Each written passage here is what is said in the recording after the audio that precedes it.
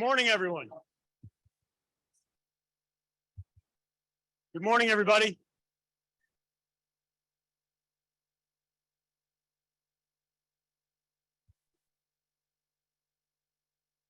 Good morning.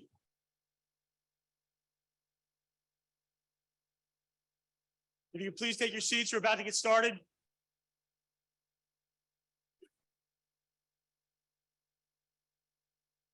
Thank you. Good morning, everybody, and welcome to the Electrification Summit. I'm Brian Grimaldi. I'm National Grid's Vice President of Corporate Affairs. I thank you to everybody for coming. I need to thank City and State for putting on an exemplary event. A lot of familiar faces in the room, a lot of people who are going to bring us along that journey on the energy transition. I need to thank our keynote speakers, John O'Leary and Justin Driscoll, here to impart some wisdom on us, and to our distinguished panelists for their time. There are also some elected leaders in the room. I see Senator Matera. Where is he? Thank you for joining us. And we'll be joined throughout the day by Senator Parker and other members just from up the hill. So delighted to have the opportunity to welcome you today on behalf of National Grid, Rudy Winter, our New York president, John Pettigrew, our CEO. And I look forward to a robust discussion of energy transition, what we have to build, how to enable success, how best to tackle complicated issues, how to compromise through optionality, and how to do all this cutting through all the rhetoric. So this conversation today couldn't be happening in a more critical time. Climate Action Council plan settled earlier in the year. Department of Environmental Conservation settling regulations as we speak. Cap and invest programs a priority of NYSERDA in the governor's office. Public Service Commission has a new proceeding considering the future of gas planning and technologies and actions to attain net zero without compromising future reliability. Independent system operators highlighting challenges to the existing grid. And then uphill, the legislature is racing toward end of session. Implementing the climate law is no easy feat. CLCPA has some of the most advanced challenges in the world, require us to adapt our energy systems in innovative ways. National Grid's committed to working with all of our partners across communities in the state, and at the same time, equally committed to making sure that we achieve these goals in a way that leaves no one behind. As an entity that incorporates and operates transmission and distribution for 1.7 million customers across the state, ensuring reliable, affordable service for all of our residents and businesses is top priority for us. Supporting residents and businesses throughout the state in the process of electrification is a new challenge that will require utilities, elected leaders, community advocates to work in close partnership and to compromise. Energy sources for transportation and heating, as they shift away from traditional fuels over the coming decades, our customers will depend more on renewable energy to power their cars to heat their homes. And National Grid has already made critical progress in decarbonizing and modernizing the grid. However, our customers' needs are rapidly evolving. In the coming years, as millions of New Yorkers purchase electric vehicles and install heat pumps, that demand for electricity is going to grow. And in our territory, we predict that electric demand is going to increase by up to 50% by 2050. We need to build ahead of need. We need to build more collaboratively. We need to build a smarter, stronger, cleaner energy network for our customers. Working with renewable developers and large load customers, identifying ideal locations for renewable sources of generation, transmission corridors, EV charging stations, and other network upgrades allow us to plan and network more efficiently and cost effectively. Using advanced digital planning tools and forecasting, we can create more accurate pictures of where we need to build large-scale transmission and invest in local distribution networks. So even with better planning, we will still need to invest in expanding and modernizing our networks, meaning that our emission reduction goals on time, we need to do in just a few years, whereas the existing systems took decades to build. Over the next 7 years, we will build 1,000 miles of new transmission and distribution in the state. But we can't take a business as usual approach. We need to take a step change in action. We need to work together. Everyone, community members, regulators, legislators, policymakers, environmental groups, going beyond the need for traditional systems and ways of working. This goes beyond improvements. We need to transform our change approach by focusing on 4 priority areas. We need to implement new planning frameworks to enable long-term electric network investments. We need to transform how energy connects to the grid, accelerating clean energy development. We need to maximize customer affordability and network reliability through advanced electric rates, market design, and policies. And we need to prioritize affordability, reliability, and security of supply for all communities in the energy transition. National Grid's at the forefront of these challenges. As we build our renewable energy capacity, we must also reduce energy consumption by increasing energy efficiency in our buildings. Weatherization and energy efficiency improvements alone can deliver 1/3 of the needed emissions reductions in the heating sector. And wider adoptions of measures to better insulate and weatherize buildings can effectively lower the amount of energy used. National Grid already provides rebates and incentives to customers. However, all of these measures will reduce emissions immediately and make decarbonization of heat a lot easier. And that's critical to meeting the state's energy goals, especially in places like New York City, where up to 60% of the buildings are incredibly difficult to electrify. National Grid is committed to a clean energy transition, and New York has shown its commitment to global leadership. And as we continue the leadership role nationally, at the same time, we need to work with our partners in the federal government to support clean energy, including the bipartisan infrastructure law and the Inflation Reduction Act that have already helped so much. However, policymakers in the state and the federal level need to continue to support rapid progress toward decarbonization of the electric sector, together with improved outcomes for customers and communities. We look forward to FERC rules that enable holistic future of needs and advance proactive planning and investment. As homes and businesses electrify, affordability will quickly emerge as the central issue of the energy transition. Take the average customer in New York State. Many homes were built at the turn of the last century. Building envelopes very inefficient. Current electrical service in most cases is on a 60-amp panel. Can't accommodate a heat pump or an EV on that panel. Electrifying this type of home is going to require investments in weatherization, energy efficiency, electric upgrades to electric panels, capital costs of upgrades to equipment, and incremental charges for electric generation and distribution. We're doing everything we can to keep this cost down for New Yorkers, including programs to support energy efficiency and weatherization and support customers struggling to pay their bills. But policymakers will also need to provide financial supports and incentives to increase adoption and electrification on the scale necessary to meet the CLCPA goals. We're committed to doing our part, but we can't do it alone. We need to support from our leaders, our regulators, our customers, and the communities across the state. And we're eager to discuss permitting and interconnection reforms, and more importantly, policies that manage cost and ensure reliability. So as we engage in the topics of discussion today, I ask you to keep the customer in mind as we proceed, because the cost of the energy transition shouldn't be borne by that. So thank you for coming. I'm going to turn the mic over to John O'Leary, keynote speech.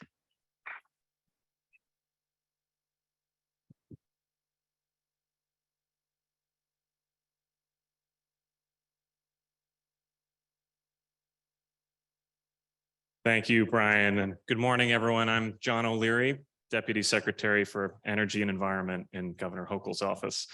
I'm thrilled to be here today to share with you a perspective on New York State's energy, environmental, and climate policy agenda, and of course, some thoughts on the theme of today's event, which is, of course, electrification, which is so critical to achieving our statewide goals.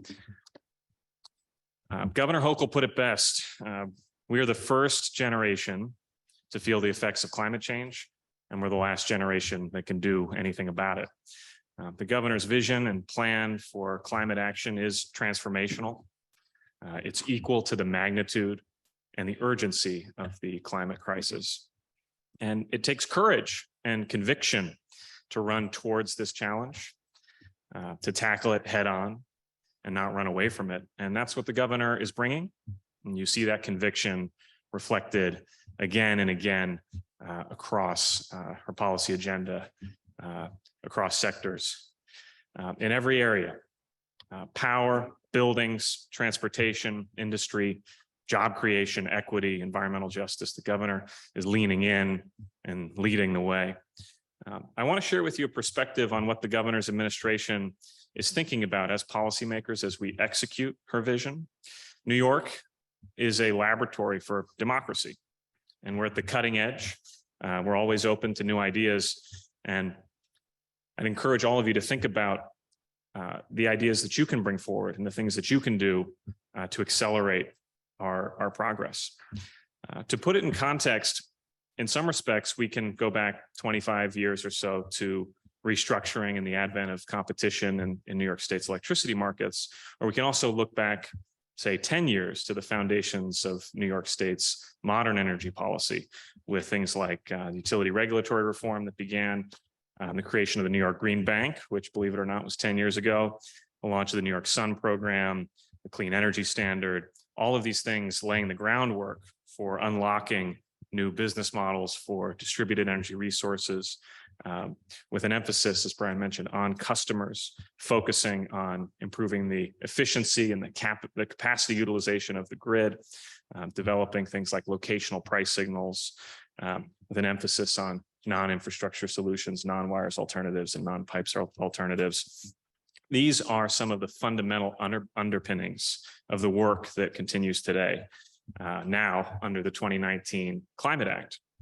The Climate Act sets extraordinarily ambitious economy-wide goals for decarbonization, for renewable energy deployment, and environmental justice in New York State. And we're at a pivotal time with many challenges. Inflation remains stubbornly high, and if inflation associated with the clean energy is particularly troublesome. We've got commodity price increases, supply chain challenges, labor market issues, and other factors, and these are showing up.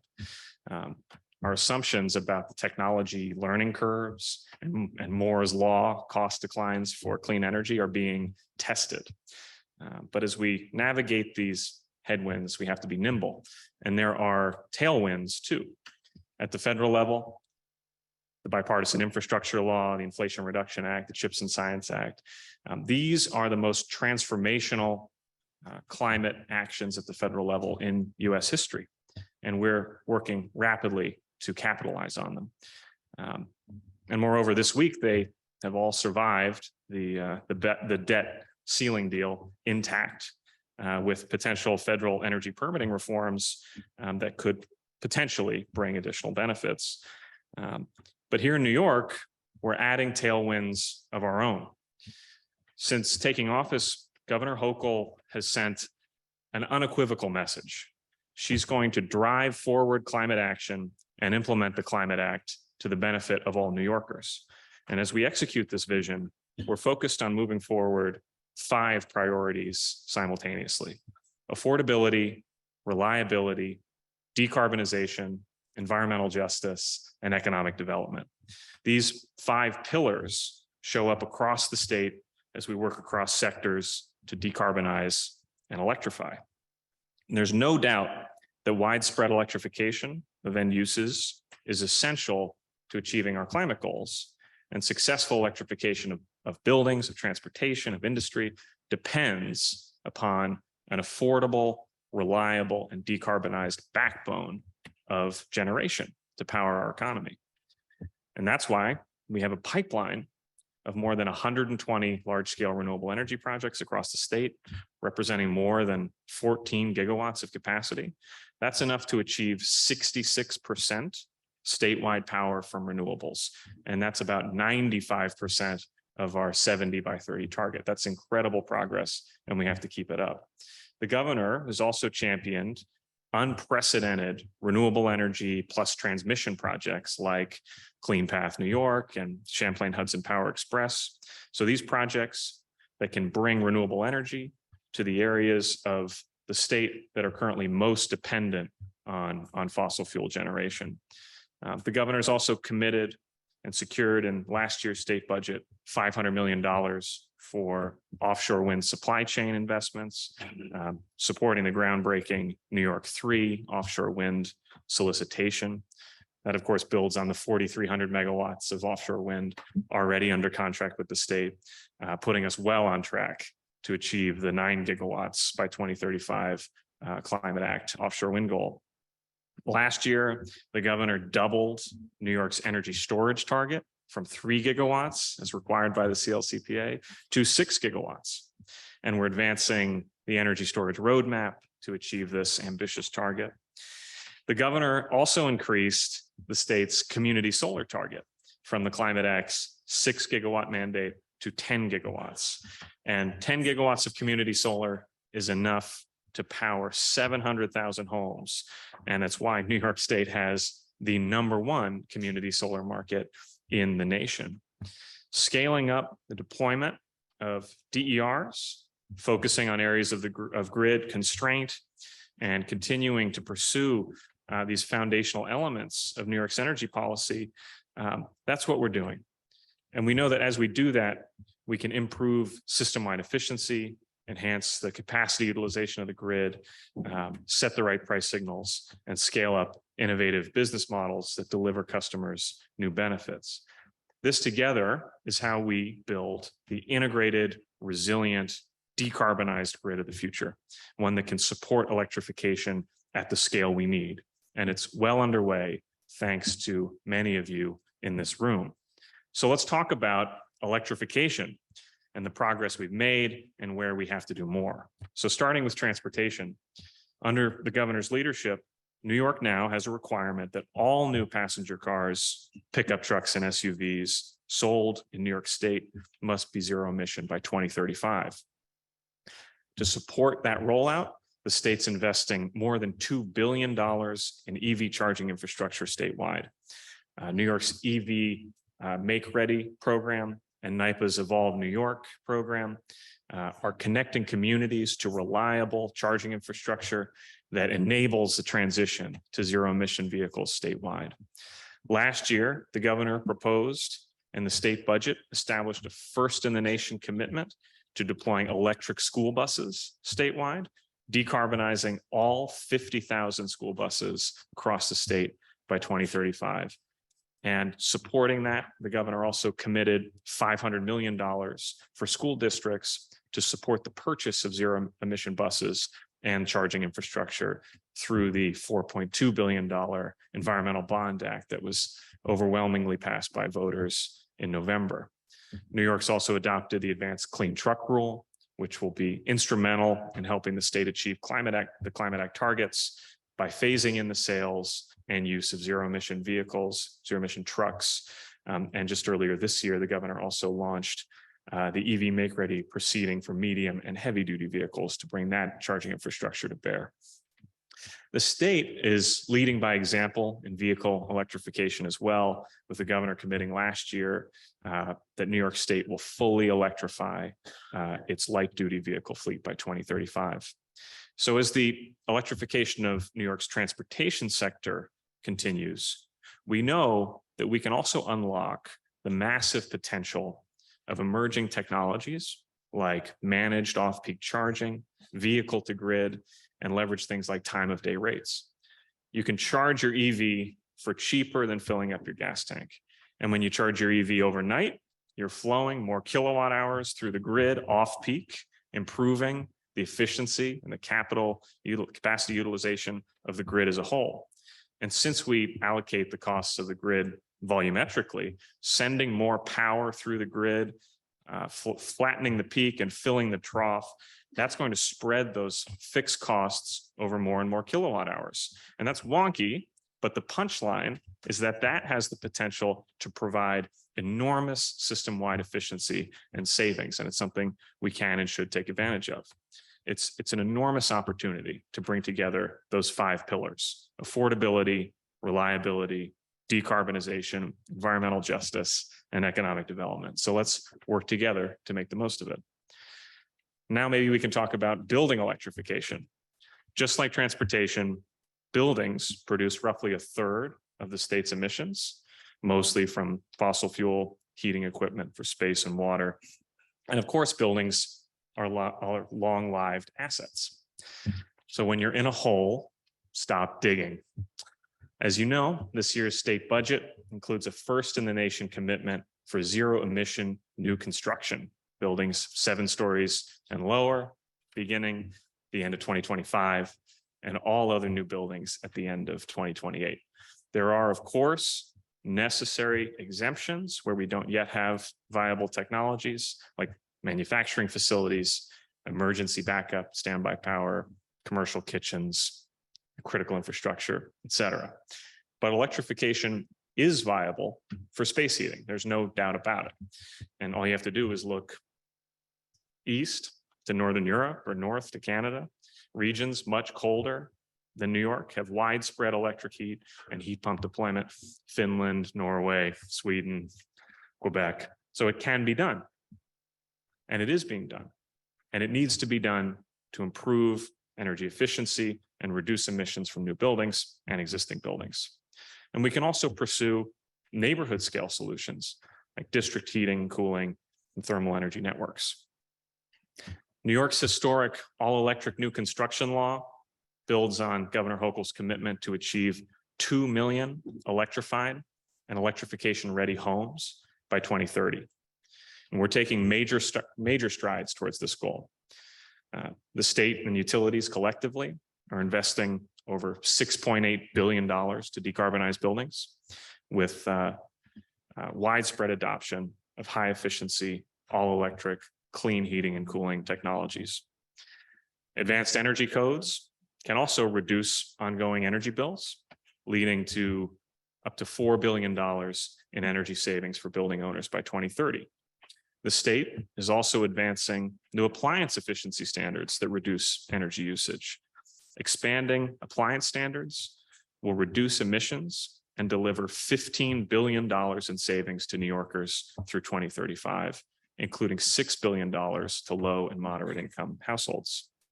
And just like managed charging for EVs can take place overnight, off-peak from a daily perspective, electrified space heating takes place in the winter, off-peak from a seasonal perspective.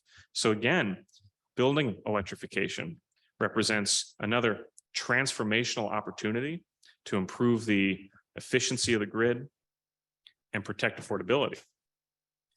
And let me make a few more comments about affordability. The governor has been laser focused on energy affordability as New York and the country as a whole have been hit by these exogenous shocks that have increased energy costs. While commodity prices for gas and oil have spiked due to global market conditions, COVID-related disruptions, and geopolitical stress, these issues underscore the need for us to swiftly move off of fossil fuels to protect New Yorkers from this volatility. We want to take these structural steps to move forward, to improve efficiency and protect affordability that I've mentioned, and more. But we also need to deliver relief to New Yorkers who need it now. And that's why the governor secured $400 million investment in energy affordability in this year's state budget, funding a $200 million expansion of the state's energy affordability program, which will deliver relief for high electric bills for 800,000 households that make under $75,000 a year. And the state budget also includes $200 million to support the Empower Plus program, which will enable 20,000 low-income families to improve their homes by adding insulation, upgrading to energy-efficient appliances, and switching from polluting fossil fuel heating to clean, efficient electric alternatives. Homes that qualify through the Empower Plus program are also eligible for a first-in-the-nation energy affordability guarantee when they fully electrify. This pilot program will ensure participating families never pay more than 6% of their incomes on electricity. The state has also stepped in to address the COVID utility arrears crisis. In the wake of the COVID pandemic, many New Yorkers fell behind on their utility payments, and last year's state budget included $250 million to provide a one-time credit to customers enrolled in the energy affordability program to eliminate unpaid utility bills. Later today, you'll hear from NYPA CEO, Justin Driscoll, about the steps NYPA is taking and will be taking to harness its new authority to build renewable energy projects and support statewide goals. In this realm of affordability, we're excited about NYPA's authorization for its REACH program, which will enable low-income and moderate-income electricity consumers to receive bill credits from the production of renewable energy products developed by or for NYPA. While we're making strong progress on decarbonization, electrification, in many ways, the work is still just beginning. And as we look forward, a critical priority will be advancing an affordable, effective, and equitable cap and invest program as called for in the Climate Act scoping plan and championed by the governor. The governor has laid out a set of principles for a successful cap and invest program in her State of the State address earlier this year. And she's worked with the legislature to secure in the budget a foundation for a successful program that protects affordability, invests in climate action, directs critical funds to disadvantaged communities, promotes environmental justice and equity, creates high-quality jobs, and enables New York to achieve our statewide emissions reduction goals and really bring tangible benefits to New Yorkers. For all of you, everything here will continue to generate a massive signal, a market signal, political signal for the deployment of clean energy technologies, products and services that will allow us to decarbonize and make this transition in a just and equitable way with tens of thousands of high quality jobs in the process. So if I could leave you with one takeaway today, it would be to seize this historic opportunity for New York and for the planet. And I just want to leave you on a personal note. I'm very fortunate to have a 96-year-old grandmother, and I'm also incredibly fortunate to have a 6-month-old daughter. And the thought hit me the other day that my daughter will be 96 in the year 2118. So what kind of world are we going to leave behind when fossil fuel combustion has already warmed the planet by 1.2 degrees Celsius? And climate scientists are telling us that there's now a 2/3 chance that we'll pass the 1.5 degrees Celsius global warming threshold between now and 2027. But now is the only shot that we've got to keep this runaway warming under control and leave behind a livable and thriving planet and economy. And the decisions that all of you in this room make are critical to making this transition a success. With Governor Hochul's leadership, New York can and must and will succeed. And where we succeed, where we lead, we can show the way forward. I truly appreciate the work you all are doing, your engagement, your commitment, and your leadership. And I expect that it will continue. And I'd ask you just one more time, what's the most significant thing that you can all do working with the state and on your own to accelerate progress, accelerate the transition? Thank you very much.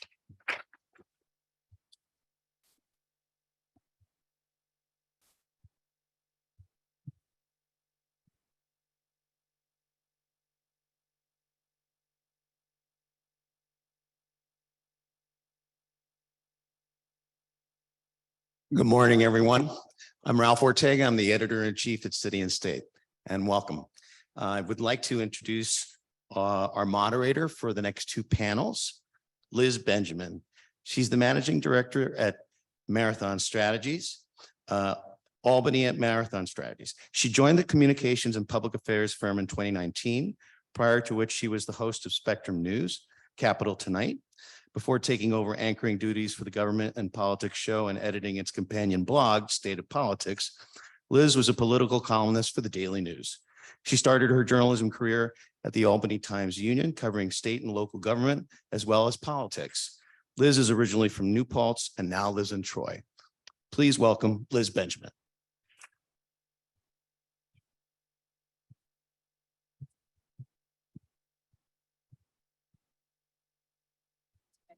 So obviously, from what you just heard, this is an incredibly complex and time-consuming topic.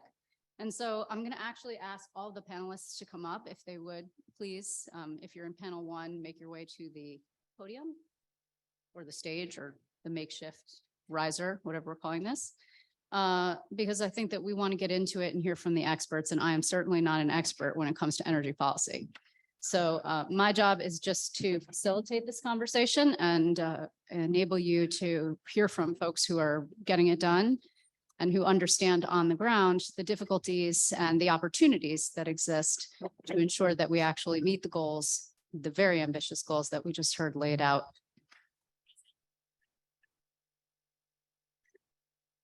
Are we missing a chair? Oh, no, we have one. Okay. So just to sort of establish how this is going to go, and the panelists all know this, but I'm going to remind everyone, and then everyone in the room will also be aware. I'm going to have everybody here sort of do a level set 3 to 5 minute introduction of who they are and what their main focus area is, and sort of the high points of what they've been concerned about and the progress that they've made in their respective wheelhouse, if you will.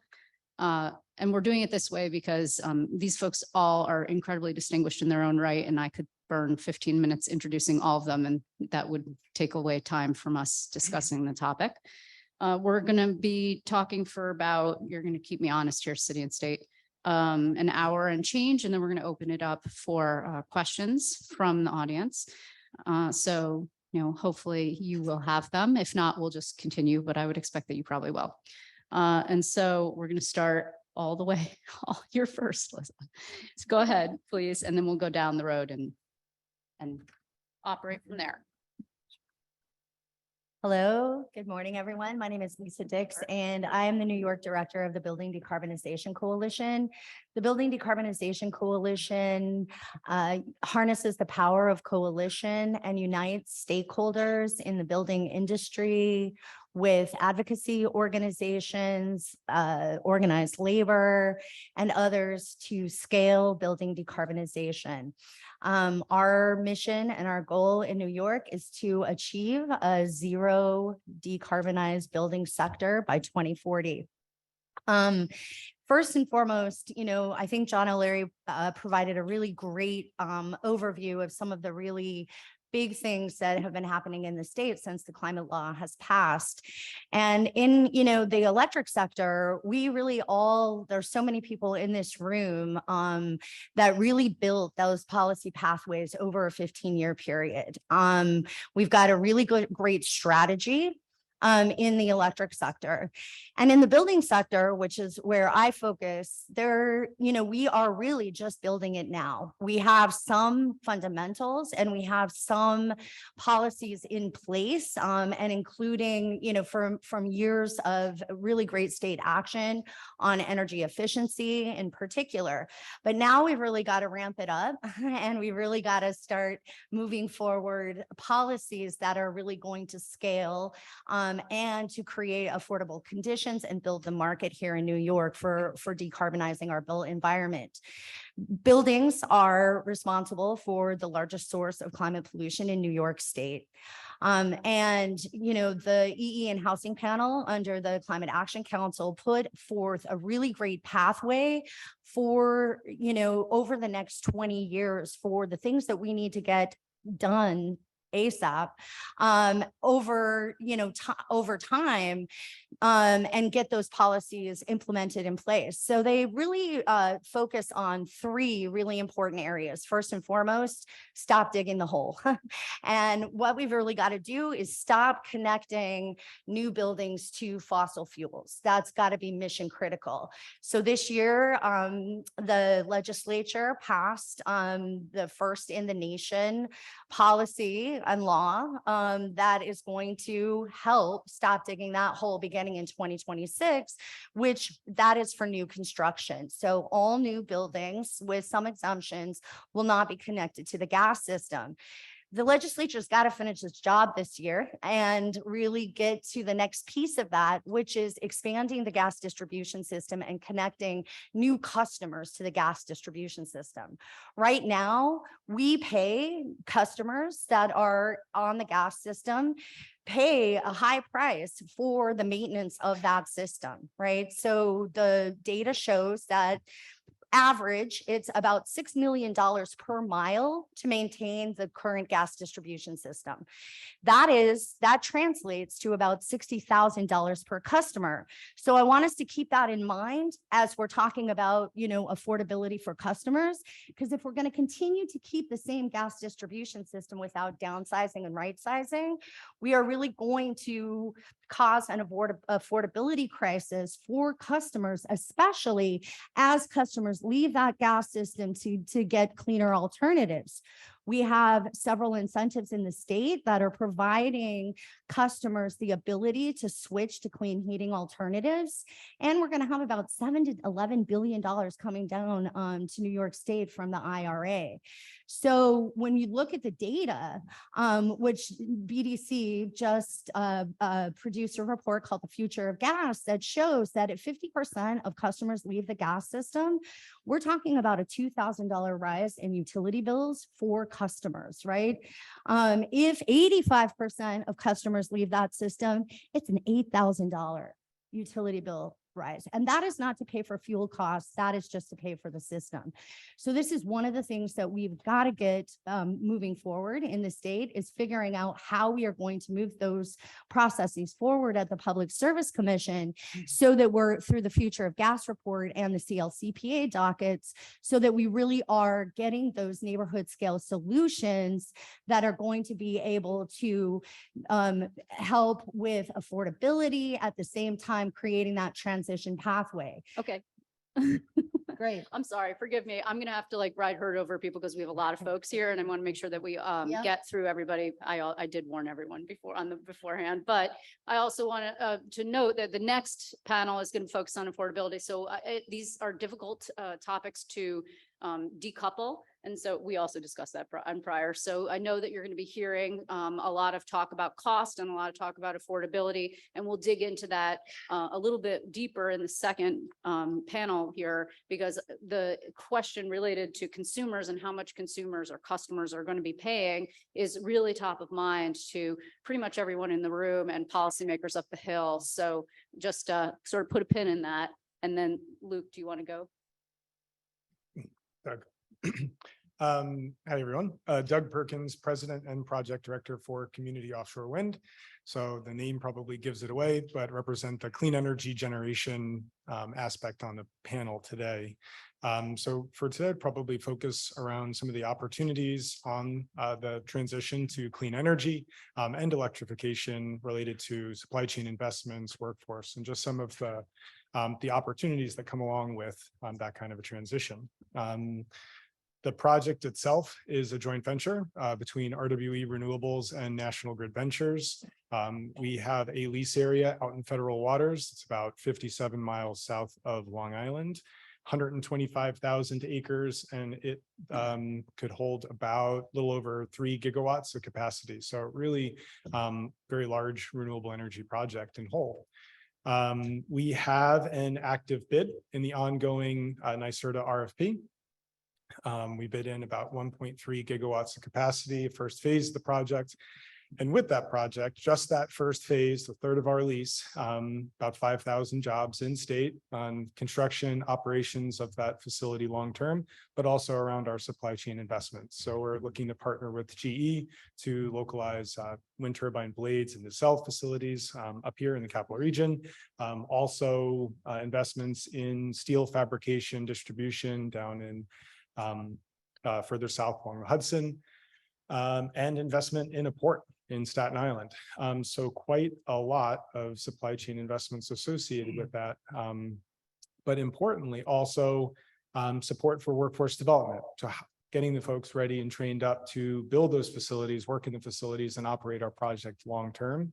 And last, I would just note that it needs to be an equitable transition and a just transition when we're thinking about the shift from the current kind of generating environment to renewables.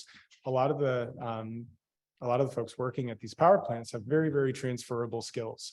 And one core aspect of our partnership between RWE and National Grid is we actually have the ability to start bringing folks over, start training them up.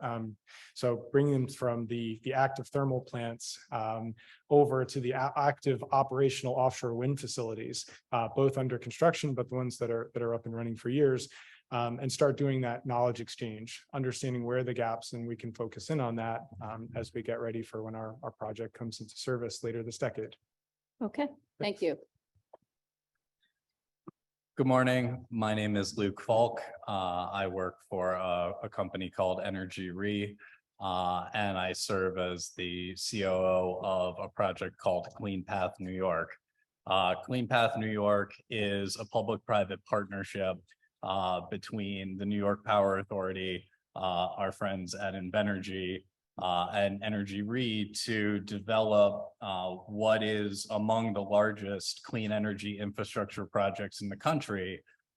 It was approved by, there was a solicitation by NYSERDA, and our contract was approved by the Public Service Commission in April of last year to advance a solution that couples 3,800 megawatts of new wind and solar, all built in New York State, with a 178-mile transmission line that's all underground, underwater HVDC that brings all of that new clean energy that we develop from all across the state into the downstate region, where the grid is highly carbon intensive today.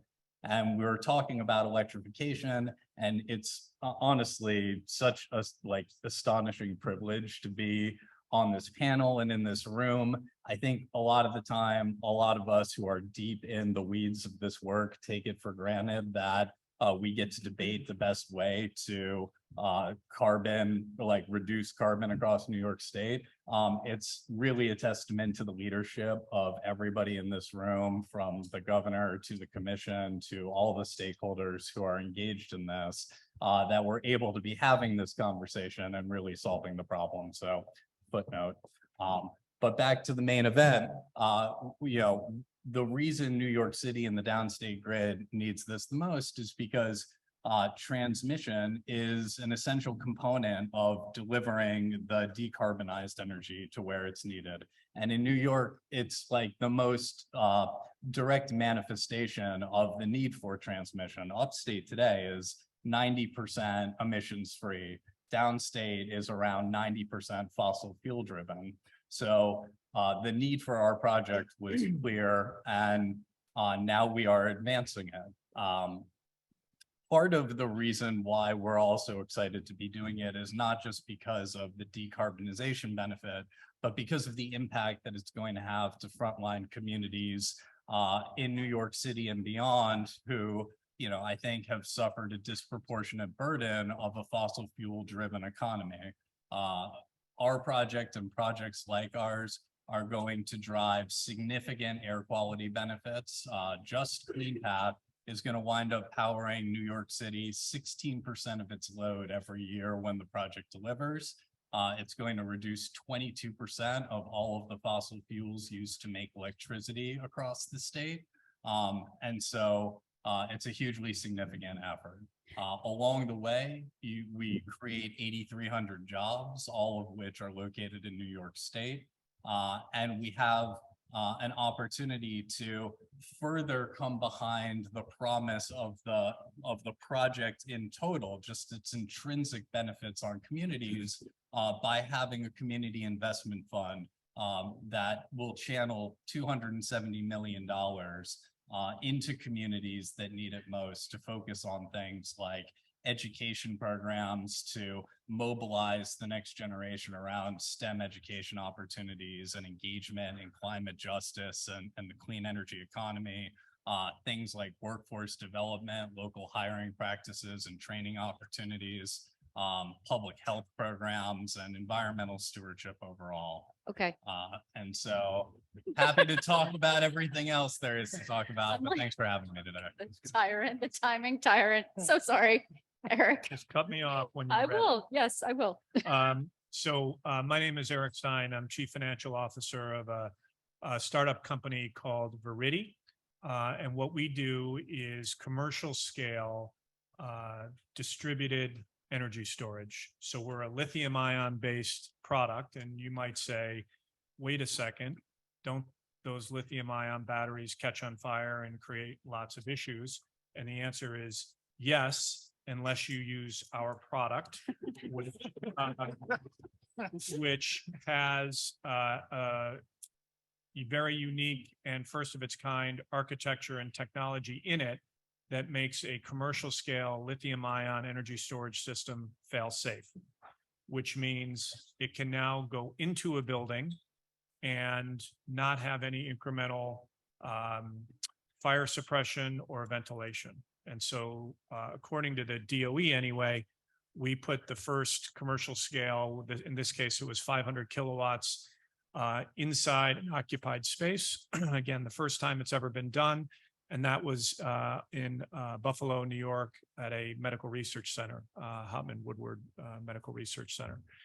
And so where we fit into this, if you listen to John O'Leary's comments about EVs and the fact that you can optimize the transmission distribution infrastructure by charging at night, and I think the reducing the peaks and filling the troughs was the quote. That's exactly what we can do.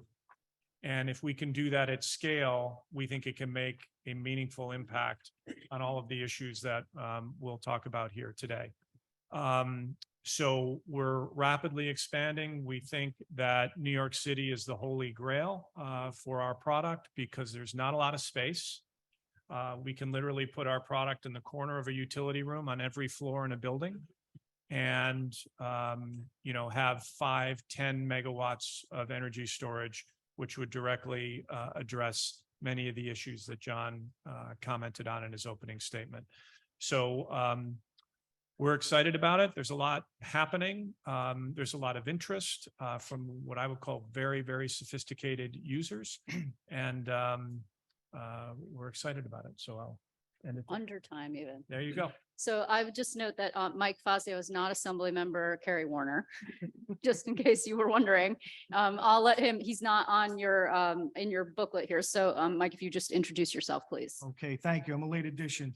My name is Mike Fazio. I'm the Executive Director of the New York State Builders Association, and we represent low-rise residential home builders all around the state, mostly outside of New York City. And ultimately, we're going to be building these all-electric homes, and we're supportive of decarbonization. We want to be part of the solution. I read sometimes that the home builders are really opposed, but we're really not. But we're on the ground, and we see in real time what's going on, and some of the unintended consequences that are going to happen, which I didn't even anticipate happening till the end of the year, are actually happening right now. We have builders around the state who have, anecdotally, I would say a couple of thousand home sites in the pipeline that have already started, that are going to start early next year. Some may start mid next year. And these aren't just like one and two house jobs, lots. These are 100-unit lots, 200 phase developments. And we've been trying to find out the process leading up to the deadline of all electric. And we really haven't gotten many answers. We've called the Code Council, we've reached out to legislators. We even talked to National Grid, and we really haven't gotten answers. So what happens is when a builder commits to building a project and to put the infrastructure in early on, they have to invest hundreds of thousands of dollars in the ground for the infrastructure. And that's gas at this point.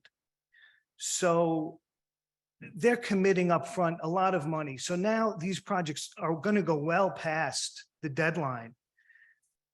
And there's no answers. And we're afraid that there's going to be a pause in the industry because builders are going to hold back. And it's going to make, always housing more expensive, but it's so expensive already. We have we don't have many homes. We need to build more homes, correct? Right? So that's one of the concerns. So we need guidance, and this whole grandfathering issue should have been done up front. And now we find ourselves playing catch up, and the provision in the legislation, I guess, or is a code provision that's been there forever. It's like a boilerplate code that you would go ask later on the Code Council for a dispensation to continue, but that would be way too late in the process where homes are built already. And what do? You put a 400 panel amp service in, you put gas, it just creates more expense. And also I want to talk about the cost, and so far today, I understand low-income people will be taken care of, but I hope to hear later on maybe some talk about middle-income folks and how is this going to affect middle-income folks in this state? Time. Done? Yes. Oh, gosh. Okay. Sorry. And I know. Good morning, everyone. My name is Ann Reynolds. I'm with a group called the Alliance for Clean Energy New York. We are a membership-based organization, and our members include companies engaged in the full range of technologies for clean energy, as well as consultants, environmental organizations, civic organizations, et cetera. So although we have programs in transportation electrification and building electrification, and we're 100% enthusiastic about that, I think the reason I'm on the panel is to talk about, I've been told, is to talk about renewable energy deployment. So my basic message is that it's time now that our climate goals become construction goals, right? We're going to meet our climate goals if we start building, and we need to build renewable energy infrastructure in order to get that done. So in order to illustrate how we're doing, I'm going to reflect on the one of the governor's Earth Day announcements from this year, which was that 8 large-scale renewable energy projects, wind and solar projects, came online in the previous 6 months. That is a record, right? That is great news. But it's also a classic good news, bad news story. I think more good than bad. But all of those projects that came online in that 6-month period were contracted by NYSERDA in 2016 and 2017. So now we have data, right? It takes between 6 and 7 years to go from getting a contract to turning that on and being operational. And that's the challenge we have. We have to maintain that pace and increase it even. It's a gross simplification, but essentially about if 25 projects started construction each year between now and 2026, we would get to that 70% renewable goal by 2030.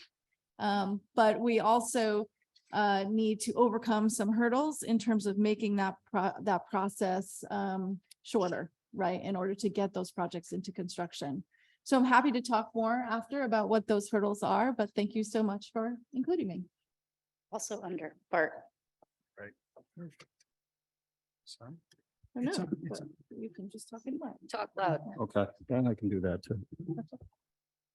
So my name is Bart Franny. I'm a vice president of clean energy development, and I work for National Grid.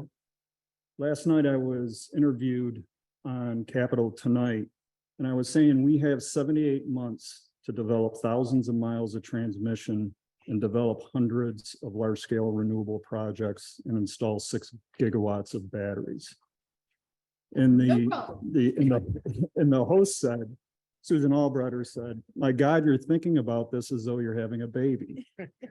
And after the interview was over, I started thinking about that, and I said, this is a lot like having a baby in terms of we all want to hold and kiss the baby. Everyone wants clean air. Everyone wants energy security. Everyone wants jobs. Everyone wants to save the planet. That's the baby that we all want to hold and kiss. But the process that will take us there in 78 months needs to be understood and needs to be changed. And I can tell you at National Grid, we're looking at business as usual as our 1X plan, our 1X investment plan. With the advent of CLCPA, we've reorganized because we recognize we can't deliver our 9X investment plan that we need to deliver in 78 months. But I don't see that the process is changing anywhere else, and that's concerning to me. We're working with our manufacturers, and they're trying to innovate around it. They understand the remit. And this is just National Grid service territory. You layer on NYSEG service territory, you layer on Luke's projects, you layer on all the other projects. It's a massive challenge for not only supply, but for the process of siting and building all that. So I think today, this room should really be challenging itself to say, what can we do to make that step change? Because we can't do it under a 1X process. So I want to start, and I don't mean to put everybody on the spot. I did not tell them I was going to do this, just so you know. I'm just curious. I know, I'm sorry. How many people here believe we can make the 2030 goal? You don't have to feel pressured. How many people feel we can make 2040? Can I add something Yeah, you before I go raise my for it. hand? So I think there's going to be a lot of lessons learned in 2030. And one of them is we can't wait. We got to get going on 2040 earlier than we did on 2030. So with that in mind, I'll raise my hand. And then 2050? Or maybe it's too far out for us to speculate. The reason why I say this is, if you talk to people in the industry and the vast sort of diaspora of everybody who's involved, whether you're related to affordability or you're related to accessibility or you're related to renewables or conservation or transmission, all the people, generation who are here and in the audience, most people I talk to say 2030, I think we can get there. 2040, they start to fall off. 2050 is like, nobody has a clue. So that to me is really telling. The other thing that's really telling that we just heard from all of these experts in their various different focus areas, and nobody said the word reliability, which has to be a key. We sort of danced around it a little bit, but the question is, as we make this transition and we make these changes, are we going to be able to say, yes, the lights will go on, and this is a trope. Will we be Texas? Will we be California? Will we be name the state that has seen difficulties? So I think I want to start with the reliability question, but also the timeframe question, which a couple of people touched on here. We're talking a lot also about, and in particular noted, well, we have this many projects and this was amazing, it came online. We have to do that times 10 in order to get to the 2030 goal and times whatever the factor is to get to 2040. What are we not doing right now that we should be doing, as Bart noted, because we have to shift the paradigm. And also, I know it's probably getting a little tiresome. When I was a reporter, I was hearing it still. When you would talk to Bill McKibben or other people, we need to do it now, now. We've been hearing now for a long time. I think we passed now, like a while ago. So let's start with the reliability question. And again, everybody's going to have to sort of just jump in here. And if you have something to say, and then also what are we not doing now that we should be doing, taking into consideration all of the challenges and the concerns and the opportunities that were discussed in the intro. Do you want to go first? Yeah, sure. I'll say first on reliability, it goes without saying. The CLCPA has language and exceptions for reliability. So does the climate plan itself. You heard that upstate is 90% emissions free now. And I think that illustrates we can get to 90% emissions free and maintain reliability. It's going to be a different mix of resources, but it's not, none of the reliability rules have been changed and they shouldn't be changed, and they'll stay in place. But just to be clear, the upstate figure is largely because of hydro, isn't it? And nuclear, which neither of which we're building more of. And that's the mix part that I mentioned, but it's going to, with the new transmission that we need, which is segues into the answer to your other question. What should we be doing now is proceeding with the transmission that has been recently awarded or approved through the Public Service Commission, but continuing that planning process to plan for the amount of renewable projects that are in the queue that we need. And so that I do think that I hate to say it to my friends at DPS, that has to be accelerated in approving additional transmission. Yeah, I mean, I'll just step in. I think our project really gives primacy to reliability issues. We're all underground. We think that that's a great model for transmission. We're in right of ways that are already being utilized. I think that promotes, stakeholder acceptance of what we're trying to do. But at the end of the day, what we're going to wind up bringing online in 2027 is a 1,300 megawatt capacity resource into Zone J. Which is going to be a tremendous addition to system reliability overall, given what the NISO predicts to be thinning, capacity reliability margins in the short term. So it's not as simple as saying that, intermittent renewable projects, don't have reliability benefits. Our project makes use of NYPA's existing pump storage facility, Blenheim Gilboa, to increase the utilization of the line and deliver energy when the sun isn't shining and the wind isn't blowing in as much as it's possible. So what you need to do is be strategic, cobble together all the solutions you can. At the end of the day, the whole policy thrust is to have a built environment that's sole sourced on the electric network. And there's just a big macro question is that fundamentally a reliable strategy? I think the answer is it needs to be the strategy. So we need to figure out how to ensure reliability in that context. Before Bart, I know you're going to jump in, but just a quick question. Is there a backup? What do you mean? So when we talk about reliability and electrification, is there, and I know there was a question related to like the gas system, getting people off the gas system, how much investment should we put in the gas system, et cetera? What's the backup if the electrification fails for whatever reason? Well, I mean, if you mean, does the entire state's grid go down? Well, you have a blackout, which we've had in the past. Yep. Big transmission projects like ours, the NISO has, contingency limits for any single point of interconnection of 1,300 megs, so that to the extent that something happens with a given transmission length, the rest of the system is there to back it up. Now, I think your question is, and if I got it right, is, how do you power a built environment with a system that can go down? And the answer is, I think everything that everybody in this room has been trying to accomplish on the weatherization and efficiency, passive house sort of end of the spectrum, where the buildings, as we retrofit them for beneficial electrification, what we should also be doing is insulating and air sealing and hardening them so that there is a much longer period of time where there's secure habitation of facilities, even in the event of a grid outage. Hold that thought for a second, Bart. Did you want to jump in? Sure. A couple of things were said, and just to put a finer point on it, I think reliability is table stakes, but I think it's critical table stakes. I think, this August, we were talking last night, this August will be the 20th anniversary of the Great Northeast Blackout. And that was 29 hours New York City was without power. In the wake of that unfortunate event, the federal government established the Energy Policy Act 2005, which made reliability criteria mandatory and enforceable.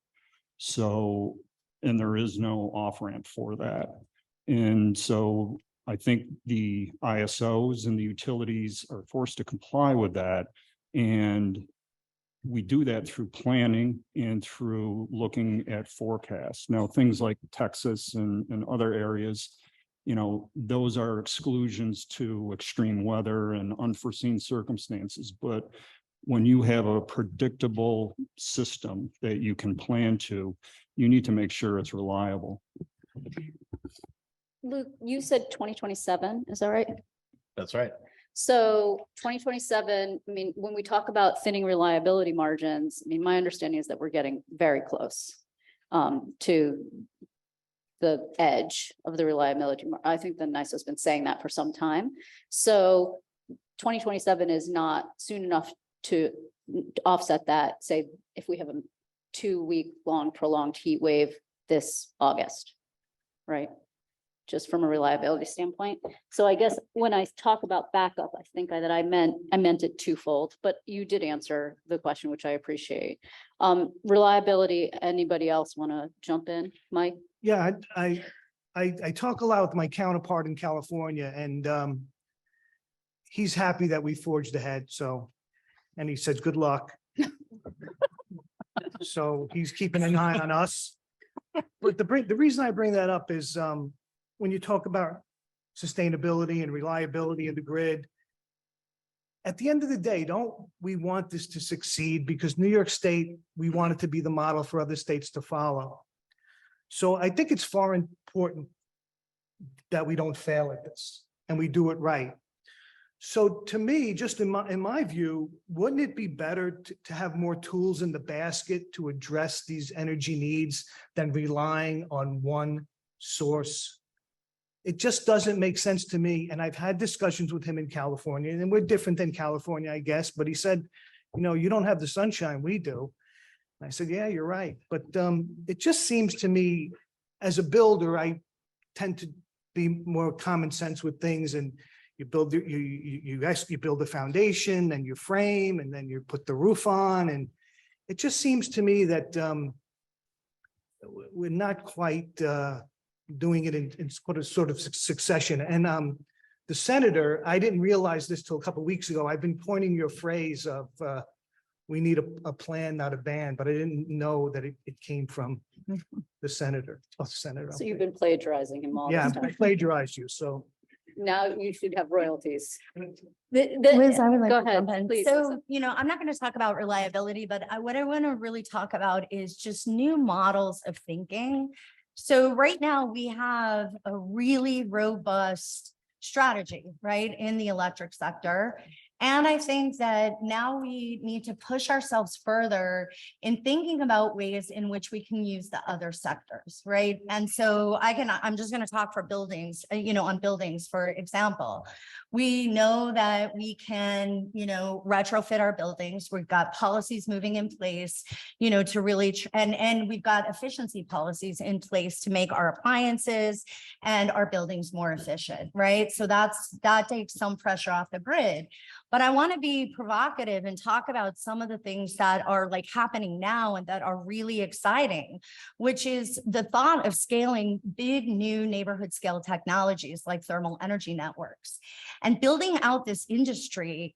And the thermal energy network industry is really, I think, is a game changer in how we're going to be looking at using different kinds of thermal storage in particular, for, to help in times of peak. Buildings put off a lot of waste heat. We need to start creating new markets and new policies so that we can capture that waste heat and that we can use that waste heat, right? There are other things that we need to be like setting up now in terms of how, we did this with several industries in New York, like with offshore wind, large scale sun and solar. We built an entire industry here in New York. And I think we need to start thinking about how we move away from this just myopic electric sector thinking to start thinking about how the other sectors can interplay to really address storage and help with reliability. What would be right? the cost of a network like that? A thermal energy network. Yeah, like a community. Right now we have, it's last session, the Utility Thermal Energy Network and Jobs Act passed. It was a really amazing effort on the part of all of the investor-owned utilities, labor unions, climate justice advocates. What it established is a proceeding in front of the commission. And right now the utilities are moving forth pilots. There are 15 pilots that are being tested right now, and we're really going to get to more. These pilots are really to help us get to the nitty-gritty costs of, how we do this at a utility scale, and that we're moving forth in a neighborhood scale transition. We're going to learn a lot. We're going to learn a lot about the different technologies, heat exchange technologies, boreholes, what technologies are going to be the best for what regions. And when we think about things like boreholes, right? When we think about things like heat exchange, it's another storage technique that we're going to be able to use in this sector. But so just to be clear, we don't know. Well, thermal energy networks are done in Europe. Right now, just for the University of Albany, for example, is building a thermal energy network. That is one of the early thermal energy networks here. It's an incredible project. They're going to be able to power all of their buildings, all of them, with a thermal energy network. And it's going to cost about $200 million. I'm sorry. So that's And incredible. so $200 million, sorry. We should And all be I just doing want to this right say now. that, these things could be done in stages, right? So, Anne, did you want to weigh in? No. Or did anybody? Yeah, Go I ahead. mean, I'll just follow on that briefly. You know, in my former life, I worked for a real estate developer and, 10 years ago, we were developing a project called Cornell Tech. It turned out to be the largest passive house in the world. And the reason we did that was because I was really focused on what it would actually mean to electrify the built environment. So how do you build an all electric building in New York that makes any sense? When it's 5 times as expensive per BTU of electricity as it is for gas. And it led me to the answer of build a building that uses 1/5 of the amount of energy. And so that's what we did at Cornell. But the thing that we couldn't figure out was how to make domestic hot water using all electric systems, because 10 years ago, that equipment wasn't readily available. And, even now it's sort of a challenge. And I think that the question about the cost of action, I'd flip it around to say the cost of inaction, of not being able to figure out these thermal energy networks and making better use of the waste heat in our communities implies that if it's going to be all electric, you're going to be filling these buildings with giant electric boilers and heat pumps, and the capacity problems that are existent on the grid today are going to become exponentially worse. So what you need to do is figure out a way to swap waste heat through these buildings, because the cost of inaction there is tremendous, and the cost of inaction that overrides this whole conversation about what to do about climate change writ large really cannot be overstated. I mean, it really is an existential problem, and we have economic solutions that create jobs, that create momentum, that benefit our communities. And I think leaning into why to do it and doing it is way more productive than why not to do it and not do it. But it sounded to me like Mike, for example, expressed some frustration around the lack of guidance, if I understood what you said correctly. Correct. And I know that Lisa and I spoke before we started the program today about, we have existing incentives and existing programs and we'll talk a little bit more about affordability later, but our participation rates are low. Or our job training, we have job training, we have all these amazing programs, and people would come on Capitol Tonight and talk to me about them, and we're talking about them here. And yet, the general public who needs to adopt, or the industries that need to adopt, are not adopting for whatever reason. They're not getting the information, they can't afford it, et cetera. So there's some kind of disconnect there. And I guess the question is, and Anne was pretty much the only one who touched on what has to happen. And she's like, we need to accelerate this process of getting projects online. For example, that was one, what can we do now? And so back to the now, what are we not doing now that we should be doing to enable some of these things, the retrofits, the investments, et cetera, and the connection to the consumer, be that in a business consumer or in manufacturing, industrial, residential, et cetera, to what already exists? Because you can, for example, invest in all the heat pumps you want, but if the envelope isn't sealed, there's no point. I may comment on this a little bit, because we see it all the time when you're trying to price a commercial scale energy storage system. You're in the millions of dollars for a building owner or a company or whomever. And they need more transparency around carbon emission benefit. And it really comes down to the math, because everyone, like the carbon, unless you have incredible transparency around carbon emission, and it's a company that is laser focused on it, and there are many that are, but there are many that aren't, it's going to come down to the math. And I think it's just what I see every day. Like, everyone wants to do well by the environment and use better sources of energy and all that stuff, but it actually has to work mathematically. And so for us, where does it work mathematically?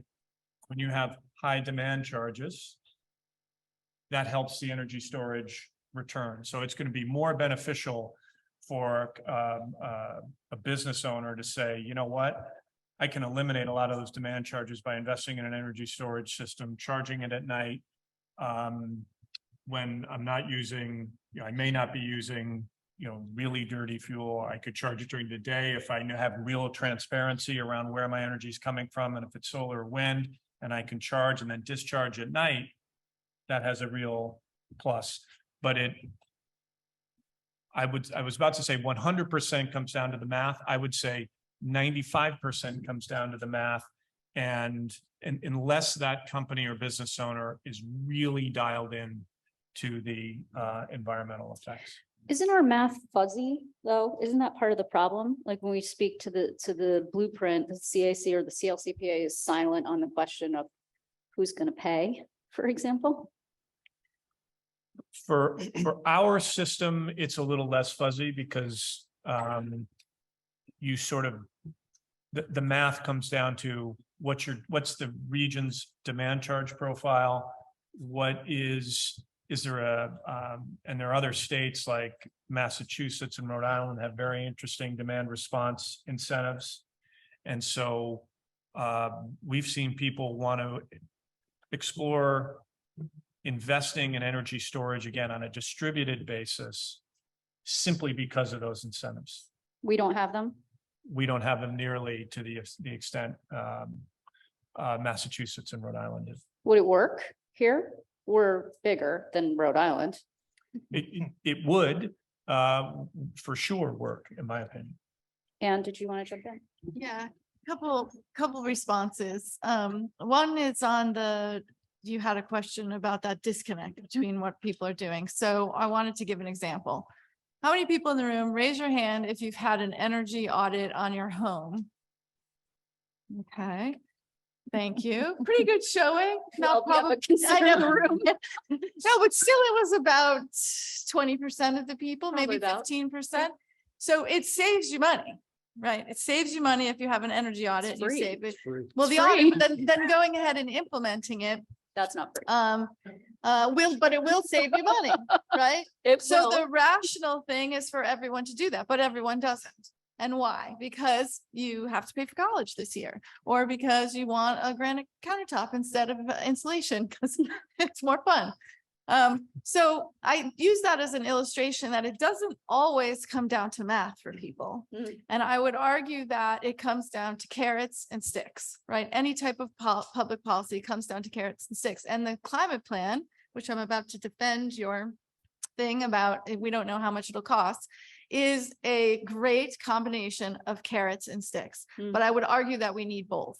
So we've had incentives for buildings to become more energy efficient, for new construction to be energy efficient, to try electrifications, incentives to buy heat pumps. We've had them from NYSERDA for years, the 20 years that I've lived in Albany. Now we've come to a stick. And I think for new construction, so we're not digging ourselves further into the hole, that's the time for that. We need stronger incentives for existing buildings. And at some date in the not too distant future, we need a stick for that too. And that's what the climate plan calls for. The climate plan is a huge economy-wide transition over 28 years or 27 years now. It was 29 years when we started working on it. It is appropriate that the climate plan was a societal analysis of cost to find out if in totality it was beneficial to New York State. And there's numbers in there that illustrate that. But coming down to the individual cost of, say, retrofitting your home or building a solar project, just by definition has to be a more narrow analysis to mean anything. Because answering the question, how much is it going to cost to electrify your home, depends on when you're doing it, how much heat pumps cost then, and what incentives the state is offering. So that's all the analysis that is going to fall to NYSERDA to do on a case-by-case basis. And I think that's appropriate. Before we go any further, I just want to ask the city and state folks. So we'll get to questions shortly. And I believe that the way that we're going to work this is that we're going to write them. There should be paper and pens on your table. If you would engage in that, someone will come around and collect that from you. I hope I'm not just making this up. Oh, good. Okay. Someone's waving their hand. All right. Yeah. Otherwise, it's going to be a free for all. You can just shout at the panel and we'll see how that goes. Whoever's loudest. Liz, But- I would like to just, Yep, go I ahead. just want to also point out that, there is, the governor's office, and the state legislature moved forward this session, in the budget with cap and invest, right? So I want to put out there that, that program needs to go through rulemaking and that there's going to be, money coming in, to pay for climate action through that program. So that's that. There's also large appropriated dollars every year. We're going to need more, and especially, at the scale that we do need to retrofit our building stock and make it more efficient. And we do have those policies in place to help us get there over the years that we need to get to.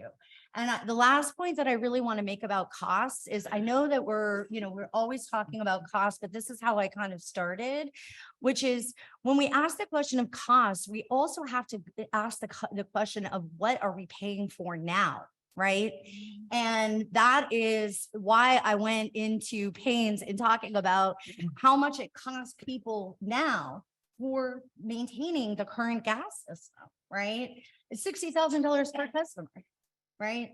And so when we're talking about, things like heat pumps and other technologies, we need to remember that, like, in that transition right now, we're finding it okay for people to pay $60,000 for their current gas hookup and their current gas appliances. And we really, as when we make that transition, that's, as we make the transition, this is what we really need to consider. Instead of just this out there, like it's going to cost too much, we need to really put the hard question of what we're paying for now, and think about the costs to make things more efficient and prices to go down for people in the future. Yep. Yeah, I mean, I would just follow on that. Everything that we're doing and talking about that has been approved, that is getting state subsidy, is already stringently cost tested by NYSERDA, DPS, the commission. Projects like ours were determined to have between a $6 and $7.5 billion net benefit to New York ratepayers overall. I mean, it's more of a question of the investment. Is it a good investment? Can you sustain the cost of the investment? But I think there's very little question that the policies that are being debated carry with it a commensurate benefit to the investment, and more so. I think there's 2 points that I think we're going to get into in the next panel, but just sort of want to seed for people to start thinking about. One is the cost that I believe that the assessments that I believe we've been talking about, a lot of them are sort of siloed, like it will take this much, related to gas, for example, Lissa said, or it takes this much related to, retrofitting, and it'll cost this much to ensure that the interconnection process is working sufficiently to make sure that all the renewable projects are sufficiently and reliability accessible and connected to the grid. So the holistic cost estimate is, I think, a different conversation that I think we're going to get some information on. So just sort of keep that in your head as we go forward. And I know, Mike, you wanted to say. Yeah, I just want to say the last 15, 20 years, we already in New York State build some of the most energy efficient houses in the country. The new ones. The new ones. But as to cost, the National Association of Home Builders and the Massachusetts Builders Association commissioned an independent study from MIT and the Wentworth Institute. They've been working on it about 9 months now. It's supposed to come out in 2 weeks. They keep saying 2 weeks. But 2 weeks. the preliminary findings are that a starter home, all electric, will cost $30,000 additional. Now, I understand, and the incentives that are going to be given to new home construction, they won't come near that. So we need to figure out a way to mitigate that cost. That's a real cost. That cost will get passed on to the home buyer. Again, middle income folks, working people in this state, trying to move from renting to owning, attain some generational wealth. And my fear and my members' fear is that we're gonna lose out to neighboring states who don't have these mandates, and whose housing won't be as more expensive as ours will be in the coming years. And we also fear leakage of businesses that are going to leave the state and good good people graduating college, leaving the state because of housing affordability. So I want to do two things. One, I want to channel Assemblymember Warner for just a second because I've heard her express this. She lives in Round Lake in a historic home, which, as we know, in the aging upstate infrastructure, particularly in the urban centers, but not uniquely to that, we have a lot, we have an aging population of a lot of people who are house poor, right? Like they've got a great home, but then, you know, they need to sell that home in order to facilitate their retirement or downscale or whatever. And I know that she in particular is very concerned about the cost of retrofitting older, particularly if you're in a national historic district, in which case you are really sort of hamstrung, which I am, or it was. So I guess the just to also consider the question of what are we, new construction might be one issue, but then subsequently we have these historic homes, these aging homes, these urban homes that if you can get the money, it's a lot of money to invest. But if you can't get the money, then can you sell your home to facilitate your retirement when the cost of your home is just reduced by, let's say, $30,000, which is Mike's number for new construction for electrification. So I know that's a concern of hers that she is put forward, and I just thought I would channel her on her behalf. One of the questions that Mr. Fazio, that is sort of spurred off what Mr. Fazio said, related to why rely on one energy source. So the question is, why isn't New York adopting natural gas as a way to ensure reliability and decarbonize the state? Other states are embracing that. We're talking about RNG. Anybody want to pick this one up? Can you say that again? So the question is, so I think that Mike early on said, and he's called Mr. Fazio here, so I'm giving him that honorific, but early on was talking about why are we relying on one source? I think he was speaking, I interpreted that as we're speaking about electrification as sort of, and you spoke about other alternative lists, all other alternatives, but this particular question is about renewable natural gas as an option. The panel is silent. Supply. Yeah. Why are we not considering it is the question. Well, I would. Or adopting renewable as a way to ensure reliability and decarbonize the state. So I hesitate to answer this because it's not my area of expertise, but since no one else will, the climate plan does, do you want to do, the climate plan does in fact include renewable natural gas, but as sort of a secondary preference to trying to electrify as much as possible. But it recognizes that there are going to be those uses that are hard to electrify and suggests in the plan that a suite of alternative fuels would be appropriate for that. There was, and also it's related to like how much of a supply of renewable natural gas would we really have? And even estimates of it, it's just a fraction of what we use for building heating. So it should be targeted to those places where you can't electrify, right? Because you'd have to use that limited supply for something that would be very difficult or impossible to electrify. So says the plan. How's that? It feels a little like. Everything I was gonna say. Are we supposed to call in response to that? I'm just giving you a little bit. Can I hear an amen?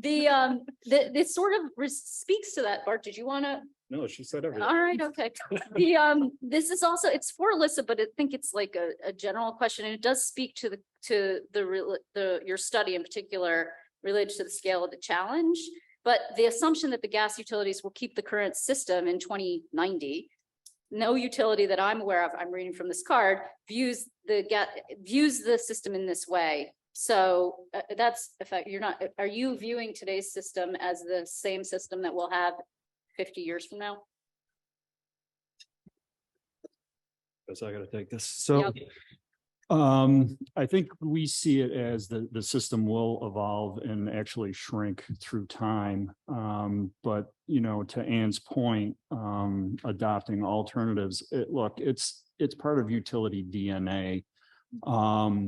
You know, regulators demand that we consider all alternatives, and customers want, you know, a least cost solution and not to throw anything off the table. So, you know, as part of looking at the transition, you know, we need to consider, you know, existing or repurposing assets versus rebuilding or, you know, retrofitting. So as part of the, the comprehensive assessment as Ian was alluding to, those hard spots to electrify, they might stick around a lot longer than the easier spots where communities might say, we can electrify easily. Listen, did you want to address that? This issue related to the size of the system and the study specifically that you were referencing? Yeah, I was wondering if the question was about the gas distribution system. Yeah. Okay. Assumes that the gas utilities will keep the current system. Yeah, Yep. I'm assuming that's the gas distribution network. Yep. We're the climate law, under the climate law, we are going to have to really dig into right size the gas system. And I just want to kind of put out there that think about it, like in 20 years, this nation, the United States after World War II built the gas distribution system. So it was 20-year endeavor. And so I think that, we have gone through, even in the state of in New York, like, I don't know, 3 or 4 different energy transitions. So we're right in it right now, and we can do this, and it's not going to be overnight. And we have to get scalable solutions to right size the gas system. And what that means is that we need to take entire neighborhoods, entire communities off the gas system. It's going to be the cheapest and most affordable ways to do it. I'm not saying it's going to be easy, but we've got to get our policies in place now. Right now, thermal energy networks are a really great solution, right? We're testing them now. The state hopefully is going to advance a whole bunch more thermal energy networks on our state facilities and campuses. We're going to really start building these at scale. It's one of the best tools that we're going to have in our toolbox to do that neighborhood scale right sizing of the system. We're also going to have to get really into gas planning so that, as I said before, the gas system costs a lot of money. And so what we're going to have to do is figure out, when we have repairs of the gas system, what is going to be that strategic question that we're asking. Can we take an entire neighborhood off the gas system? How are we going to do that? How are we going to electrify? Is it going to be, air source or ground source heat pumps? Is it going to be a thermal energy network? Instead of putting those millions, tens, hundreds of millions of dollars into continuing to maintain the gas system. This is actually related, but I just want to ask a quick question. Addie, do you mean natural gas or diesel?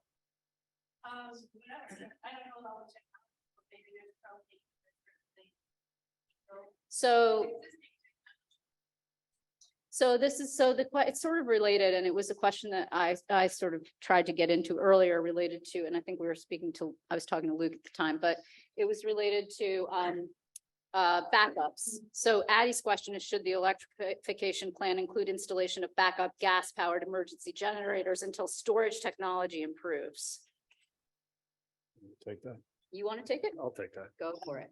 So I'm talking about grid scale, not housing, but if on the grid itself, again, that goes back to those mandatory enforceable reliability rules. They won't let, there's no plan B. It's all plan A. It all has to be reliable, for the foreseeable future under a resource adequacy assessment and based on what the demand is on the grid. Yeah, and I think we shouldn't lose sight of the fact that a lot of jurisdictions, including New York City, for example, still require backup systems to be installed. And those backup systems are generally oil and gas fired systems. And I don't think that those regulations are dissipating in the light of our transition ambitions. Dave, I think we've time for like 1 or 2 more. This one I think is interesting in particular, utilizing how can we utilize the non-math benefits when you talk about, and I think it was Eric, everybody, it's all about the math, right? Or 99% about the math. The non-math benefits of electrification, or at least non-energy savings benefits, such as comfort, health, safety, control, modernization, et cetera. And it's a little bit, it goes to the carrot and stick question.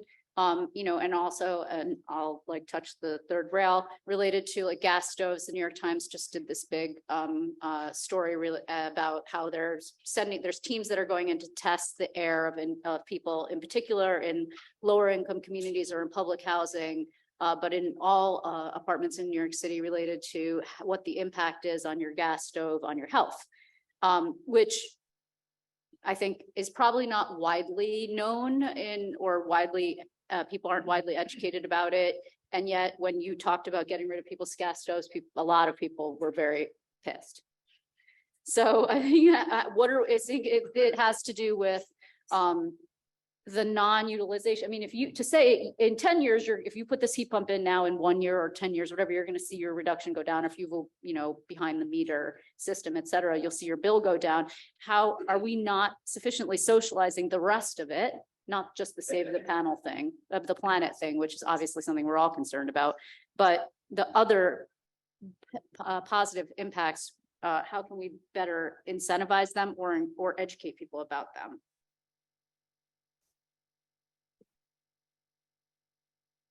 Go ahead, jump in.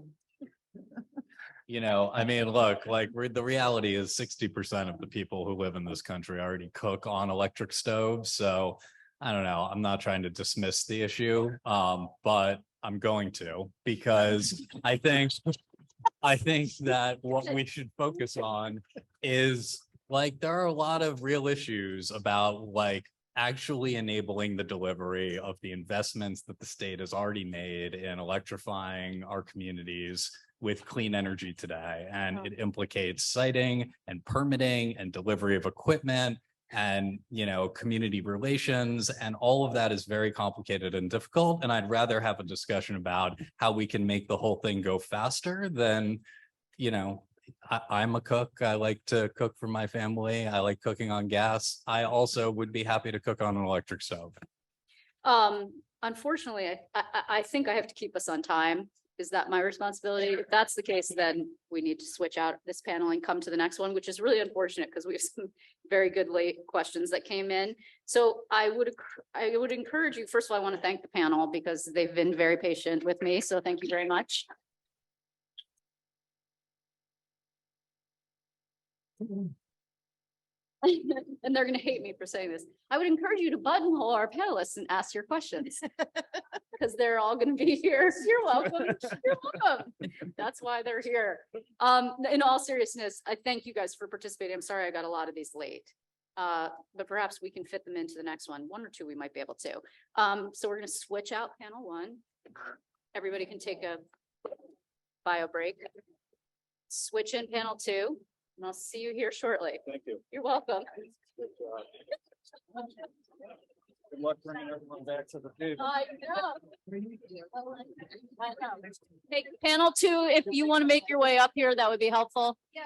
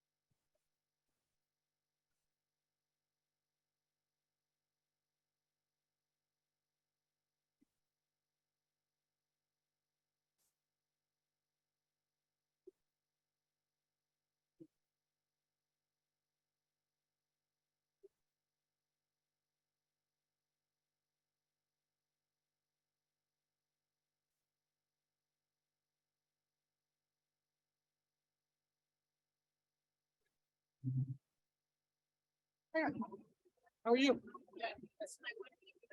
Okay. Yeah, sure. Okay. Okay. Lines, both. Yeah. Oh, right behind us. Okay. Wonder what was going on there. My name is Julia. Nice to Christian meet Brown, you. nice to meet you too.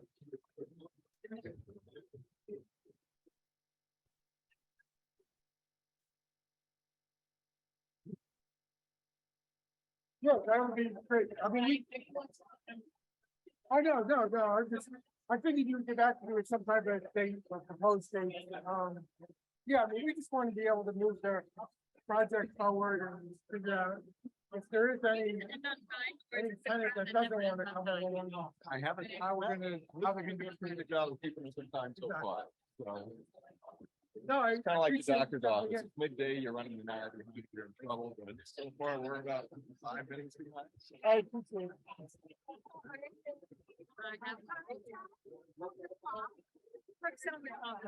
You got it. Nice to meet you. Yeah, that would be pushing a little. Oh, thank you. Oh, I'm sorry. Yep. The room?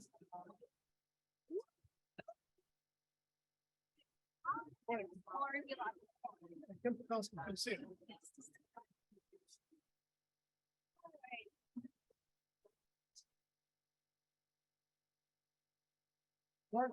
I'm thinking of getting some water. Yeah, go this way, Mike. Don't go that way because you'll get stuck. Hey, Mike, if you think of it, we can grab you one. Hey, Brian. Thanks. You. Thanks. Having fun so far? I do, you know, like, we have such a good working relationship, but he's doing great. You know? Oh, did you? Yep. Yep. I mean, it's a great question, right? Especially because you figure we're talking cap and investment the whole economy, at least the power sector. So Yeah. it's, yeah. Thanks. All these analogies, a lot of fun. And you're good? But we all have our path. For now.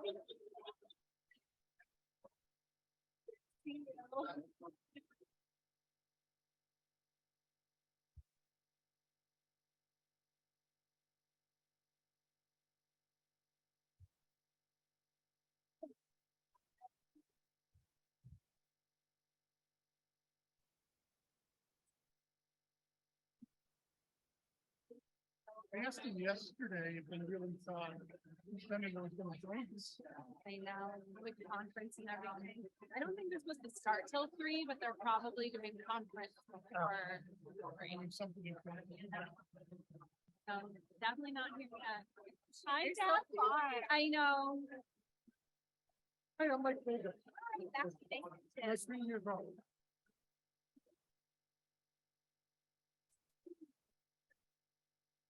Oh, hold on.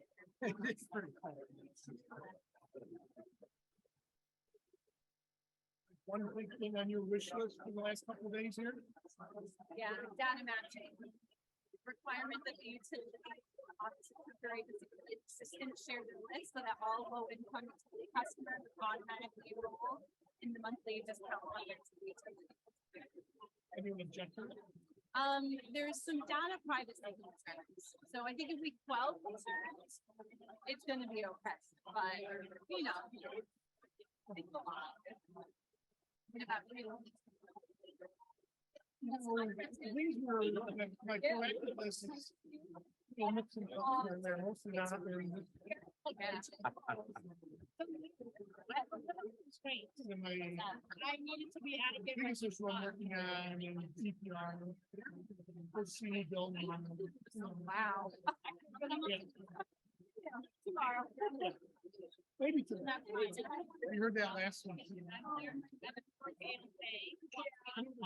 One of the. I don't get that. Some legal issues, just need to get fixed. And getting the commitment. Okay, folks, I'm going to ask you to come back to your seats, please. Make your way back to your seat, or someone else's seat is fine. Oh, no. A seat would be good. Can't do anything if I let you sit there. Yeah, I can't imagine they're just gonna throw it out in the current. Not a great way. Yeah, this one doesn't work. Thank you. Hello. Oh, Senator Parker's here. Okay, Senator Parker has arrived. We can start. Yay. Senator. All right, everybody, please sit down. Thank you. We were waiting on our last panelist, but he has arrived, so we're going to get started. We also have a time constraint for some folks, so I want to make sure we maximize our time.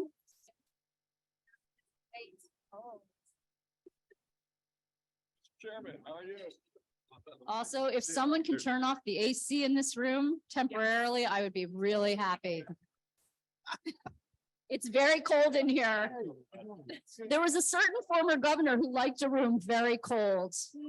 I am not that person. Folks, please sit down, rejoin us.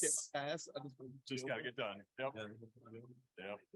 Brian, you didn't give me a gong. I needed a gong, like, or a bell. Yeah, do you want to come up here and yell at them? Okay. I'm going to make an executive decision and yell over you all. Okay, here we go. Wow, that was easy. All right. So we're going to mix things up a little bit here because we have a panelist with a time constraint, and the panelist with the time constraint happens to be the panelist who's going to set the stage for us for this discussion. So what we're going to do is I'm going to start with her, and then I'm going to have everybody sort of react to what she says, and that's going to kick off the discussion, which will make a lot more sense when we actually get underway.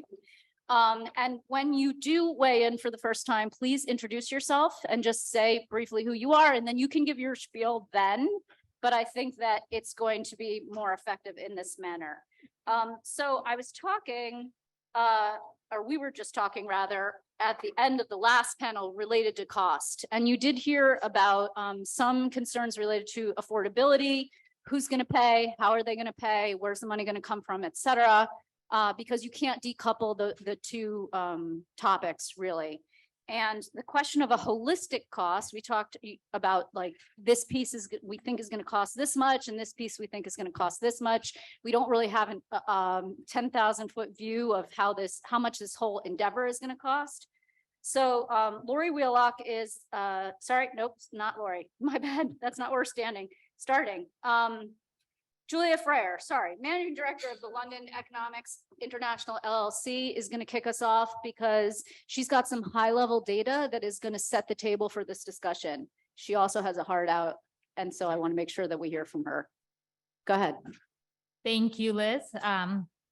Good morning, almost good afternoon, everyone.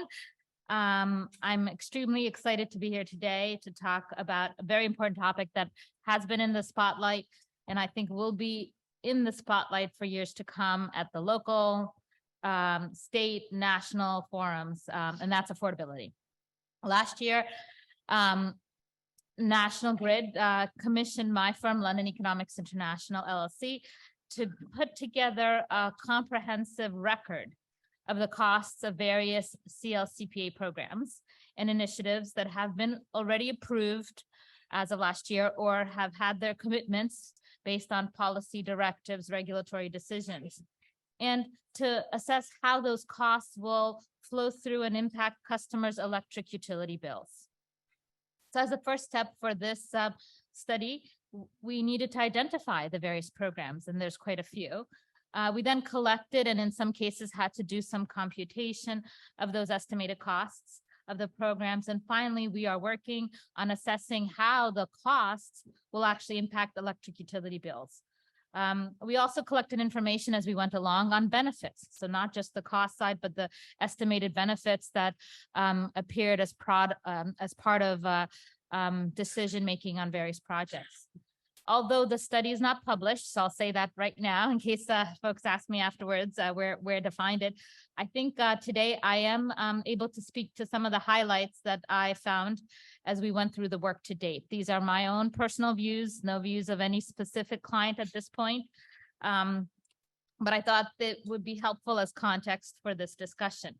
First, big finding, I think, is that we know already no single solution can achieve the entire requirements of CLCPA. The state is pursuing a number of different programs and investments. In our analysis, we identified 11 broad categories, including things such as tier 1 and tier 4 projects, various transmission investments, NYSERDA and utility-specific energy efficiency programs, distributed solar incentives, energy storage incentives.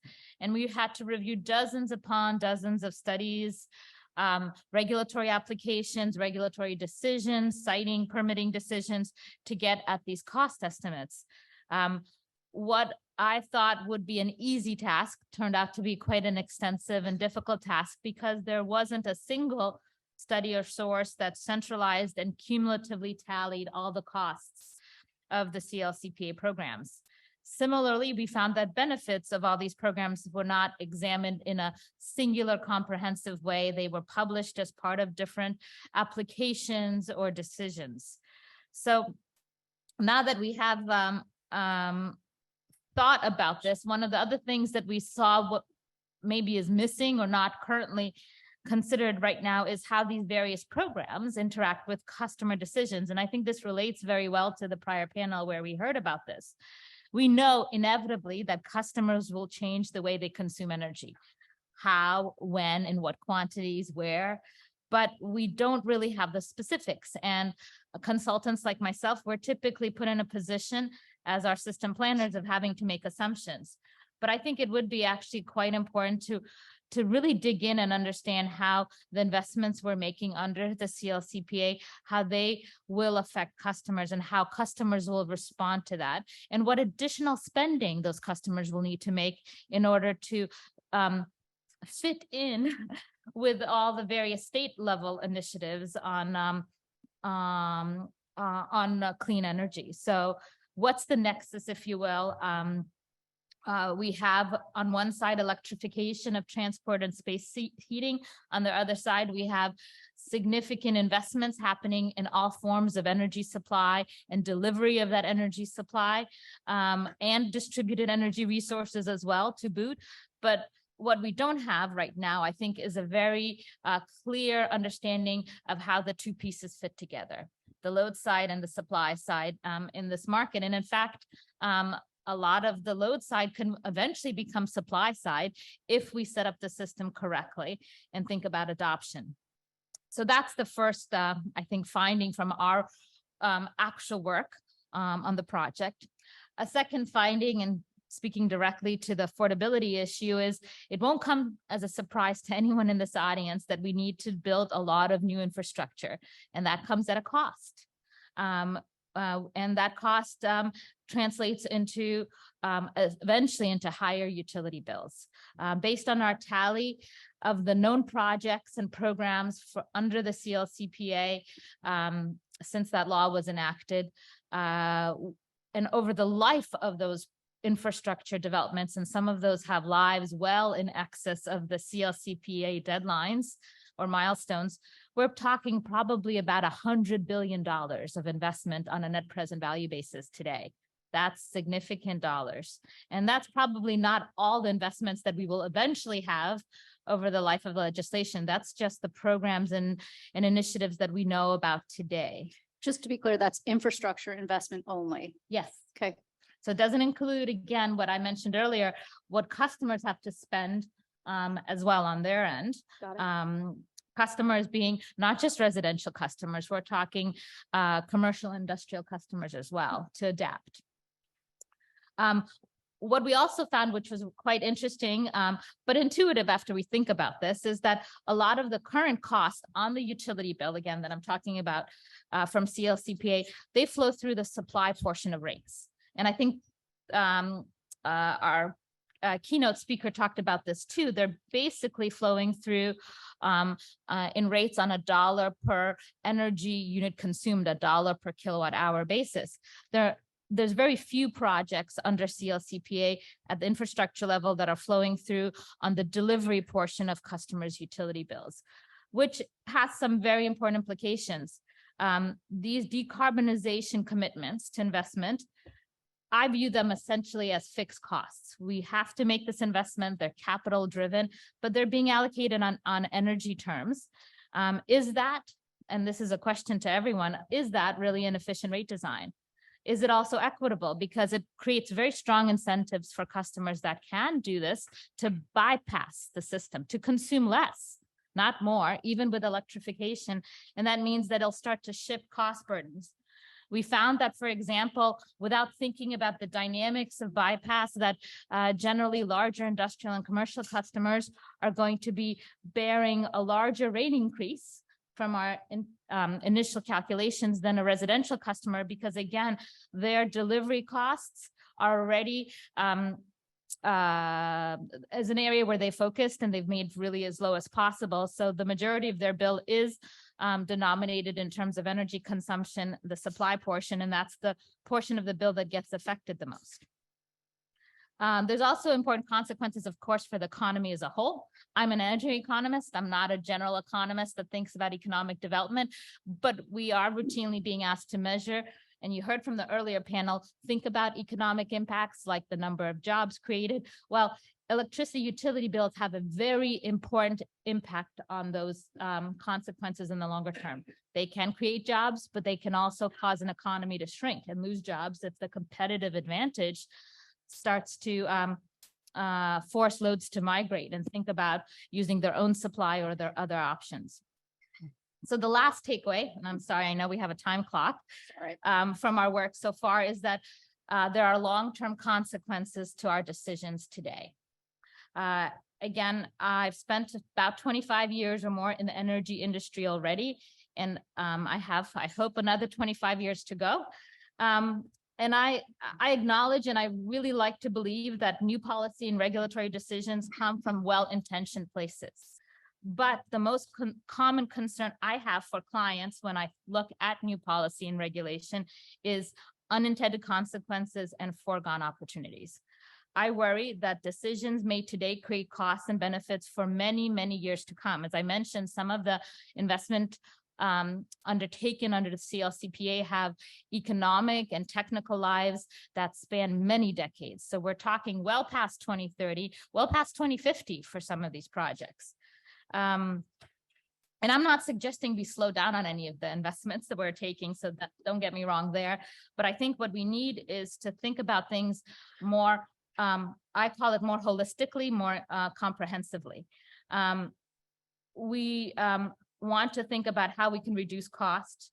I think harnessing customer response through efficient rate design, which is one of the original kind of key takeaways I had, is definitely one way to better understand how a consumer is going to react.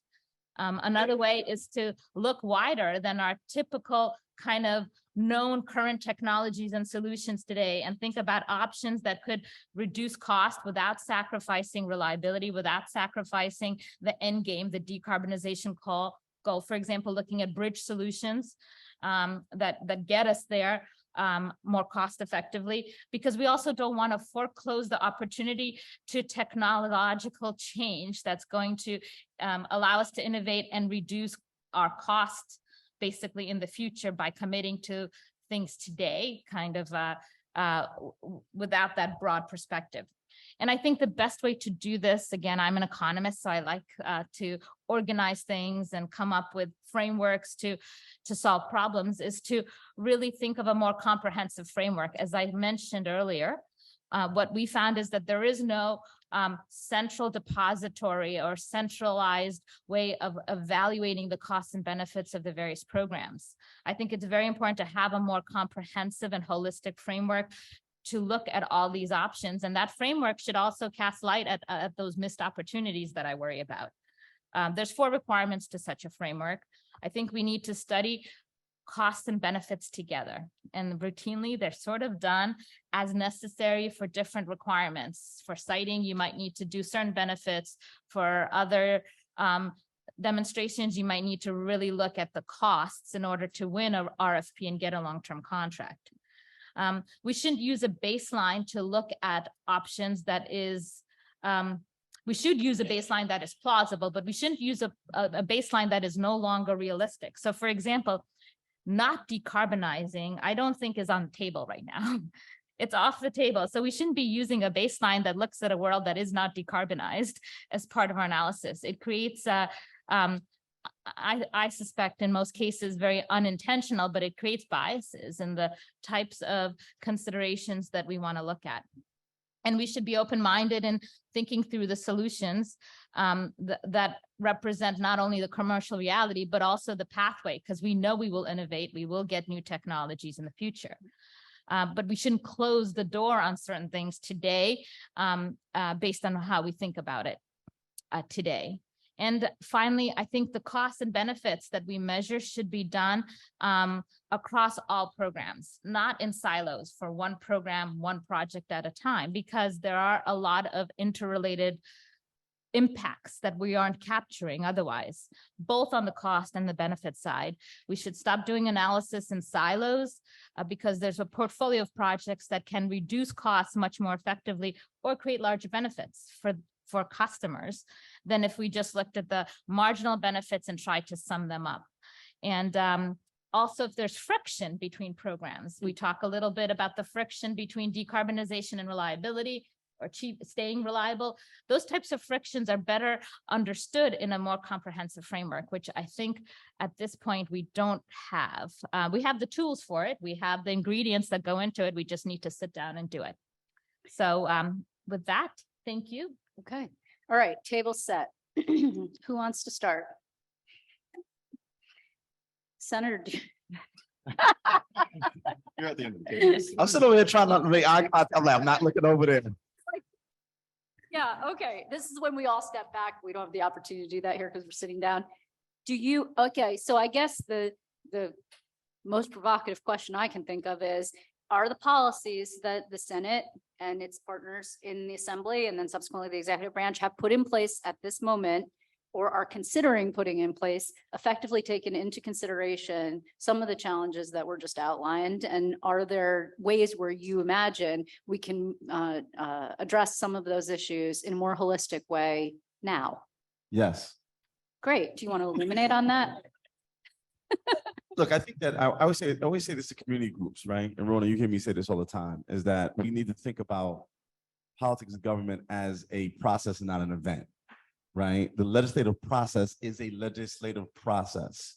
And so drafting the CLCPA, even though it is our ruling guide for energy and ecological policy for the state, is not written in stone, right? Steve Engelbright didn't come off a mountain holding tablets, right?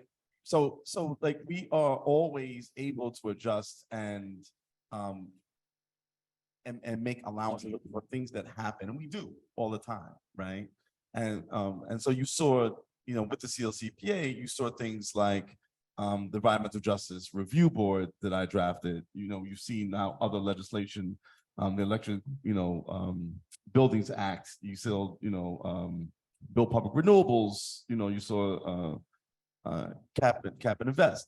Right. And there's other things that we're going to do. Right. And so I think as we get more information and as we live with this, because we're all doing this for the first time, and as circumstances change and as we understand how things work, I think the legislature has an ability, as does the governor and the administration, has an ability to write regulations and to make policy that takes into account new information.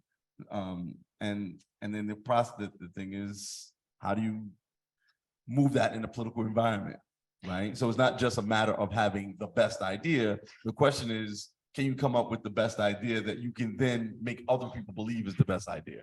And that becomes the difficulty. So cap and invest is new, but it's sort of a hot topic. And I know Lori is going to want to weigh in on it. And I do want to dig in a little deeper there.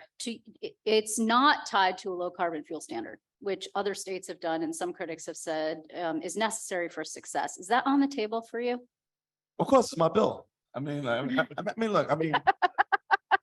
Well, how hard are you pushing for that? As people know, most of the stuff that we're talking about, I've written the legislation on, right? Before the governor got religion this year, I, for the last 4 or 5 years, have been championing this issue around cap and invest. As when I came out with Build Public Renewables, everybody thought I was crazy.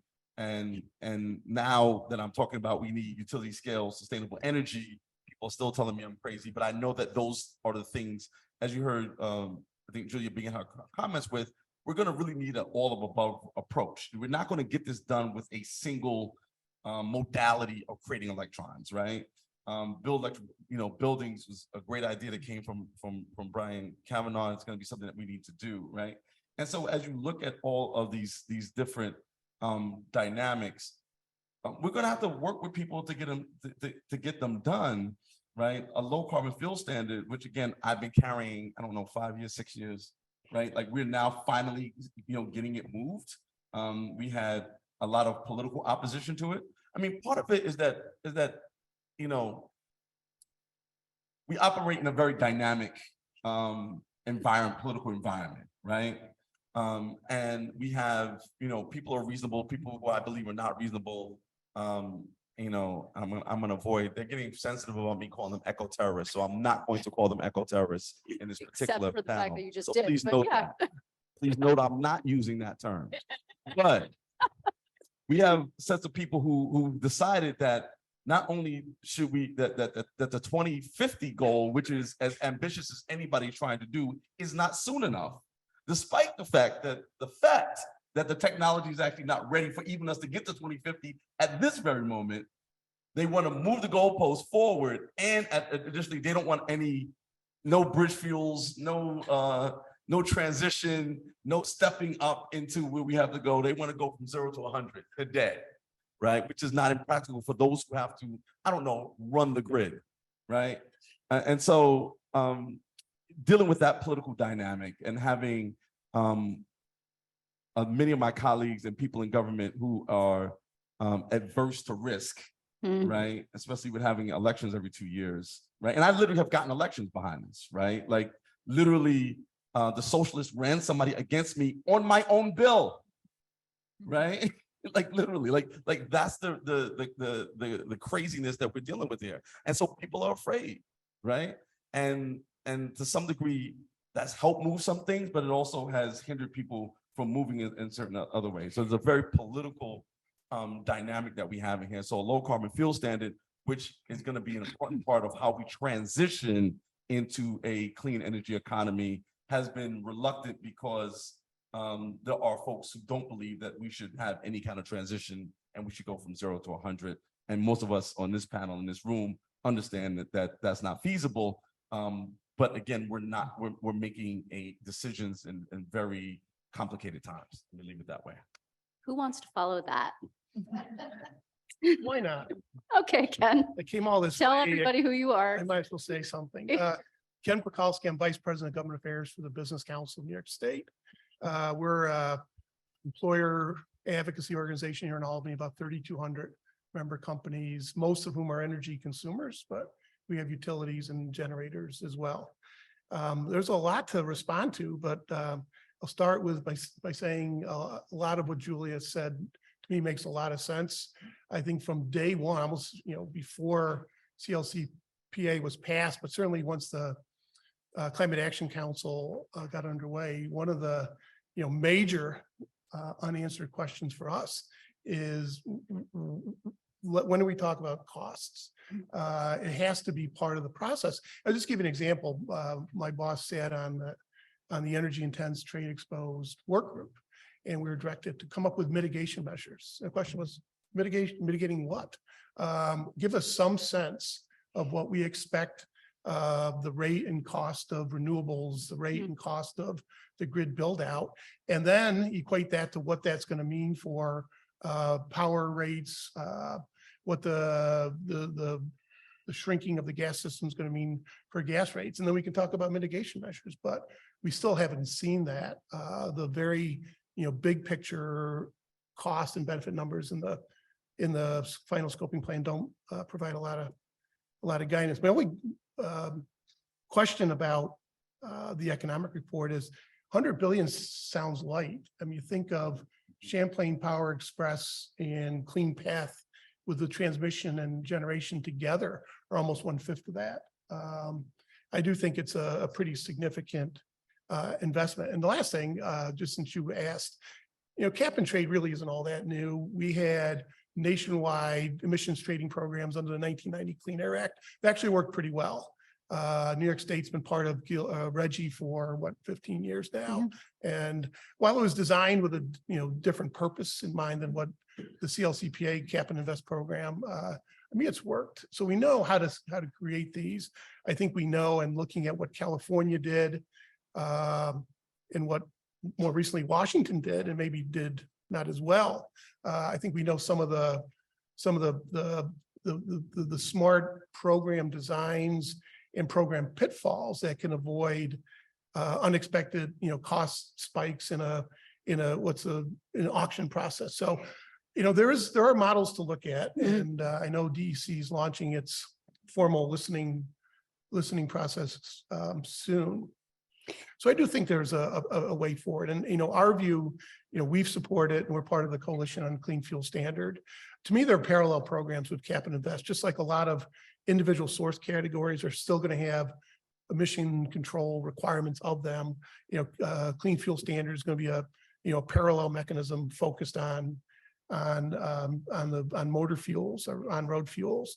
But we would expect, Cap and Invest is going to be a comprehensive emissions allowance program. Two points. One, I think just to reiterate, Julia, you did say the report's not final. So can 100 billion go up? The 100 billion will go up with new investments, but the 100 billion is accurate. It's reflecting projects that we knew of as of last year, like CHP. Yeah. And the thing to keep in mind is it's an NPV number. It's not just taking all the investment costs and lumping them together. It's taking those investment costs and saying, well, those investors through contracts or other mechanisms will recover those over 20, 30, 40, 50 years. So there's a discounting effect that brings it all into today's dollar terms. And then just within the blueprint and the roadmap, for lack of a better term, there is a recognition particularly for like manufacturing and high impact business sectors, that there is, I don't want to say a hold harmless, but a recognition of the potential job loss impact that would be resulting from their requiring them to adhere too quickly. It does. Economic leakage, it was reflected in the Such a crazy phrase. CLCPA Economic leakage. and emissions leakage, they go Right. together. And the scoping plan addresses it in two ways. It speaks to some relief within the Cap and Invest program, and that however they're designated, EITEs, energy intensive trade exposed industries, should get a break on the cost of allowance purchases. And the other, there's a brief discussion in the scoping plan that, where, some parts of the scoping plan were very detailed and prescriptive, and I think rightly so. It's supposed to be a plan. The approach towards building decarbonization and particularly light and medium duty vehicle decarbonization. And they recognize, those are somewhat homogeneous universes of sources. And there's a provision, a section in the scoping plan that speaks about industry being so varied that they're recommending, let's say, a light regulatory hand, not do across the board command and control type emission reduction or technology mandates, because it'd be too difficult to do and it could be very disruptive. But the expectation that industrial emissions, which direct emissions, like 3% of total state inventory, are going to be addressed as the grid decarbonizes and the gas system gets right sized.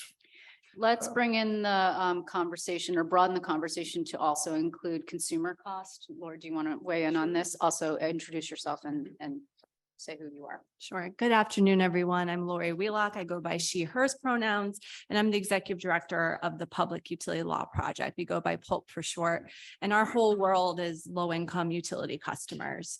And we operate in two spheres. We have a direct services program. So just like legal aid, we have people call us every single day from across the state who want to understand better how to read their utility bills and what financial assistance programs can I, apply for? And hey, I am interested in, clean energy. What, how can I get to that? Can I get solar panels? And so our team helps them. I've received 3 calls since I've been here this morning already. And one thing to flag is it's not just low income. We have small businesses who've been reaching out a lot since the pandemic. We've had farmers, we've had particular service utility companies who've had billing issues that we've had spikes and issues with, and a lot of moderate and higher income individuals who are struggling too. And so we learn from those stories. It helps us understand our kind of advocacy points, and then we work in policy proceedings. We appear before the Department of Public Service and Public Service Commission in rate cases and policies. And one of the things that we've been trying to do is just look for the transparency points, so then we can understand what the costs are and then advocate, work with the legislature on how to make things more efficient. And, Liz mentioned it just a few minutes ago. We see the invest side as a huge opportunity.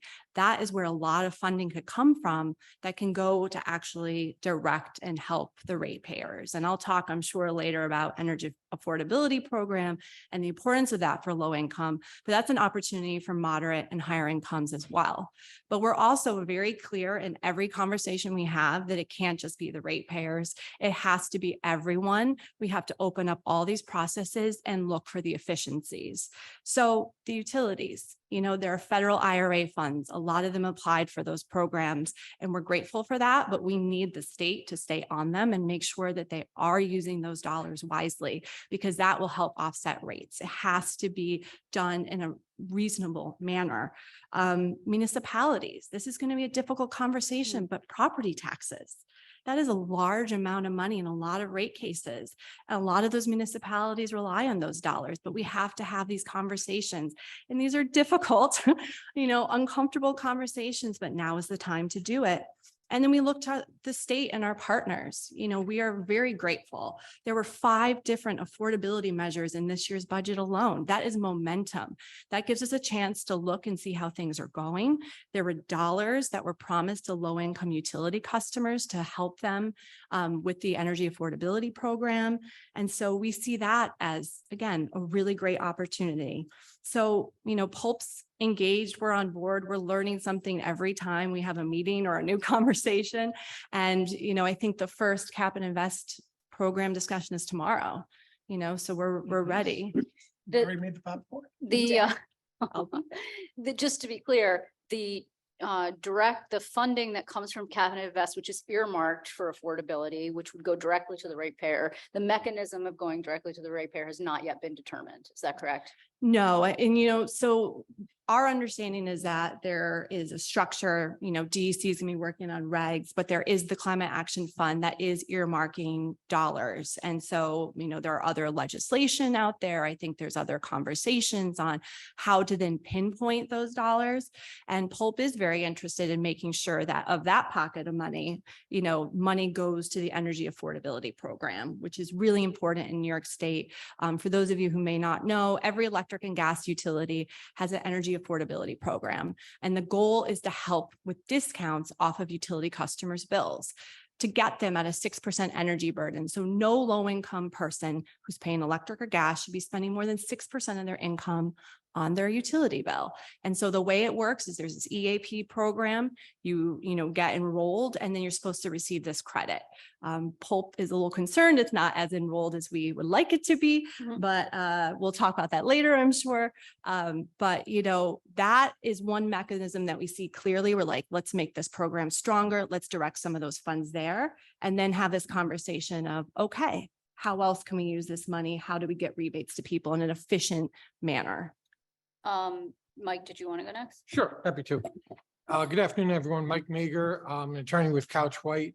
Our firm has a very large and diverse energy practice, but mine focuses on the representation of very large energy consumers, industrial, commercial, institutional. I'm going to try to give you the perspective of very large energy consumers with this. Many of them, actually all of them, are very supportive of reasonable decarbonization efforts. More and more we've seen over the years, they're adopting their own sustainability goals, renewable goals of their own. It's become a much bigger focus of theirs. What we see though is that there needs to be a balance between the decarbonization efforts, maintaining reliability and maintaining affordability and competitive rates. And in this area, we have several concerns. Very large energy intensive businesses tend to have facilities in many states, many countries. And because energy is a significant cost of doing business, their decisions in terms of where to site production, where to site jobs, make capital investments are very related to energy costs. And some of the concerns that they see are, one, it seems like there is a disproportionate recovery of costs through utility rates and electric and gas commodity prices. And from an economic development perspective, that's really bad for the state. Also, I think it bears noting that if the goal is decarbonization, one of the things we should be avoiding doing is making electricity extremely expensive. The more expensive electricity is, the more challenging and expensive it will be to electrify. I think one thing from the large customer perspective I want to raise is that most electrification efforts are really focused on displacing natural gas. And I think, that's fine and justified on many grounds. But there still are many large energy consumers that rely on natural gas for process uses, manufacturing processes, for which there is no viable or technologically acceptable substitute at this time.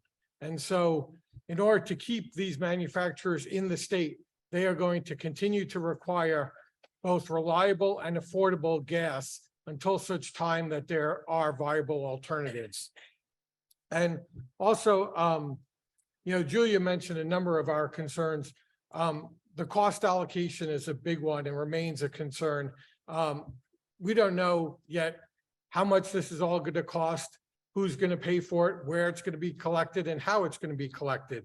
So we're very concerned about the equity involved there.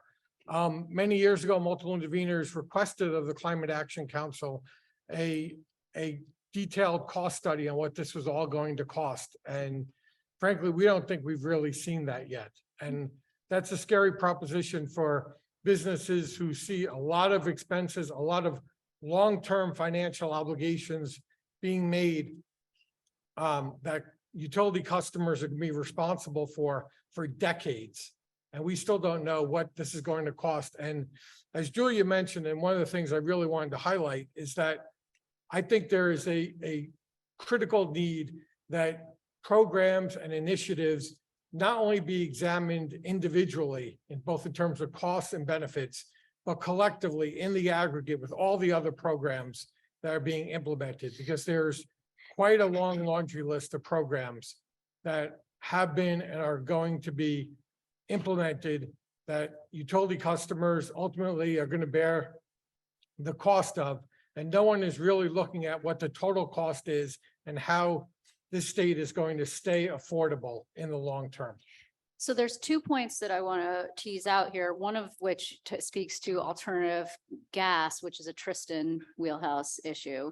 But Daphne, I think I'm going to go to you, because one of the things that Lori spoke to related to existing affordable rate programs that utilities have, for example, and the undersubscription, for lack of a better term, by eligible individuals. So we're talking now about, we should expand eligibility, we should make new programs, we have to make sure that we protect people, particularly, not just, now we're hearing about commercial customers. When we talk about customers, I think most people are always thinking about residents. That's not necessarily the case, as Mike and Ken have noted. But we are not doing a great job in terms of facilitating participation in the programs that we have now. So if you could address that a little bit in the population that you focus on specifically, but also introduce yourself. Thank you. Hi, everyone. This is loud. Hi, everyone. My name is Daphne Sanchez, she, her pronouns. I'm the executive director of Kinetic Communities Consulting, or KC3 for short. We're a New York City MWB focused on energy, equity, and housing. I always like to start off saying that I am a native New Yorker, born and raised, probably going to die here. And so for us and the work that we do is very much at the intersection of the lived experience and the actual work that we do. So jumping into the question that you mentioned about kind of rate restructuring and well, I said rate restructuring in my head, but rates and kind of the opportunity of people applying. I think one opportunity that's constantly missed in the energy sector is the reality of New Yorkers' lives. So we just came out of the middle of the pandemic. We just came out of, we're not coming out of, we're getting worse in a housing crisis. We have an energy crisis where in New York City alone, 25% of New Yorkers in New York City are energy burdened. So that means they're paying over 6% of their income in energy bills. And so if you layer that onto the housing crisis, you layer that onto the labor crisis that we're currently having, we have to make sure that whatever solution we come up with that's addressing affordability, that's addressing it in an equitable manner, is not causing an additional burden to these individuals that are already taxed. And so when we talk about subscribing to programming that opportunity, we have to think about how do you eliminate or mitigate that process of like physically having them go from after having 2 jobs, picking up their kids to then go to an office, and that's 2 hours away to fill out an application where they may or may not get a credit. And so we, I encourage our utilities and implementing partners to really think about that dynamic, right? To think about automation, to think about streamlining processes. So if someone does have public assistance, how do they automatically become eligible for utility credit? How do they automatically become eligible to have someone to look at air sealing and to look at, electrification readiness for these properties, for these renters and for these first-time Black and brown homeowners that are using funding that is intentional to help them build out that generational wealth. And so when I think about affordability and equity, I think about it within that lens, right? How do we make sure that these people are having the least painful experience and they're not being left behind? Because you asked in the first panel, do we think this will be achieved? And I do think so. I think we'll hit these goals, but I'm really, really concerned that Black and brown folks in New York City and low-income communities are going to be stuck with this huge bill. And then, it's just, it's the cost of the better for all at the risk of the few. And I want to be very mindful and intentional about how we're framing this conversation on equity and affordability and the relationship to rates and rate restructuring. It's interesting when we talk about automatic enrollment, which I know is something that a lot of people are looking at and concerned about, and there's actually legislative proposal related to that. We're also balancing against privacy. So when you talk about, well, we should just provide all of your information to some place, so that then because you're a SNAP recipient or you're a Medicaid recipient or you're whatever you might be. And then there's the people above that, directly above that, who are not actually qualified for some of these programs, but really could be eligible for an expanded reduction in terms of rate. There's a reluctance to provide that information because you want to protect people's privacy, but you also want to make sure that they're benefiting from the programs that are out there. So there has to be some kind of, and your phone is listening to you and nobody seems to have a problem with that. But so I guess the point, or maybe we do, you can turn it off. Actually, I just learned because I'm behind the times. So there seems to be there's another sort of wrinkle in the decision about how we ensure that people are benefiting, but not exploiting them. Absolutely. And I will say this is not a new innovative model. Like this is something that exists and across different sectors. We see it in New York City. We have something called HRA, where, if you do want food stamps, you go through Access NYC, which is an online platform. You fill out your application and it automatically populates and tells you you're eligible. And so the agency that implements it at the city level has those data restrictions, have gone through that process. And I remember because my mom was in public assistance, and I remember waking up at 6 a.m. and going to the office to put in the application. And then now I have family members that do, and it's just all aligned and it's all automated. So there are kind of definitely data provisions that have to be in place to ensure that consumer protections are baked into every single aspect of ensuring that things are accessible and not being used for a predatory practice. Yes. So I know if you have questions, make sure that you're getting them to the basket that was circulating around the room there. It's in the back of the room. I want to try and get to them as many as we can. And then Tristan, we're going to bring up the lead or the bottom of this conversation here, and then we'll sort of revisit some of these points.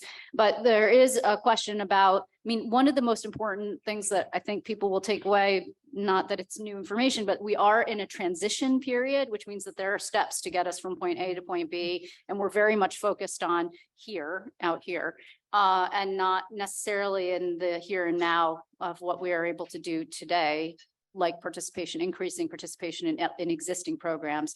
Can you speak, and I know related to your research, the question about, and someone asked it in the last panel, related to alternatives to gas and how we can make that affordable. Where does that fit in the affordability discussion? Yeah, so great to be here. Name's Tristan Brown. I'm an associate professor of energy resource economics at the SUNY College of Environmental Science and Forestry in Syracuse. So here's the fact, right? And we heard this from John O'Leary. The CLCPA is going to be extremely expensive to implement, right? We are talking magnitude sums that most people don't even fathom, right? You know, very, very expensive. Now, that is all going to be exceeded by the benefits, right? I'm not trying to say that we shouldn't be doing this. We know the benefits are going to exceed those costs. The issue here, though, is those benefits are not going to be fully felt for decades. The costs have to be spent starting now. Right. So there's going to be a big disconnect between when we experience those benefits and when those costs are ultimately going to be incurred. The reason that matters when we start talking about alternatives is electrification is going to be the most cost-effective means of reducing greenhouse gas emissions in a lot of different systems, in a lot of different sectors, but that is not a universal statement. Right? There's going to be a lot of areas where electrification is not going to be the most cost-effective means. There's going to be some areas where it's not even feasible, right? When we think about commercial airliners, I don't expect to ever fly on a battery electric commercial airliner in my lifetime. The physics are just almost impossible. So what that means is we have to look at what's going to be the lowest cost option for decarbonizing for each individual sector, right? So far, the scoping plan has been focused on this macroeconomic economy-wide system. All right, makes sense, the numbers we've seen so far. But when we start looking at this in terms of how are we going to be able to do this affordably, we have to start thinking about performance-based standards, right? We have to start looking at this in terms of what's going to get us the most bang for our buck, right? What is going to reduce the largest amount of CO2 per dollar? And if that sounds esoteric, I'll just give you a little number from the IPC, or the Intergovernmental Panel on Climate Change, also the International Energy Agency. The world is currently spending 20 cents of every dollar that climate policymakers say we need to be spending to avoid the 2 degrees Celsius threshold, right? We've been talking about the 1.5 degrees Celsius threshold. A lot of people in the media are saying, how did this happen? Those of us that study the issue have been saying we're going to hit that threshold for the last decade, right? We've known because we're not spending nearly enough money on decarbonization.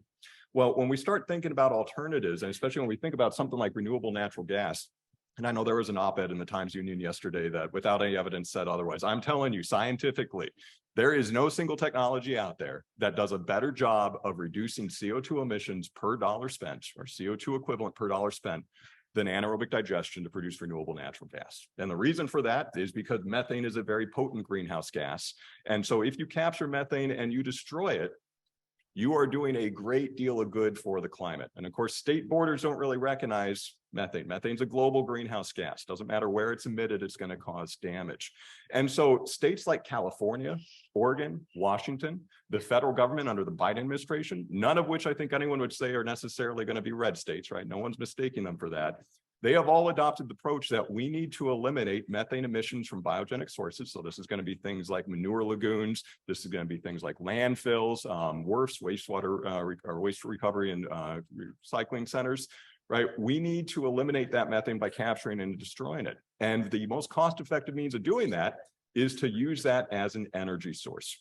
Right? California, under its low carbon fuel system, allows anyone that's producing biogas around the country, as long as they're hooked up to the natural gas distribution system, to produce renewable natural gas and get a very substantial incentive for destroying it and ensuring that that methane doesn't go up into the atmosphere. So this is the system that's already in place. And this is a system that's been in place for over a decade. The concern I have is that New York State is going in a very different direction. with that, right? And a lot of you may have seen the news that came up, I think it was back in March, right, as part of the whole budget process.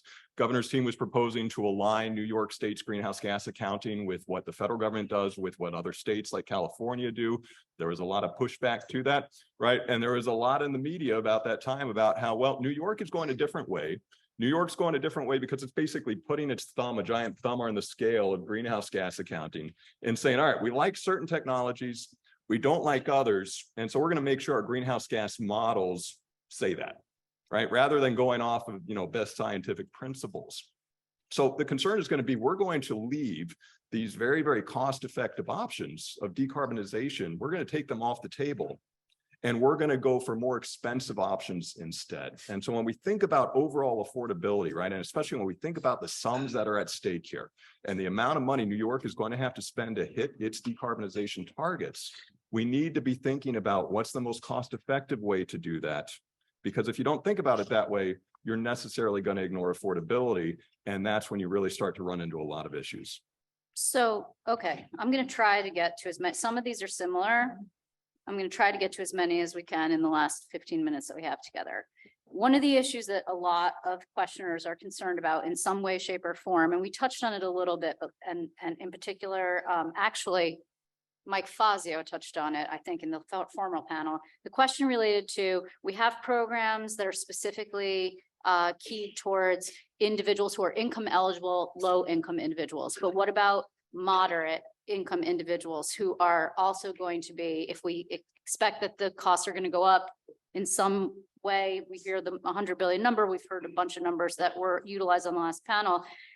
What are we doing? The benefits, first of all, when is the investment going to hit the peak and you're going to start seeing a reduction as a result of your investment? And also, how are we helping individuals? It would be an LMI household is sort of the technical standard. And what are we doing in terms of protecting this sort of vast middle of the folks in New York? I'm sort of consolidating a number of these, but I think I'm getting most of it. So I can talk on programming. I do want to say there's actually a plane that was fully battery powered that flew last year, which was really cool. But not a commercial airline. It was 9 people, 250 miles. It was really awesome. Yeah. So it's possible is all I'm saying. To answer the question, there's a lot of programming that's currently being deployed by the state of New York, by housing finance agencies, by utilities that are really trying to tackle this, what I consider equitable decarbonization and thinking about holistic approach. And so when I talk, I also only talk in the housing lens, not in the commercial lens. I do want to just clarify that, acknowledging that housing is incredibly complex. We do have low income housing, supportive housing, but then you also have middle income housing, Mitchell Lamas, individuals that won't necessarily qualify under that 80% LMI. And so there are programs like the Climate Friendly Homes Initiative. There's AMEP, the Affordable Multifamily Energy Efficiency Program, MFEP, the Multifamily Energy Efficiency Program, that are designed to help people electrify and become electrification ready. And the reality is that a lot of folks are actually very much interested in doing this. They're looking for opportunities to move the dial forward. And in terms of the investment, I really do think, and it was brought up in the last panel, we really have to assess where our current infrastructure of subsidies are going to, and how do we assess the value of that.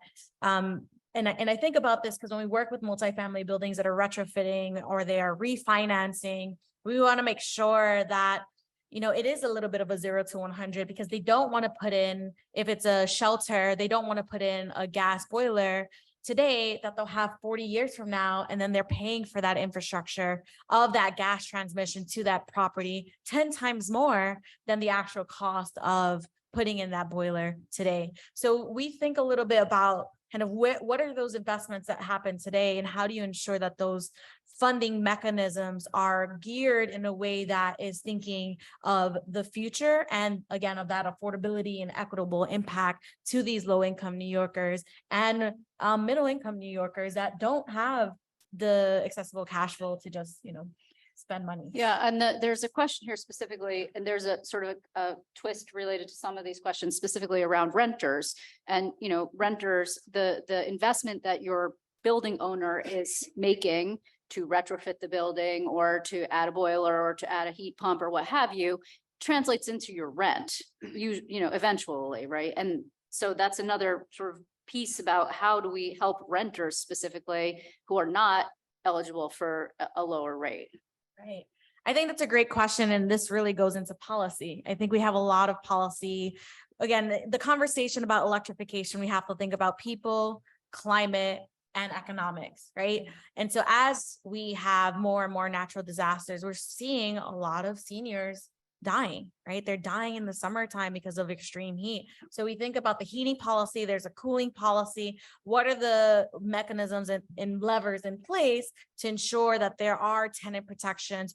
Or what is the mechanism in place to ensure that buildings are being appropriately assessed, rates are being appropriately structured so that that cost is not passed down across the different decision makers that are involved or the different individuals that are impacted by electrification.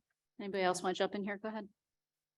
So, and thank you, Daphne, for flagging that, because, you know, we hear it too. Again, there's a big concern about moderate and middle income and even just how we define low income in New York State. So one of the things that happened in the budget, and again, thank you to Senator Parker and the Assembly on this, but they, along with the department and the executive, were very supportive of expanding the definition of the energy affordability program. And so right now, you know, at the Department of Public Service, there's a working group.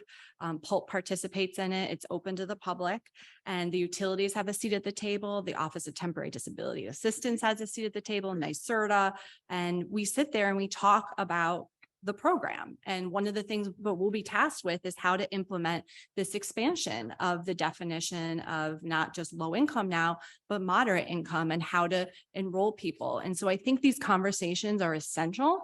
And when we're going through this process, other things are going to come up, like renters, and how do we get there, and what do we need to do as a state to make sure that we're hitting every population that is there and that cannot be left behind. So there are two questions around this, which is an interesting sort of segue and important conversation around affordability that we don't usually talk about. So when we're talking about affordability, we usually are thinking of it as cost related to your bill, right? How much are you going to pay for your energy, wherever that energy comes from, and the cost of changing the energy and retrofitting the energy and all of it.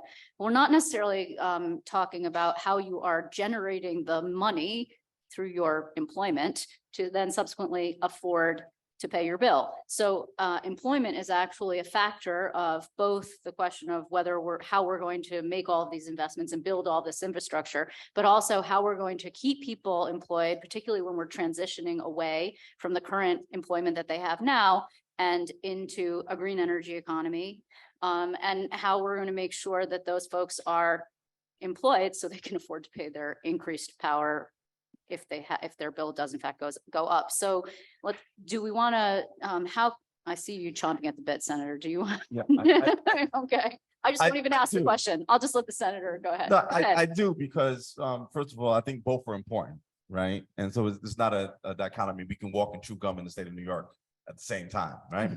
And last week, actually, for the first time, as far as I can tell in the history of the state legislature, the state Senate passed a list of bills, almost 20 bills about utility affordability, right? And so, you know, we really encourage you to get the Assembly to pass those same bills, and let's get them on the governor's desk, because I think that those bills that came out of my committee primarily are good ways to, in fact, make sure that New Yorkers can continue to pay their bills.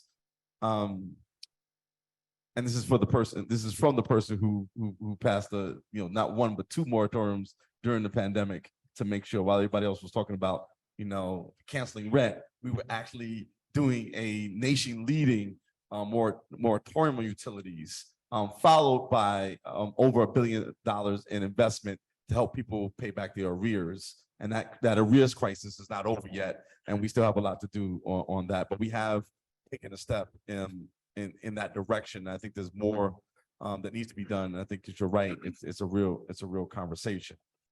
As it relates to jobs, is that particularly in Black and Latino communities, this is going to be our next best opportunity to create full-time jobs at a living wage with benefits. We have already put, I want to say $5 billion in Cornell to do a employment study. There's also another $1 million that went to Medgar Evers College in the last budget as well, to look at particularly Black and Latino communities, and figure out how do we kind of bridge that gap. I've also have been working with some of the labor unions, and I've raised this a lot with every labor union I've come in contact with about their training pipelines and how do we in fact prepare people for the jobs. And in fact, I initiated a conversation between the president of Medgar Evers, Dr. Ramsey, and President Harris at NYSERDA, as well as the business manager at Local 3 in New York City, to start talking about how do we in fact, again, start developing pipelines for people to work. And that's going to be an important conversations that we're going to need to have literally around the state about how do we train communities for the jobs they're coming to us in the very near future. Can I jump in on that real quick, Liz? Yep. I'm really glad to hear you say that, because the federal government is starting to disperse funds for that exact purpose. I'm part of a team along with researchers at Cornell. We just landed $1 million from National Science Foundation to spend the next 2 years preparing for a $160 million proposal for that exact purpose. How do we bring low carbon technologies to upstate New York? A lot of you saw the Climate Smart Commodities funds that came out a year and a half ago from the U.S. Department of Ag. So there's a lot of incentives coming from the federal government to do just that.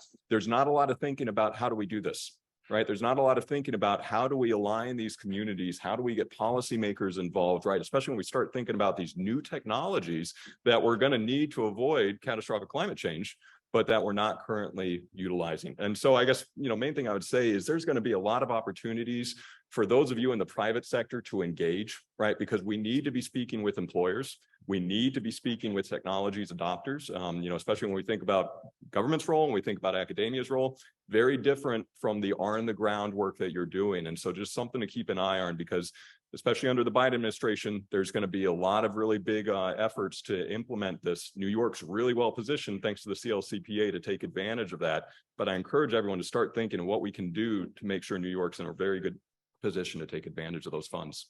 Ken and Mike, can you just speak from a large scale employer position in terms of what is in place and what needs to be in place to make sure that those jobs, that the transition for the jobs is incentivized or properly incentivized or supported from a statutory or regulatory point of view? There you go. Okay. Sure. So I think having a better sense of cost certainty would be huge for a lot of large businesses. What we see is more and more costs being incurred. We see higher energy costs. We see a preponderance of the new costs and commitments being recovered on a energy or volumetric basis, which has disproportionate impacts on larger energy users. And when there's incredible uncertainty in terms of what future costs are going to bring, what the cap and trade program is going to look like. I wish it wasn't the case, but a lot of large companies in New York have other choices. And when they're energy intensive and the rates are so much less in other states and countries, that the jobs tend to follow that. I think it was Julia who mentioned very early on, and this has been known to the state going back multiple decades in the state energy plan. There is a huge correlation between energy prices and jobs. And so I think, look, money's going to have to be spent. There's going to have to be subsidies to protect a lot of different interests going along the way. Decarbonization is incredibly important, but if we don't constantly keep our eye on costs, this is not going to end well. Can I jump in? Go ahead. I wanted to maybe add another vocab word that we all know into this discussion about affordability. In my opinion, it's about balance. So affordability at its own basic math is a relative term. It's not about just what the rates are or the cost of the utility bill. It's about the rates relative to the household income, right, for a residential customer, or the rates relative to the profits and operating margins of a commercial or industrial customer. So to the extent that any analysis, and going back to kind of my theme of a more comprehensive analysis, takes into account the state of the economy and the impact. It's a bi-directional impact. Electricity impacts the economy impacts the ability of electricity rates to go up, to focus on investment, to focus on it. I think that balance needs to be maintained. And then talking a little bit more about the rates, we also want a balance in the rates. We don't want rates that are going to cause some customers, and I'm not just talking about business customers, also some residential customers, to seek out to go and install their own distributed energy resources inside what I call inside the fence or behind the meter, because it will leave a bigger pot of investment costs that needs to be paid by the remaining customers. So it's a need for balance. I think that transcends not just the basic, what's the investment cost, but going all the way through and thinking about rates and economic impacts before you come full circle back in our ecosystem, back into thinking about affordability. Ken has decided he does want to weigh in after all. No, we're just taking turns up here. Comment on the CLCPA, it certainly included a lot of focused legislative language on just transition within the energy sector specific. And I get that. And there's the expectation there's going to be, job displacement as we change the gas system, as we move away from fossil fuel based electric power. I don't think it says anything about, other than some provisions generally about EITEs, about the impact on other jobs and other sectors. And even through the scoping plan, I saw that as sort of a missing element. I mean, New York State's been shedding manufacturing jobs for 40 years, probably even longer than that. And I think some of the challenges that we faced, for decades in maintaining a competitive economic climate for manufacturing is still there, and maybe exacerbated a bit by where we're going on CLCPA, particularly with the unknowns. What is this going to mean to the, as we right size the gas distribution system? What does that actually mean? What's that going to mean towards to capacity if I don't have a viable alternative to natural gas? Am I going to have the capacity at what price? So I think there's a 1,000 things that need to be thought about in this implementation plan. Matter of fact, one day took the scoping plan. I forget if I had a cup of coffee or a glass of whiskey, but I started counting I think I counted 240 legislative proposals, and I gave up counting how many things needed to be funded. It was more than that. There's so many moving pieces to this, and I think we all have our focus, right? But we certainly notice that it seems like there's certain entities in the state, at least as far as the plan's been written to date, sort of be on their own, and that's, I think, a concern to some of our members. So again, we're out of time, unfortunately. There are a lot of really great questions, and I'm sorry I was not able to get to all of them.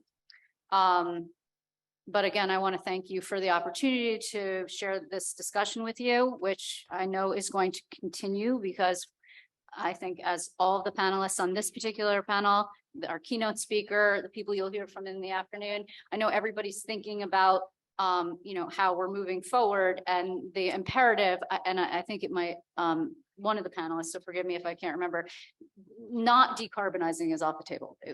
We're not having that conversation. We're not having the conversation about not doing anything. We're having the conversation about how we best move forward in a way that protects consumers, protects businesses, from a health standpoint, an economic standpoint, a financial standpoint, an employment standpoint, and probably some others, in environmental, obviously, that I have not listed. So I want to thank you all again for being here, and for the work that you do, and for all of our panelists for participating. And yeah, thanks. That's it.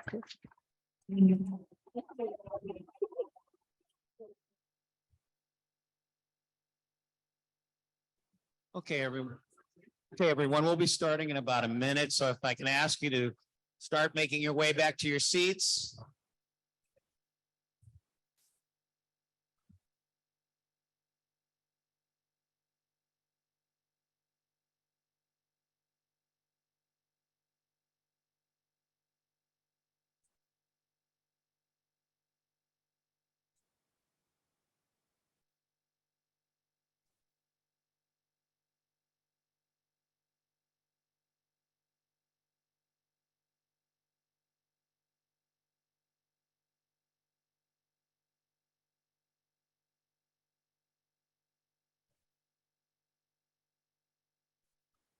Hi, everyone. Again, I'm Ralph Ortega, and I'm the editor-in-chief at City and State. We're going to resume our program. I'd ask everyone to please take your seats. Thank you. I'm now about to introduce our next speaker, Justin Driscoll, the acting president and CEO of the New York Power Authority. Justin Driscoll is the acting president and chief executive officer of the New York Power Authority, the nation's largest state-owned electric utility. He is responsible for developing and implementing the statewide utility's strategic vision and mission, and for overseeing its operations, legal and financial matters, and relationships with external stakeholders. He is also responsible for the operation of the New York State Canal System. Justin supervises NYPA's 16 generation facilities and 1,400 circuit miles of high voltage transmission, as well as its role as an energy efficiency project developer and as an energy supplier for its governmental customers, including New York City, the Metropolitan Transportation Authority, the Port Authority of New York and New Jersey, the New York City Housing Authority, state agencies, and local governments.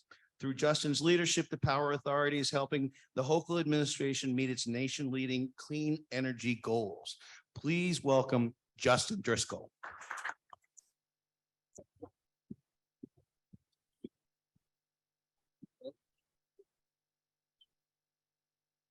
Thank you, Ralph. Good afternoon, everyone. Great to be with you here this afternoon to discuss electrification, the biggest topic of today's conversation and probably the biggest in the energy industry and even globally today.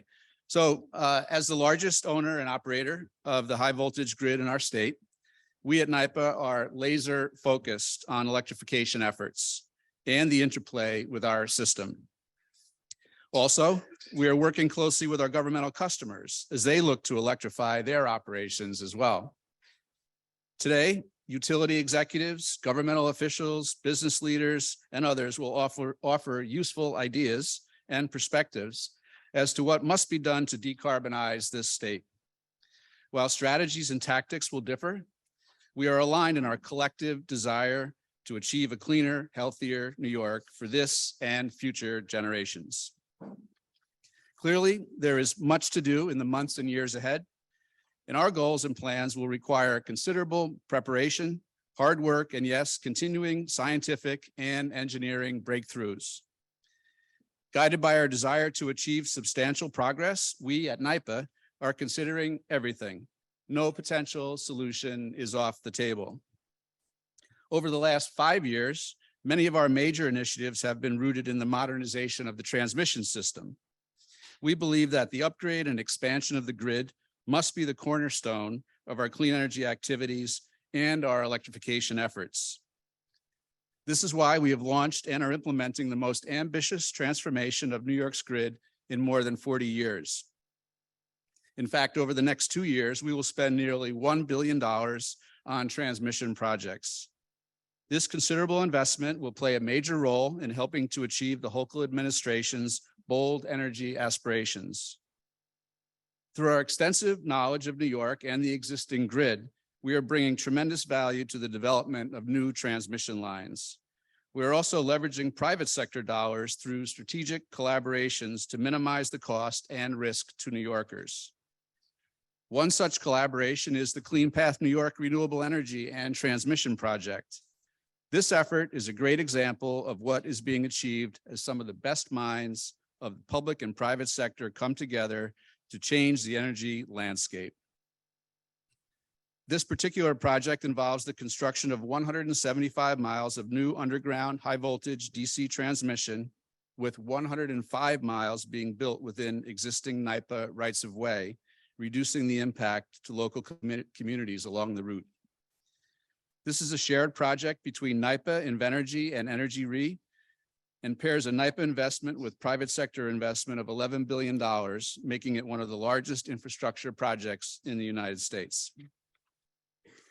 We are also collaborating with New York Transco, an entity created by the New York transmission owners. One project with Transco called Propel New York Energy has been submitted to the NYSO for consideration as part of its public policy transmission needs process.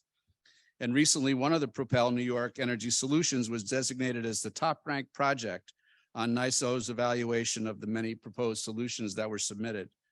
And if we are selected by the NYSO board sometime next month, Propel New York Energy will enable the delivery of offshore wind onto Long Island and the rest of New York State, furthering the goals of integrating offshore wind into the state's grid.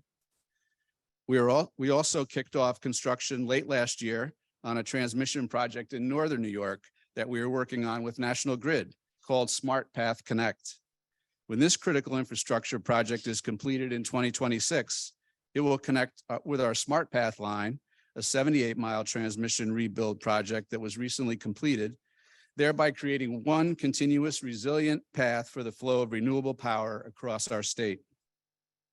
And last month, Governor Hochul announced that the Central East Energy Connect transmission project, which we are working on again in partnership with the private sector with LS Power, was 75% complete. This comprehensive upgrade of transmission lines is located between Marcy and New Scotland in one of the most heavily congested transmission corridors in the state. And when the project is complete, it will also support clean energy transmission across the state, and at the same time, lower costs to consumers by reducing transmission congestion charges. And we are currently studying additional potential transmission solutions, both upgrades and new lines, to lay the groundwork for the significant renewable generation build out to come. Fundamentally, this effort represents another significant component of the comprehensive effort to advance the goals of the state's Climate Leadership and Community Protection Act. Another major priority for NYPA is identifying additional sources of clean capacity and dispatchable zero-emission resources. This takes us to energy storage, a major component of all decarbonization strategies. In this regard, I'm proud to say that NYPA received recently the Innovation Icon Award from Cloud for Utilities for a first-of-its-kind battery storage system expected to serve as a model for commercial buildings looking for safer, lower-cost energy storage solutions. The pilot program spotlighted Cadenza Innovations supercell lithium-ion battery technology to showcase the role that energy storage can serve in enhancing demand management and grid flexibility while helping to advance New York State's nation-leading climate and clean energy goals. This pilot project, being tested at NYPA's corporate offices in White Plains, is breaking new ground in alternate lithium-ion battery technology and showing how energy storage can be deployed in densely populated urban areas. Our collaboration with Cadenza Innovation is demonstrating how energy storage can reduce peak electricity demands and decrease the production of greenhouse gases to enable more integration of renewable energy onto the electric grid. It also underscores our desire for NYPA to be an industry leader in the most significant new energy technologies. We are also finalizing construction on a large-scale 20-megawatt energy battery storage project in northern New York, one of the largest such initiatives in the state. The innovative facility near our FDR Power project in Messina will play a role in achieving New York's ambitious target to have 6 gigawatts of energy storage deployed by 2030. Being able to store this renewable energy will improve transmission of the state's electric power to downstate markets while promoting economic growth in upstate New York. The battery storage facility, which is located adjacent to an existing NYPA substation, will be the second of its kind in New York State. It includes a unique 1-hour lithium-ion battery system that will help the state meet its peak power needs by absorbing excess generation that can be discharged later based on the changing needs of the grid. Consequently, we have significantly advanced our ability to store energy for times of high demand and give our transmission system greater flexibility and resilience. And just recently, Governor Hochul announced Zinc 8 Energy Solutions USA, a leader in the long duration energy storage industry, will relocate its $68 million manufacturing facility and US headquarters to Kingston at the former Tech City IBM Ulster campus. Zinc 8 Energy Solutions develops innovative battery technology that uses zinc and air as fuel. It is committed to creating up to 500 jobs, complementing the state's national leadership in growing the green economy and spearheading efforts to reduce greenhouse gas emissions. The project will develop the technology and demonstrate a 900 kilowatt hour zinc air energy storage system of low cost, long duration storage. And the system will be demonstrated at the University of Buffalo. Similarly, last month, Governor Hochul announced the completion of the first solar plus storage project by a municipality on Long Island, now operating in the town of East Hampton. The rooftop array makes the Parks Department building at the Town Hall campus the first building in the town to achieve the goal of net zero carbon emissions from electricity generation. The project, developed with NYPA and the town of addresses the town of East Hampton's goal of community-wide renewable energy in all sectors by 2030. And the town is the first municipality on Long Island and an early leader statewide to commit to a solution that helps integrate solar into government operations and provides benefits to the local community. The 165 panel system is tied directly into the Parks Department building and will provide 90 megawatt hours of energy annually. And in the first year, it will offset nearly 110,000 pounds of carbon dioxide, which is the equivalent to the carbon dioxide emissions of more than 125,000 miles driven by an average passenger vehicle. The 75 kilowatt system will generate clean renewable power and charge a 137 kilowatt hour battery on site. And it is expected that 100% of the energy cost of the building will be offset with credits from the energy produced by the solar system, and any additional energy credits will be allocated to another building on the Town Hall campus. These are great examples of our commitment to decarbonize buildings across New York. Our electrification work for NYCHA, an important governmental customer of the power authorities, is another major focus of ours. And recently, Governor Hochul, New York City Mayor Adams, and the New York City Housing Authority and NYSERDA announced the Clean Heat for All Challenge with a planned $70 million initial investment. The effort will lead to the development and production of 30,000 new window-mounted heat pumps for units for use in New York City public housing facilities. And the announcement was an important milestone in the Clean Heat for All Challenge, an initiative to develop a new electrification product that can better serve the heating and cooling needs of existing multifamily buildings and hasten the transition to fossil-free heating sources. Still another example of NYPA's utilization of new technologies is our work with virtual power plants. These VPPs are distributed energy resources such as solar panels, EVs, and batteries that can be aggregated, providing a much needed flexibility to balance changes in the energy demand on short notice and produce excess energy for market uses. As announced by Governor Hochul in her 2022 State of the State address, NYPA is embarking on a cutting-edge VPP pilot program to design several virtual power plants. Our pilot programs with such agencies as the Office of General Services should help kickstart significant VPP deployment in New York State, thereby setting an example across the country. So as you can see, a cornerstone of our strategy is for the Power Authority to serve as a test bed of innovation. We want to be a catalyst for connected and integrative technologies. And we're doing this through strategic partnerships that are enabling us to research, develop, and implement emerging technologies that will transform the power grid. We want to deliver against the goals that have been established and maximize the benefits from bold new thinking. Every long-term decarbonization and electrification plan places a major emphasis also on electric vehicle usage, and that is an important thought that guides a lot of our planning at NYPA. With the transportation sector being responsible for nearly 30% of the greenhouse gas emissions in New York, with most coming from passenger cars, an aggressive plan that supports a cleaner mode of transportation has become a key element of our activity. New York owns now that more than 123,000 electric cars, and there are close to 90,000 public EV chargers statewide, with more than 1,100 fast chargers, and that number is growing every day. At the center of our effort is our Evolve New York network.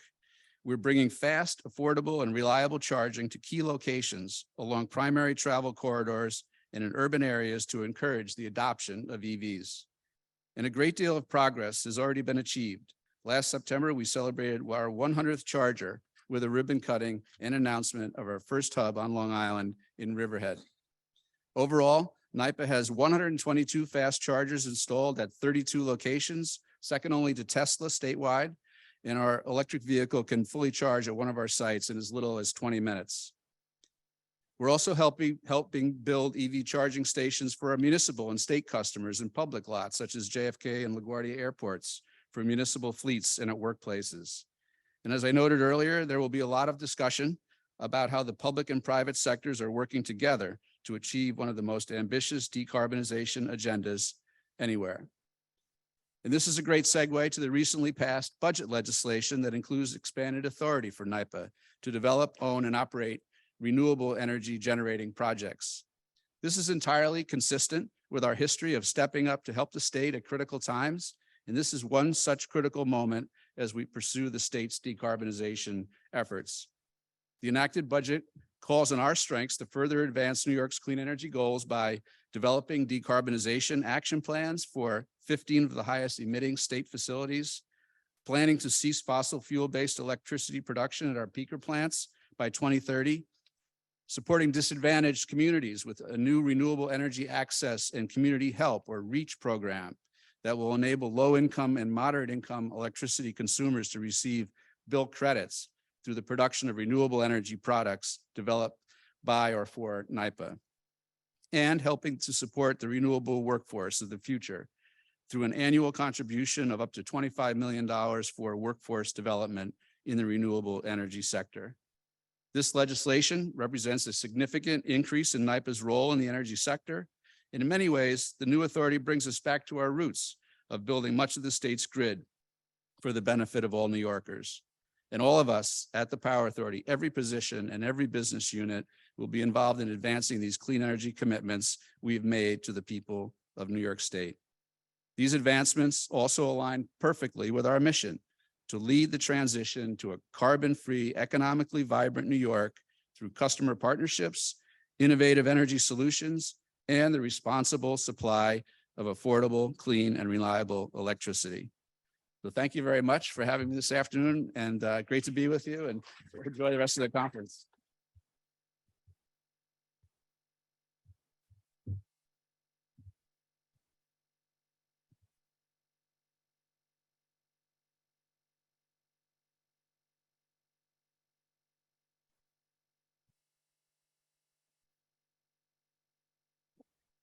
Thank you, Justin.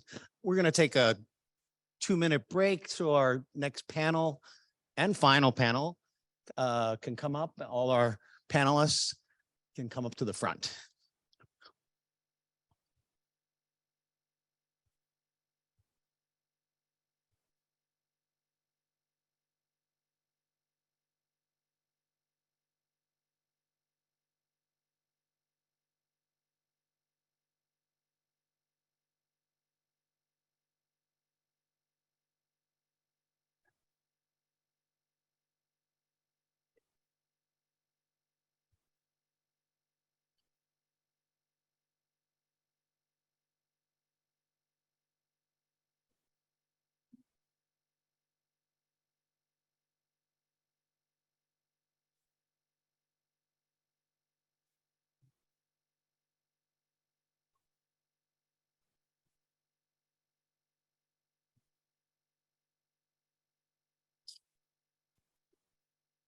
For me. Oh, for you. Yeah, I was trying to turn it off as well there, Gordon. I don't know how to. I guess you use all those now. Yeah. Don't turn on. Like moment. Thanks for telling me. Yeah, you use the mic. That's the hot mic. Well, it's up. Careful what you say. It's stuck on. So you make a quick exit. Might have to share. No problem.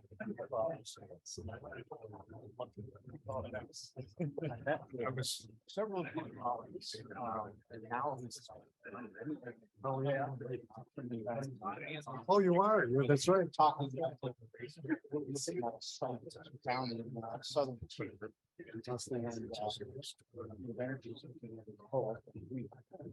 Okay. I was talking with the IPA.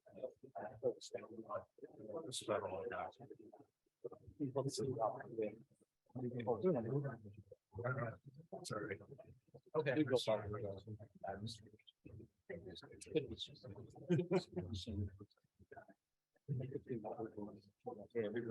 Where exactly was that? Was all set?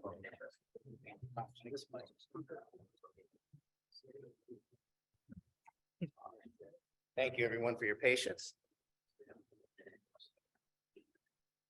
So our next panel and our final panel for the day is on reliability.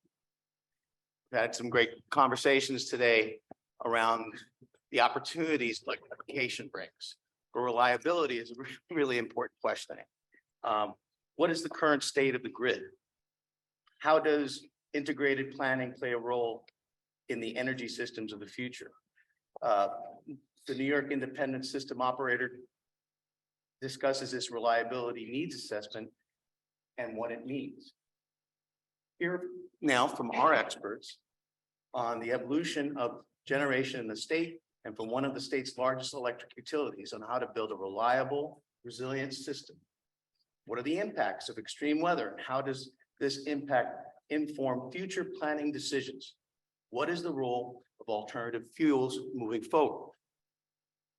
With that, I'm going to turn it over to my panelists. Beginning with I'd like to begin with Diane Berman. As a seasoned energy regulator on the New York State, first, I'm sorry, I'd like to have the panelists introduce themselves. My bad. Hi, I'm Diane Berman. I sat in the middle, so I'd go third, but we're good. Just kidding.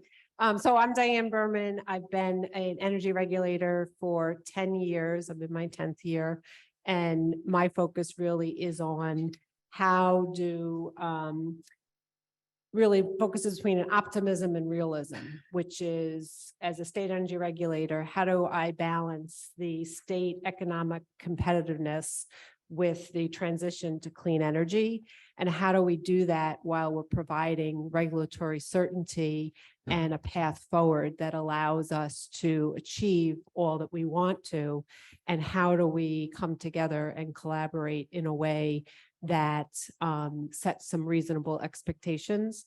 For those of you who don't know, I'm running in the New York City Marathon. I've never been a runner. In February, I couldn't run from here to the back of the room without passing out. On Sunday, I ran 7 miles. But what does that mean? Yesterday, I wouldn't have been able to run 7 miles. So my pace to be able to achieve my goal in November means that I had to run, I had to take a pause the day after for Monday. And then yesterday I ran 3 miles. And kind of looking at that, for me, it is about the path forward and sort of achieving and defining success. So pacing and then investment in what we're doing. And then looking at really striking the right balance so that we can get where we need to be. And I try to look at that and, assimilate that into how I operate as a regulator. Thank you. Continue to my left, Rich. Good afternoon, Rich Dewey, New York ISO. Thank you for having me. Thanks, Ralph. New York ISO, I kind of look at it as we have a lot of responsibilities and functions that we perform for New Yorkers and for the industry, but the three most important right out of the gate are reliability. the studies analysis and the information that we provide to ensure reliability, we view as being critical both to the economy and to the health and safety of New Yorkers. So it's top of mind every morning when I wake up. And it's something our organization is hyper focused on ensuring to the best that we can. Also, we administer the New York wholesale energy markets, and when you start thinking about affordability, we look at establishing a marketplace and a set of rules that is open, transparent, non-discriminatory, and ultimately provides the most cost-effective and efficient means to be able to meet the reliability needs in New York. So really important when you start thinking about the affordability of the system, including how it transitions over time. And third, something that we've attempted to expand and evolve in the last several years is really looking at our opportunity to use our platform and our expertise to provide better information to the industry. So when we start thinking about what the future is going to look like, there's a lot of different views, opinions, and scenarios of what the future might be. And we try to use our engineering studies, our economic studies to best inform in a way that's easily understandable, best inform policymakers, state agency heads, and the public at large. It's a long journey we're going to go through here. It's a complicated journey, and to the greatest extent that we can make that understandable so people can make good, sound decisions, I think I'm in a unique position, and we try to use that platform to make that as easy as possible. So thank you for having me. Good afternoon, everybody. My name's Gavin Donahue. I am the president of the Independent Power Producers of New York. I'm a member of the Climate Council. I represent in the area of 75% of New York's generating capacity. We are the leading clean energy generator association in the state of New York. We pay well over $1 billion in property taxes a year, employ about 15,000 people across the state. I'm pretty proud of the markets that we have in New York. I think Rich does a great job in establishing those rules. We support this clean energy transition. I think we have some of the cautionary tales that Commissioner Berman mentioned and the complexity issue that Rich Dewey mentioned. Over the last 25 years, we reduced NOx in New York State by 90%, SO2 by 88%, and carbon by 50%. What we really need to focus on is how do you deal with buildings and cars? And that's the real issue in my mind, on carbon reduction. But the transition is interesting, it's exciting. And I think IPNY and my membership are looking for true partnerships, whether it's a utility or the government or the ISO to help achieve these objectives. So thanks for the opportunity. Thank you. Good afternoon. My name is Anthony Pacenti. I'm the Oneida County Executive. I have been County Executive in Oneida County for the past 17 years. Currently the longest serving county executive in the state. I don't know if that's something that is exciting or not, but it has been an interesting time. I've been involved in a great deal of economic development initiatives in my county. Oneida County has about 240,000 residents, the home of Utica and Rome. We have embarked on a renaissance as of late with some major growth in our economy through companies such as Wolfspeed, Danfoss. The Oneida Indian Nation remains our largest employer. This is important to me as I serve for a time on the NYPA board and am concerned relative to overall economic development, housing, as other speakers have mentioned, and the effects of electrification and the proposed policies have on developing and expanding our footprint, our growth of industry, but specifically in housing, especially in an area in which the low income and poverty has a high rate in terms of how the cities and the towns can comply and really work towards the area of clean energy. So this is very important as a county executive and as someone from upstate New York. So thank you for having me. Hi, good afternoon. My name is Gordon Gray. I'm a Vice President of Development at Invenergy for transmission. And Invenergy is the nation's leading privately held developer of renewable energy projects, but we're increasingly focused on the development of the transmission solutions that are really needed to deliver that renewable energy where it's needed in order to reach the goals of this nation and of course the state of New York. And also while doing so, while upholding reliability standards, as this panel will get into today. At Invenergy, I'm actually fully focused on the Clean Path New York project, which is a public-private partnership with the New York Power Authority and Energy RE. It's one of the largest investments in clean energy infrastructure in the nation, and will deliver 7.9 terawatt hours of clean energy to Zone J every year, and will also reduce statewide emissions of CO2 by 22% per year. Good afternoon. My name is Chris Voll. I work for a company called Nature Energy. We're a Danish-based company, and some of the questions from earlier on RNG I will be able to answer and get into. I'm originally a New Yorker, grew up over in Tonawanda, New York, spent some time in Niskayuna, so very, very happy to be back here. Nature Energy transforms waste materials into energy, and primarily that is manure from animals and food waste and food production waste and other organic waste streams. It's interesting, you know, as I was getting ready for today, Denmark is obviously a much smaller country in terms of population. It's about 5.5 million people. You know, we know in New York we have almost 20 million here, but in terms of dairy cows, it's almost exactly the same, about 620,000 dairy cows here in New York, and that's the same number in Denmark. You know, in terms of one of the questions earlier about, you know, can this make a significant impact? We think it can, both from a climate perspective, as Tristan mentioned earlier, methane reductions, keeping the dairy industry, you know, keeping them with the right to operate with a lot of increasing pressures. And we're looking to invest about 3 billion of that 100 billion. I know I'm mixing apples and oranges, but the person mentioned earlier, $100 billion investment. We're ready and prepared to do that, and we're just looking for partners. And we think there's a real bright prospect here in New York to make that investment.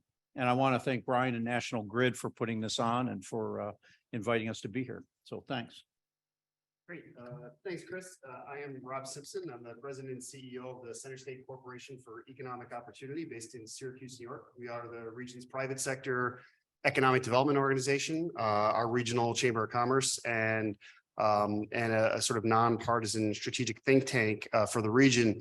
I think I bring a perspective to this discussion that is really rooted in the challenges that upstate New York has experienced over my entire lifetime, and certainly had the privilege to work with the county executive of Oneida County for quite a long time. And I think the reality is that much of upstate has suffered from economic decline, which has put economic development and job creation front and center for leaders in our communities as we've tried to drive our agenda.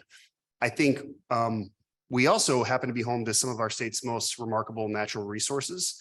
And so I think you will find, certainly from our organization, a very pragmatic approach as it relates to the importance of climate sustainability initiatives, the importance of moving towards some of our state's ambitious goals.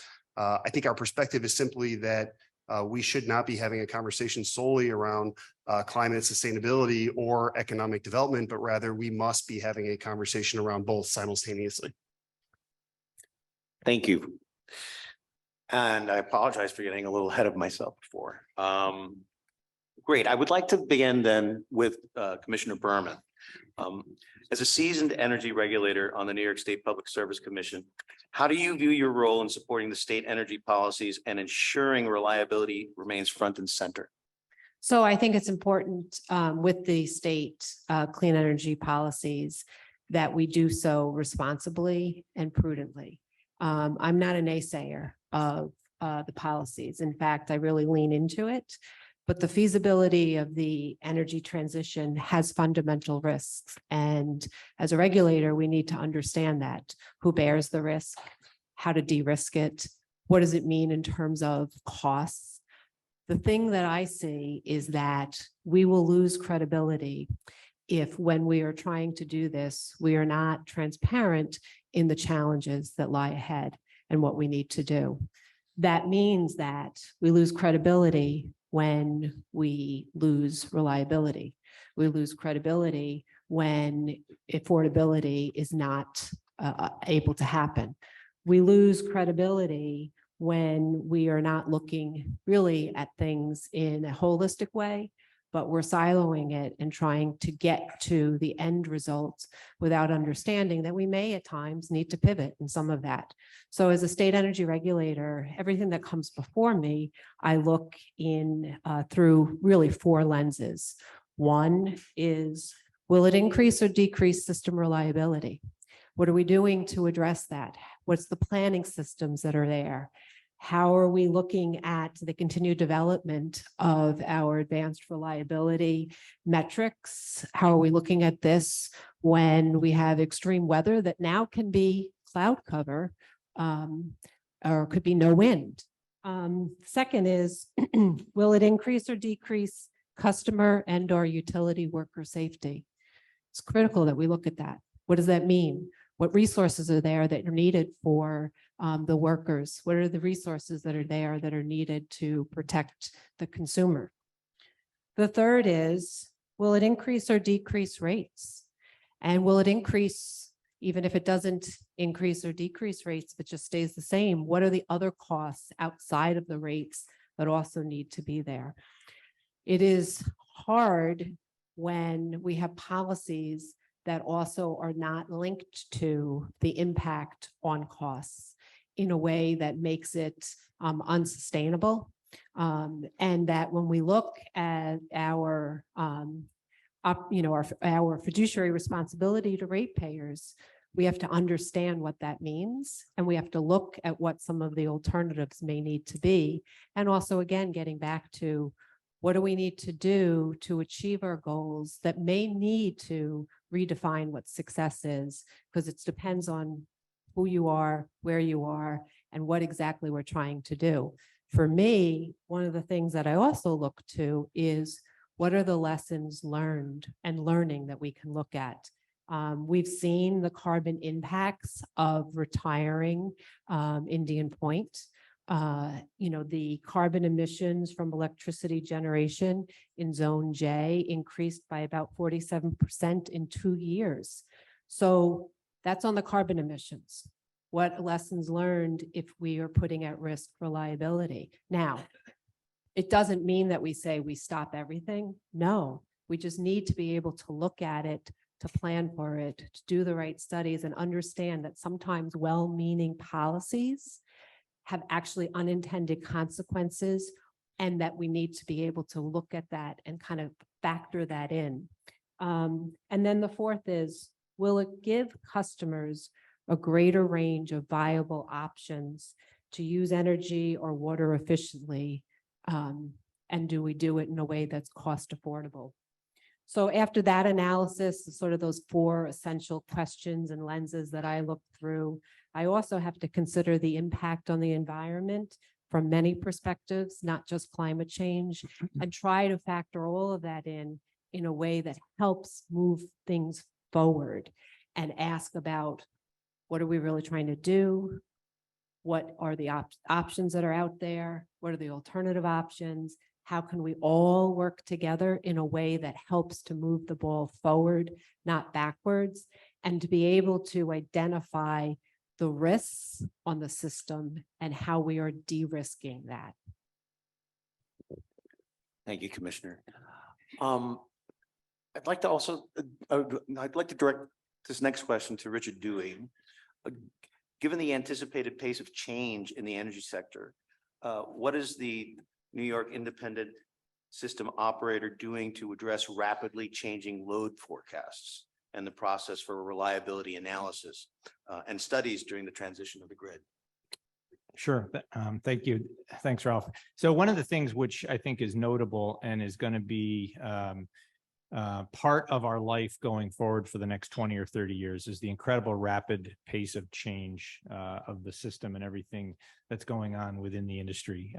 I can remember a time not too long ago when from year to year, this year's load looked like last year's load, looked like next year's load. Last time before Justin finished the project that he was talking about for new transmission in New York State, the last full brand new transmission project was more than 30 years ago. I was in 8th grade. And now we're on the cusp of completing another one in the Hudson Valley, and we're getting ready to award a third one down on Long Island, which will enable a delivery of more offshore wind. The pace of introduction of new supply and the pace of retirements of the exiting fleet is changing ridiculously fast. We used to do a load forecast once a year, and we did a reliability needs assessment every 2 years that looked out 10 years. So that was static enough to be able to capture where we thought the reliability needs were going to be and gave us plenty of time to take action, either to build new transmission or to seek market solutions for new supply. The pace of change right now is such that we do those reliability studies every 3 months. The system is changing that fast that every 3 months we need to be able to doing the analysis to identify whether we're going to have a reliability need in the next 5 years. And that's really important because sometimes it takes 2 or 3 years to come up with a solution when you find one of those needs. And with New York State having the most stringent reliability criteria in the nation, and it should, with a city as important as New York City and an economy as important as New York's economy, the necessity of doing that analysis and being able to act fast and responsive is absolutely critical. The load forecast is also a dramatic change. I'm really excited to hear about a lot of the new economic development projects that we're seeing in the upstate region. And they're really good for jobs and they're great for the economy, but they also are bringing a lot of load and consumption onto the system that we've got to figure out how to interconnect, how to accommodate, and how to make sure that we've got adequate supply to be able to meet that. That's changing pretty fast as well.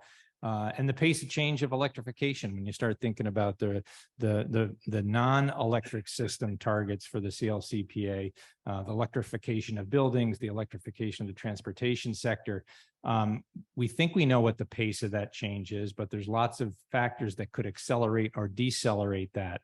And keeping a very close eye on that pace of change and being able to react quickly and responsibly is a big part of our responsibility, and making sure that we've got the right kind of plans in place to make sure that we can maintain reliability. So it's really about the pace of change. It's about speed.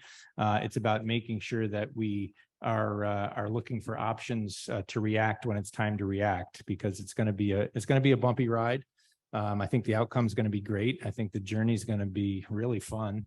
But it's going to be something that it's going to require constant attention. And that's something we're committed to at the ISO. With that, I'd like to then ask Gavin Donahue, what's one thing that New York could do that would make the possibility of meeting these ambitious goals more likely? Thank you, Ralph, for the question. I'm just going to build on something Justin said, something I don't think gets covered enough, but the state deserves credit for this. To decarbonize state buildings, I think in many ways we should show leadership, and the state should show leadership in cleaning up their own house so that we can learn in the private sector about how to do that. I think that's an exciting outcome in the budget and something that we should follow closely, because lessons learned get to Commissioner Berman's point about unintended consequences. So I think decarbonization of state buildings is important. What I'd like to say is, today we have 37 gigawatts on the system in electricity. By 2040, according to Rich's staff study, we need 111 gigawatts. Just keep in mind, 1 gigawatt is 750,000 homes. We got to build a lot of stuff. And I don't know if this is more personal than professional, but I've been talking about this since 2019 as a member of the Climate Council. We got to stop talking about it and start doing some stuff. The PSC having a proceeding about determining what zero emission resource is going to replace gas, to me, is the most important thing in my world. I don't know if you know it today, but 80 to 82% of today's electricity generated in New York City is on oil and gas. Some people may not like that, but that's a fact.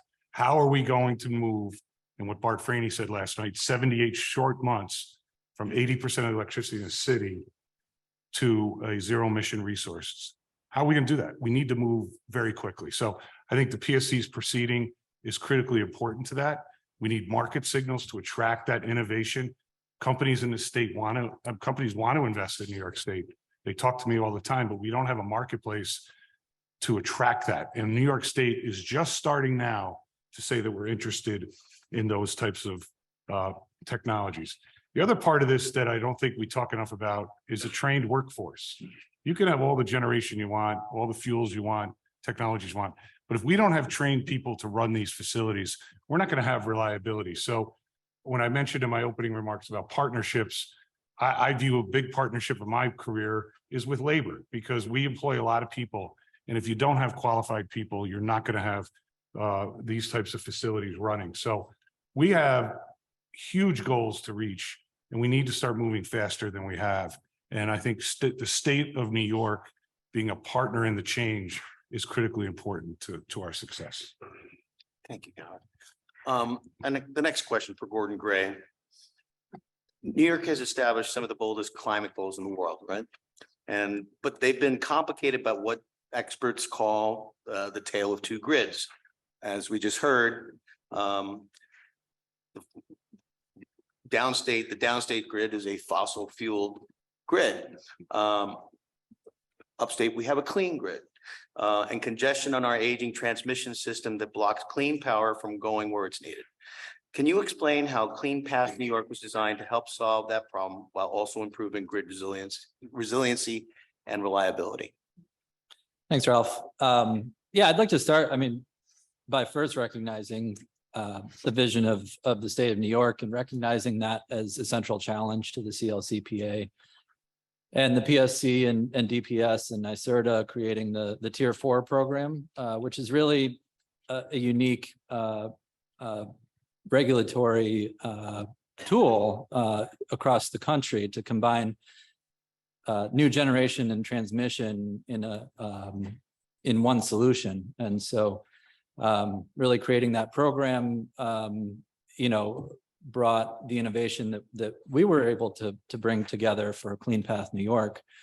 And really, as I think about how it supports system reliability, you can look at the generation and transmission components that comprise the Clean Path project, and designing the generation portfolio that powers the project. We included over 20 wind and solar projects that are spread across all of the upstate regions of New York to diversify the generation profiles, both from a technology and a location perspective. So really leveraging all we could from those renewable resources, including working with normally competitors. So we've signed, we have 5 other developers who are have projects that are in the portfolio that would power the Clean Path New York project. And then in addition to that, partnering with NYPA, they brought the Blenheim Gilboa pump storage facility to the mix, and that is an existing pumped hydro storage facility that has been around since the 70s. 12 hours of storage, 1,100 megawatts of capacity. So when our renewable portfolio is generating more than can fit on the transmission line, we can store additional renewable energy in that pump storage facility. And then when the sun isn't shining or wind isn't blowing, we can release that stored energy and continue to power the line. So we've really leveraged everything we can in the state's resources to be able to maximize the generation portfolio and get to a capacity factor of 70%, which is remarkable for totally renewable a portfolio.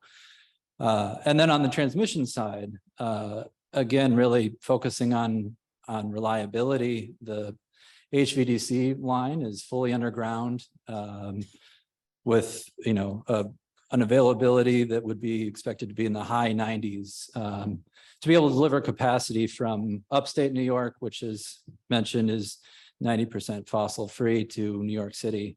So even when the generation portfolio is not producing, that line is still available and can move other sources of clean power from upstate to New York City. And as the line is being designed, the market for it is being designed by the NYISO. It is a unique asset to have an HVDC line contained within one ISO area. There are a couple in the country, but this will be probably the largest. And the NYISO will be able to determine the dispatch of the facility to meet reliability needs above all, but of course, deliver clean energy to downstate New York as well. Thank you. This is for Oneida County Executive Anthony Picente. As we continue to create affordable and new housing options that are key to all aspects of economic development, how does the focus and mandate on the electrification of new construction affect county or community's ability to accomplish housing and development goals? Well, thank you. Coming from a little different perspective, because the experts on energy and other aspects here, as a local leader and county executive in that regard, I can stand up here and talk about mandates from the state government all day long, right? And people have heard that. In this case, though, when you're dealing with a local government and an upstate New York economy that, as Rob Simpson has alluded to with me, has had its struggles and is seeing the rebound of redevelopment. We're still dealing with an old housing stock. We're still dealing with an elderly population. We're still dealing with, a poorer population in certain areas.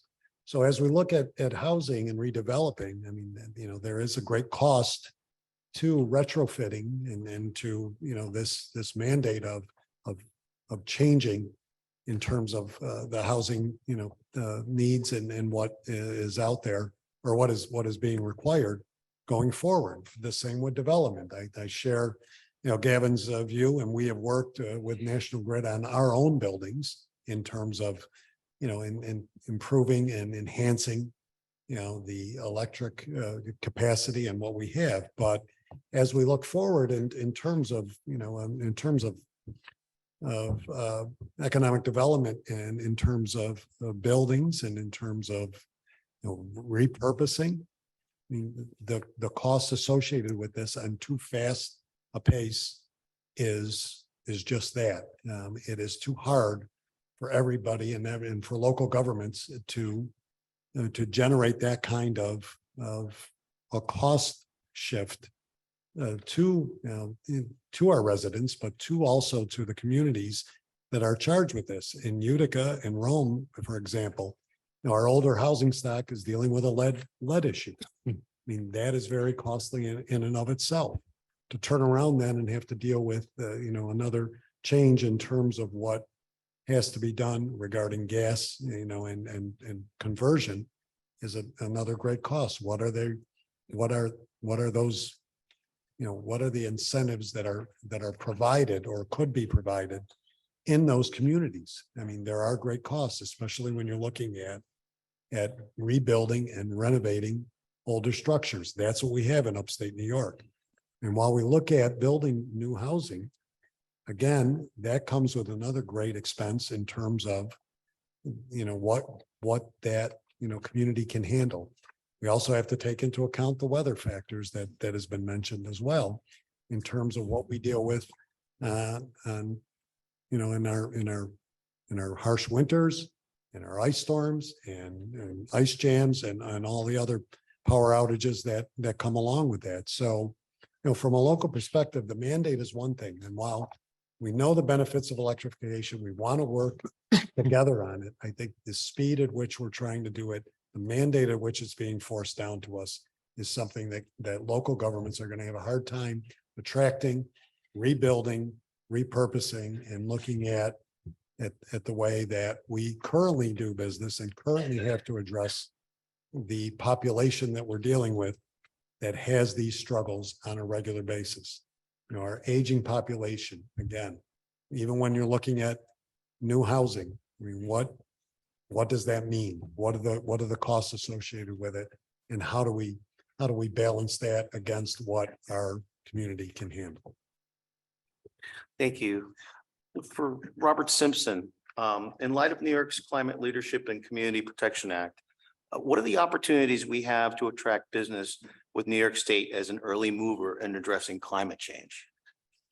Thank you. Thank you, Ralph. I think, listen, let me just share one example. I think that New York State's leadership on issues of climate and sustainability is one of the reasons why our state and our region was successful in attracting Micron, right? The largest economic development project in the history of the United States is in upstate New York now, in part because of the fact that the day they plug in at the White Pine site in Clay, they are benefiting from the cleanest power grid in the nation.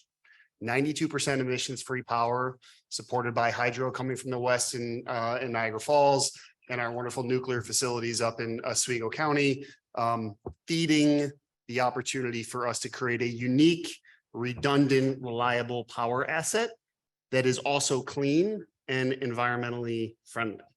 Now, that's just one example, but it's a very big example. I think it's a very important example. And I think we are seeing more and more companies, more and more boardrooms that are paying attention to the impacts of climate change.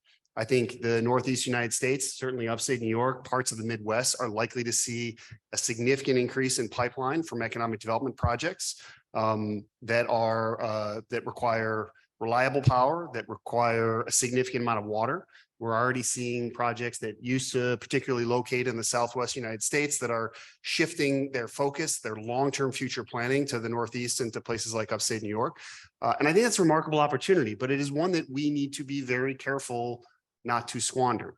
You know, as I started this conversation introducing myself, upstate New York needs jobs and has needed jobs for a long time. And the reality is that those two things, jobs and sustainability, do not need to live in conflict with one another. In fact, we're confident that they can live together. But I think that requires thoughtful planning, thoughtful implementation of some of the goals that we are talking about. And it requires a focus on both reliability and redundancy. I just want to point out one thing that was said, that, you know, the idea that we need to get clean power where it is needed. I just want to push back slightly. Clean power is needed in upstate New York too. Without clean power in upstate New York, we don't land Micron and we don't get upwards of potentially 50,000 jobs. So I am all for increasing distribution opportunities. What I don't want to see, I want to make sure that that happens simultaneously to creating new clean generation opportunities also. And we have many communities in upstate New York that would welcome opportunities to bring new clean power assets online simultaneously so that we can support the needs of our upstate community and also support the critical needs of our partners downstate as well. Those two things also do not need to live in conflict. And I just want to make sure to emphasize that point. And now a question for Chris Bull. Denmark has moved ever closer to a green sustainable energy future through development of primarily wind and biogas assets. How can you see this being replicated in New York to help the state meet its long-term renewable energy and climate goals? Yeah, thanks, Ralph. I mentioned some similarities between New York and Denmark earlier, and one I didn't mention, they have a similar climate law, looking at 70% reduction in greenhouse gases by 2030. Denmark is, as Ralph mentioned in the question, is very well known for green electricity production. Currently, about 50% of electricity in Denmark is supplied by wind and solar. However, what might be interesting for you to hear is that about 2/3 of the overall renewable energy in the country actually comes from bioenergy.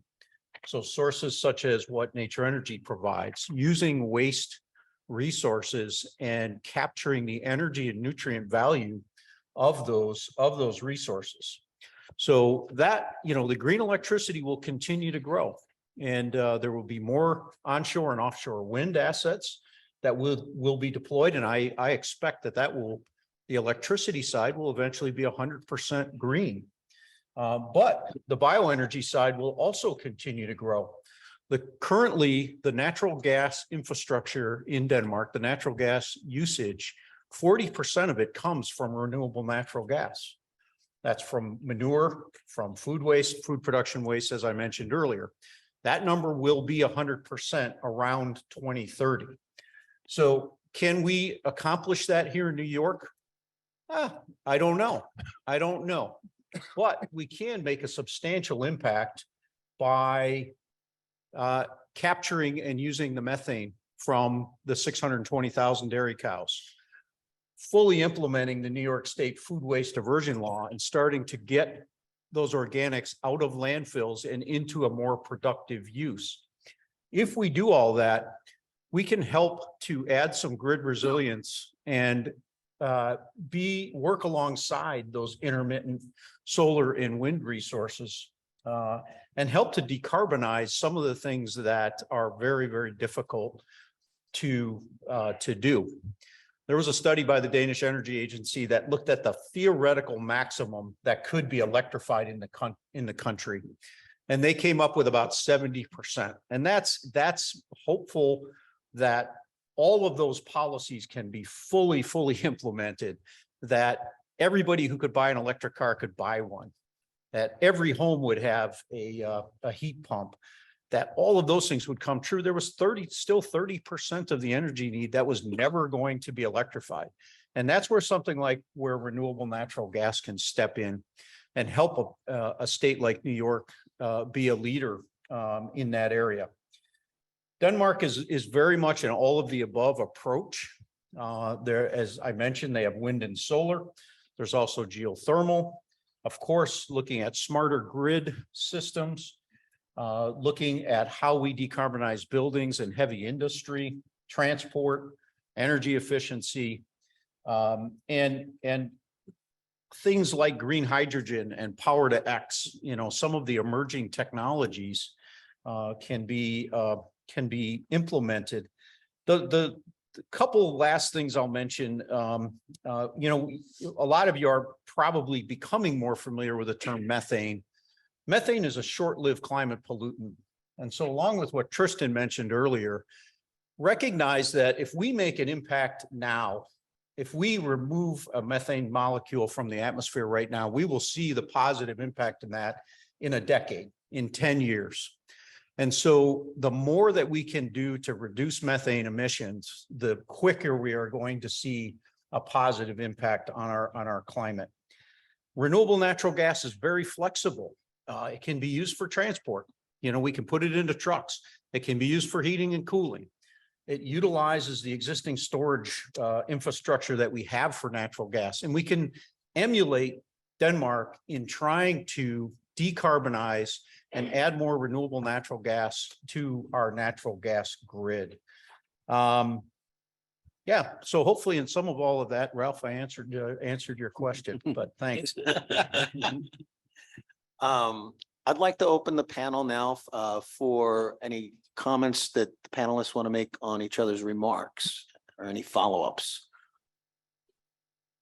I can make just a quick one. You know, Robert, I think we're in vehement agreement. You know, adding clean energy upstate is absolutely, well, that's where all of the generation for Clean Path is located. And, you know, through everything we're doing, want to maintain that, you know,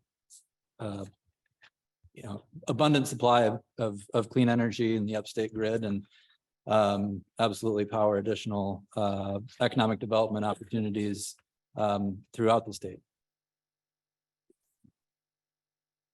I would also, I'd like to, you know, go back on Rob's statement because of upstate New York and the need for jobs and the need for growth. And we've been, you know, we've been on the same page and worked together, you know, as the upstate economy does.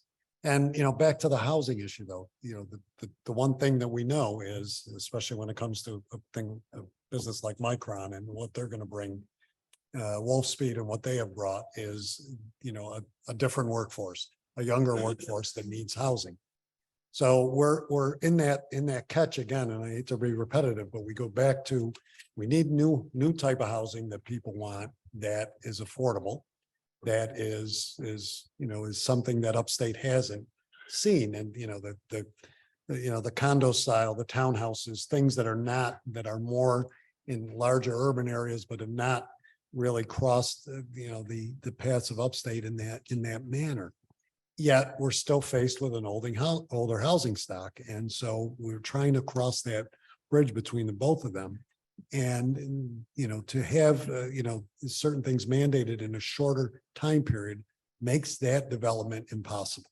It just makes it too hard on local communities to be able to afford to help provide the assistance, the growth, the process in which, those two can come together.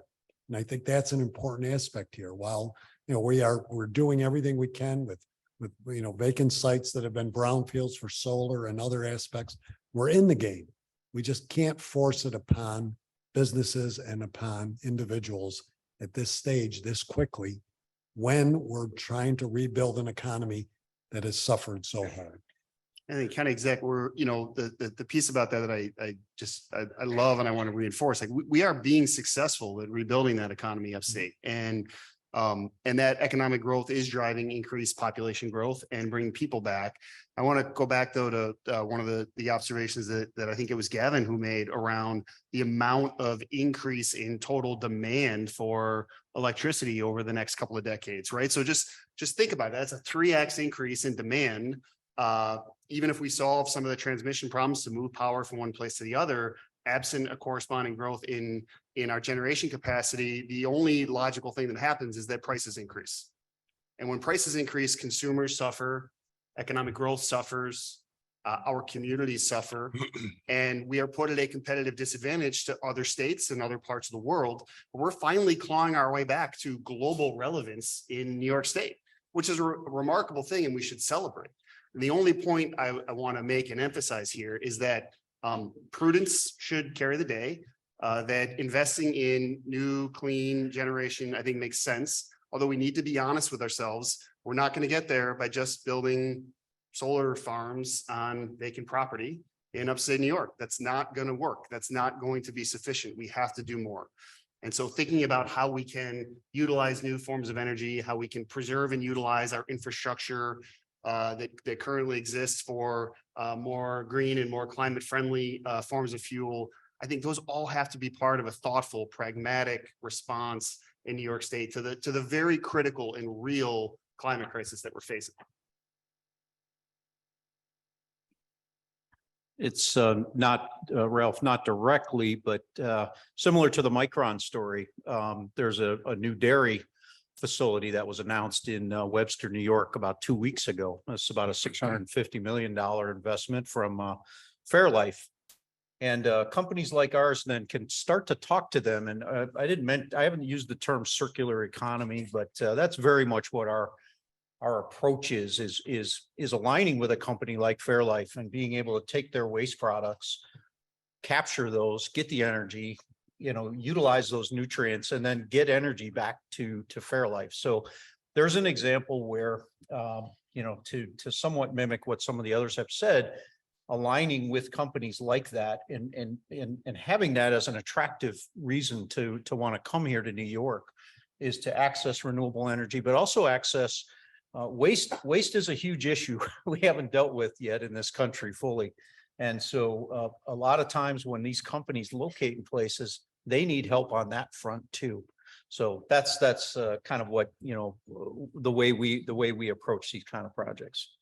And another quick comment, we were lucky enough a month, I guess, was it a month ago, Gavin, to come up and participate in IPNI's Clean Energy Conference, and had a lot of good discussions there with some of Gavin's members about how renewable natural gas can interface with how they're looking at their future, the future of electricity production in New York State, and how we might be able to work together on that. Thank you. Any additional comments from the rest of our panelists? Okay. We have some questions that we've been given by the audience and some time left. So this first question, some legislators have said of late that combustion has no place in a net zero future. Is that realistic? Can't combustion be decarbonized?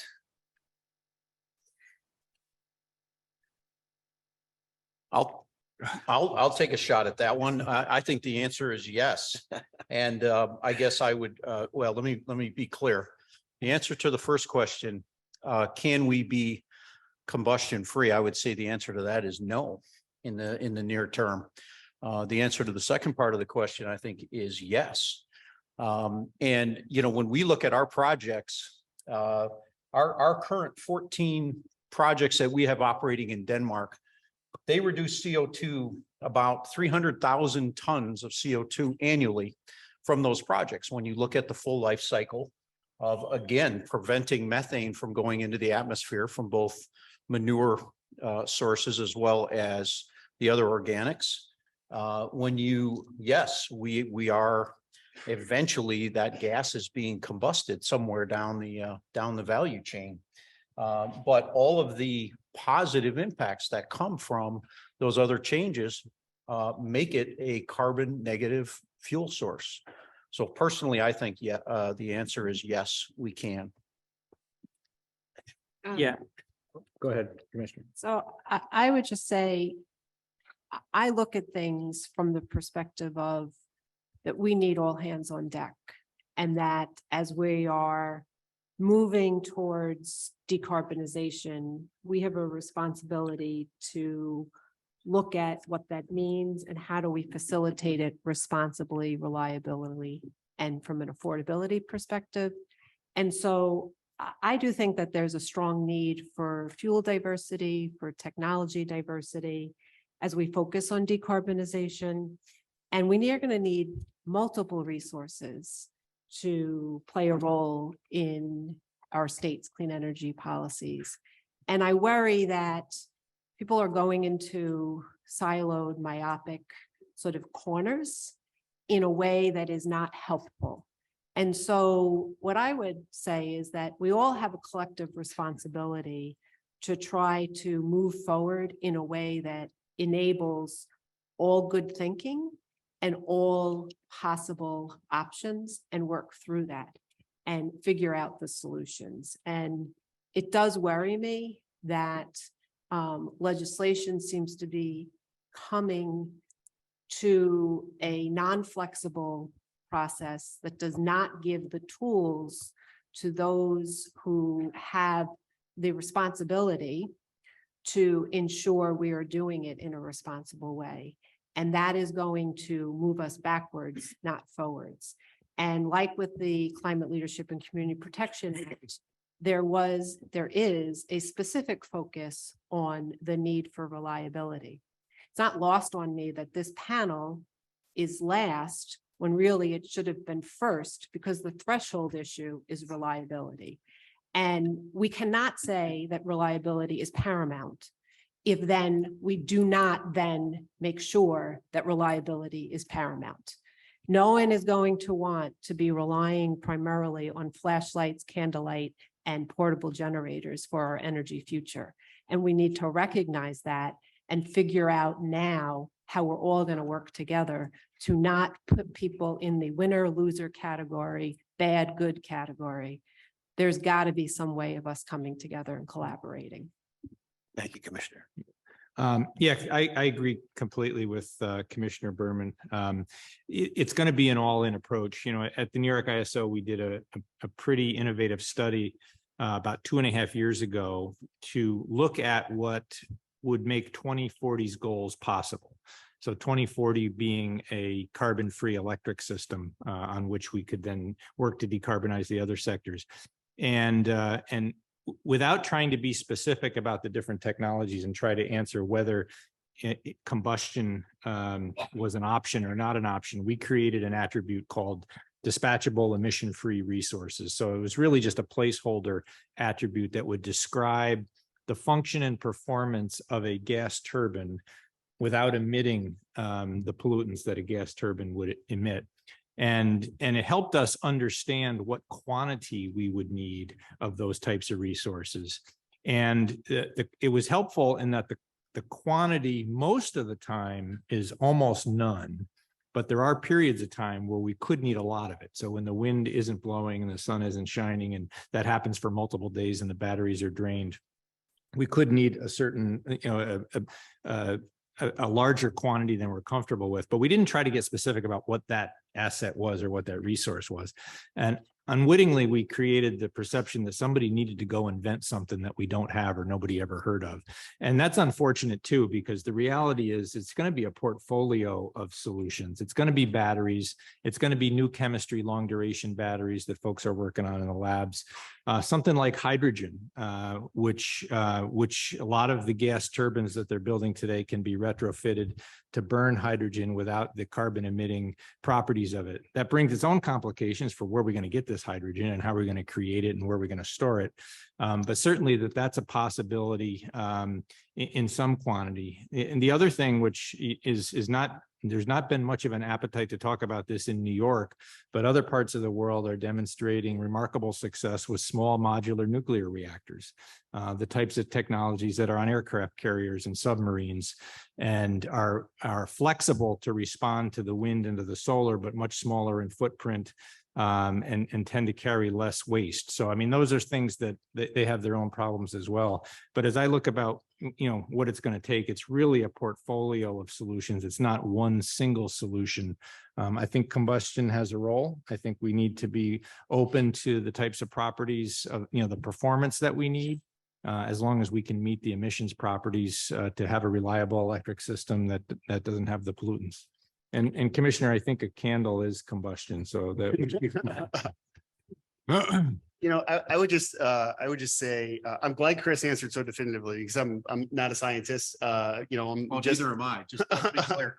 But, listen, at the end of the day, I have great faith in our ability as a society to innovate along with the challenges that we're facing. And, if any of us had been told 30 years ago we'd be flying like remotely piloted helicopters on the surface of Mars, we probably would have thought they were crazy. But like, we found a way to do the things that are necessary as a society to move past these fundamental challenges that we have. And I think, I really appreciate the commissioner's comment around reliability being this necessary to be this gating standard, reliability and redundancy. And we should not turn our back on the infrastructure that we have that could be put to use as new innovations and new fuels and decarbonized fuels come online. The ability to have a reliable grid, the ability to provide employers and individuals and those who live in our communities with not just reliability, but with redundant options for power, is something that has the potential to be a competitive advantage for New York State and to differentiate ourselves, in the national economy. And I think that's something that I think hopefully most of us on this panel is a goal that we all share. Gavin? Just real quickly, I agree with a lot of the sentiments up here, particularly Commissioner Berman's about reliability, because if we get this wrong, no governor is going to shut the lights off. All right. We're going to end up importing more fossil fuels from New Jersey, from Pennsylvania, from other parts of the Northeast to keep the lights on. And what are we going to get? We're going to get more carbon emissions. So to build upon India Point closing and carbon increasing, we can't get this wrong. We have to get it right. And the reality is, if we're about reducing carbon, let's start looking inside our state about how to make New York State more attractive. One of the reasons that I didn't support the scoping plan is the regional differences in New York State.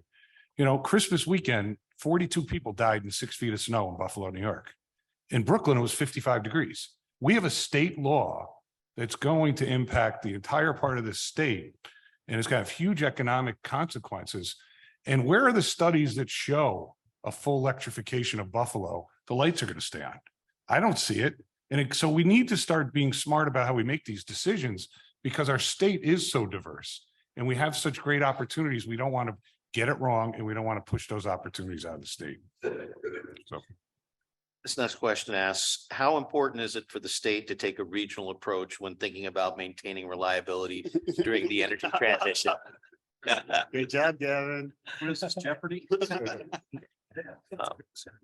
Let me take a shot at that because I'm gonna think bigger region, like the entire Northeast. So one of the really important elements of our success plan for the CLCPA is offshore wind, right? And offshore wind is there's a lot of competition for those lease fields amongst other states. New Jersey's got some aggressive goals. Massachusetts got some aggressive goals.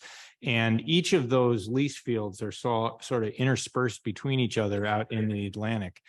We do need to build a transmission network that will go out to those areas and get that power back into New York State. It's an important part of the safe delivery of that power in New York State. There's a limited number of interconnection points onshore in New York.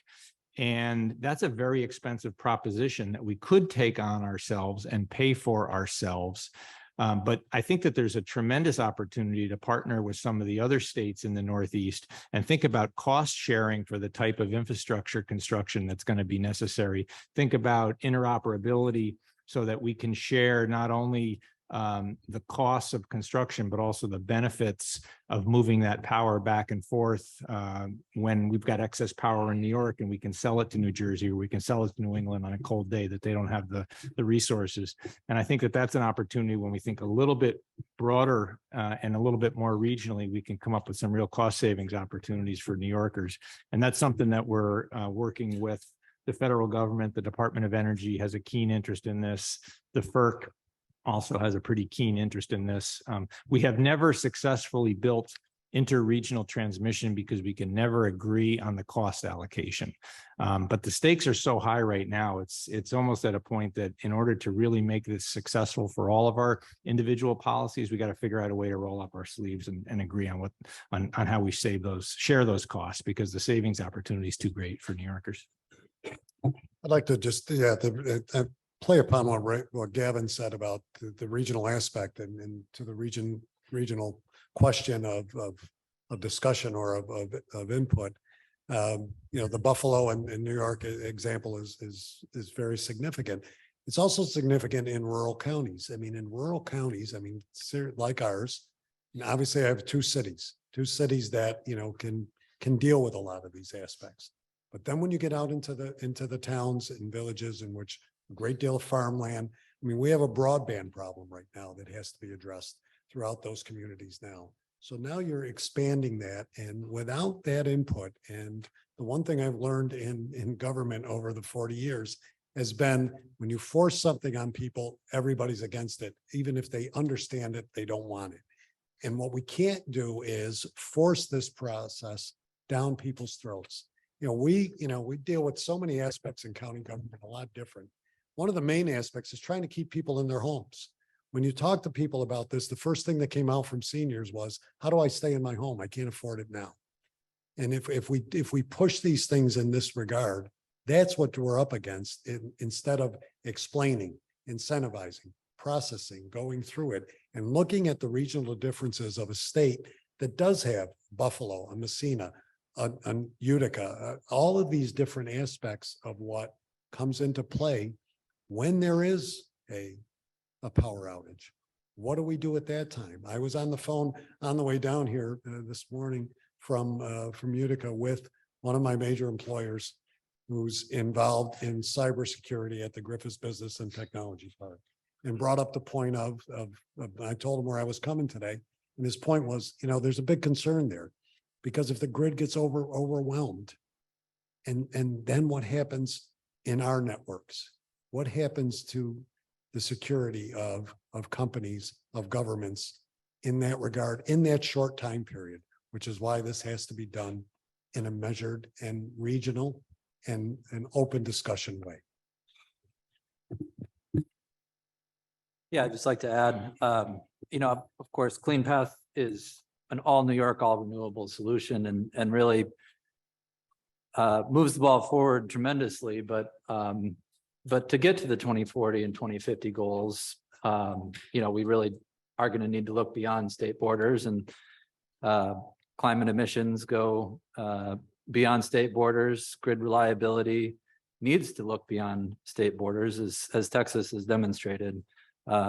There's, federal proposals for requirement for a 30% delivery between ISOs, which would, really go a long way to help to facilitate the interregional planning, increasing reliability across regions and looking at how Europe has approached offshore wind is interregional certainly in attracting projects. And so, long term, that needs to be part of the solution. This question asks, now that we know that this is going to be a very expensive endeavor, can we talk about a real all of the above policy?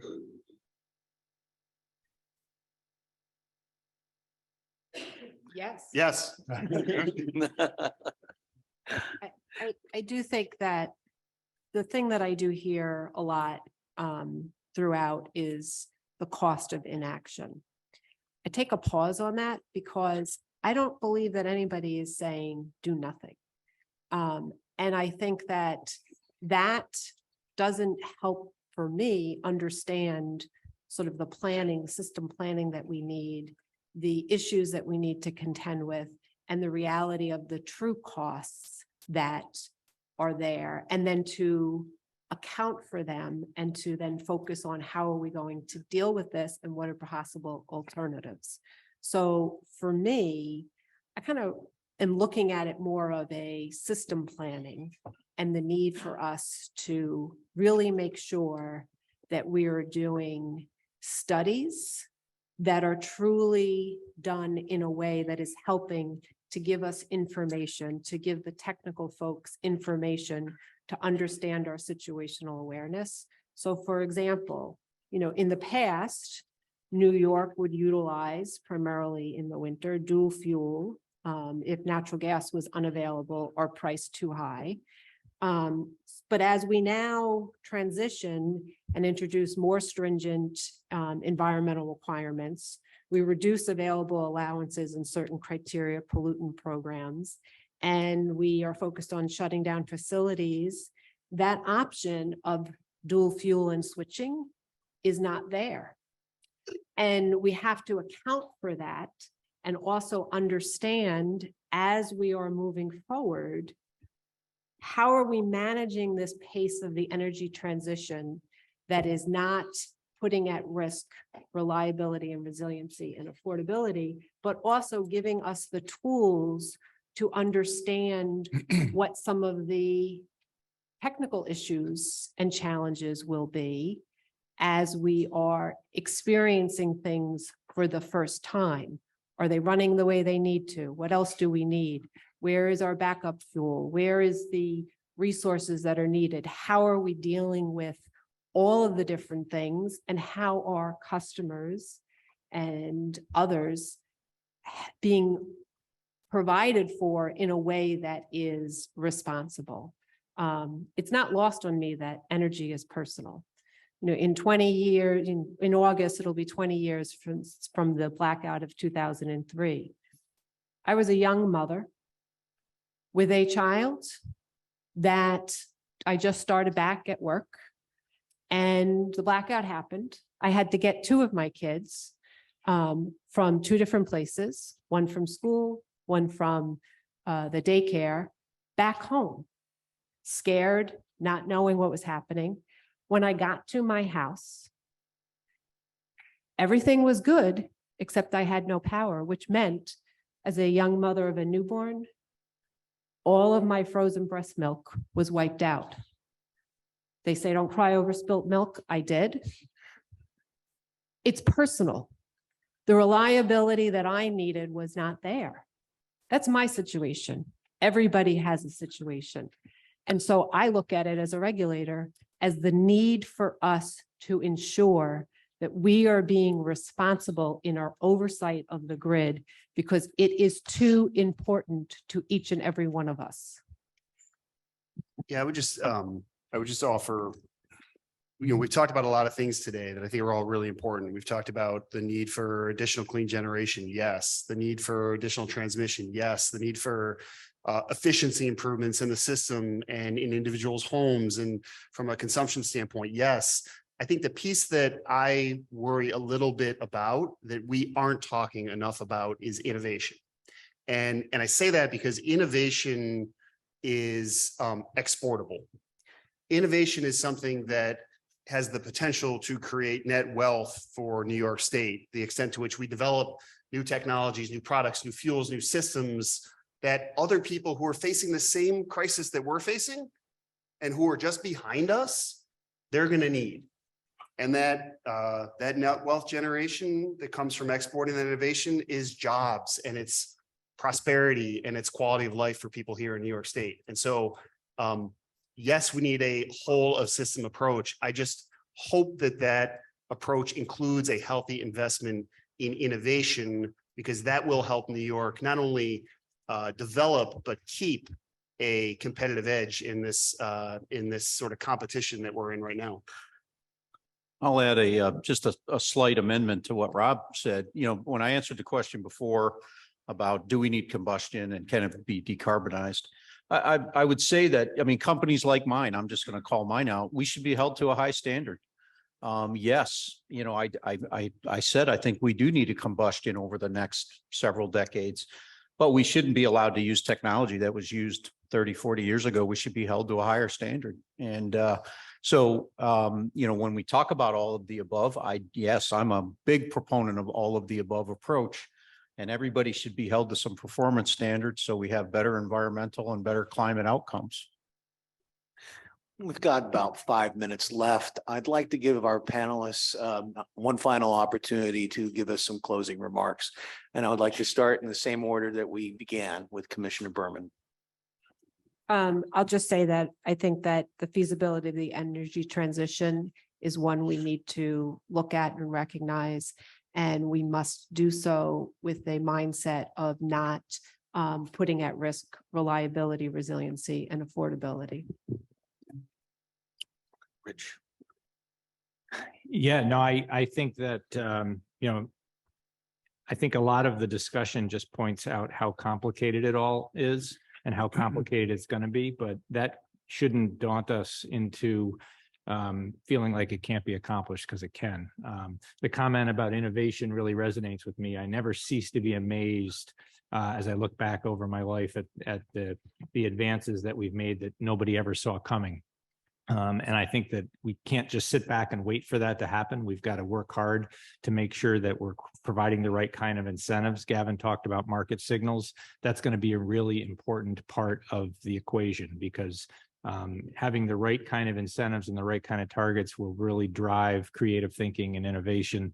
And that's something that we're all going to need.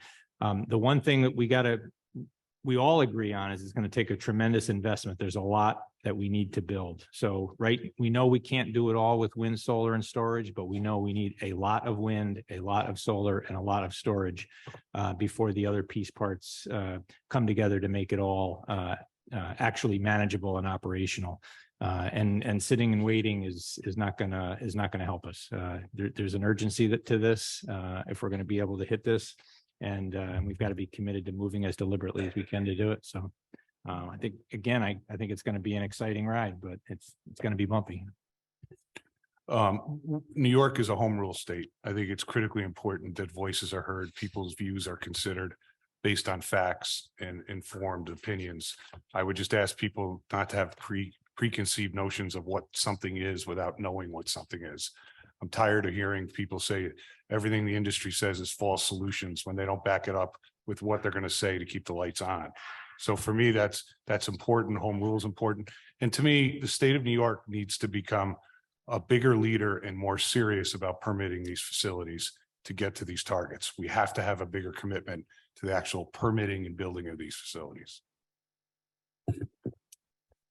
I want to thank City and State for allowing me this opportunity, and to my fellow panelists for their insights, which has been tremendous. I'll go on what Gavin said about home rule. Obviously, as an elected official in upstate, I look at that as an important aspect of how we operate and how we run and work and lead our communities. And I sounded like we're against any of this. We're not. We're all in this and want to make it a cleaner, safer, better environment all across New York State, but it does have to be done collaboratively, and it has to be done with more discussion and not hard set deadlines of years ahead without input, without discussion, without examples, without talking to people, local governments, and they can say this, and I know there's colleagues in the audience, Senator Valesky, who know this,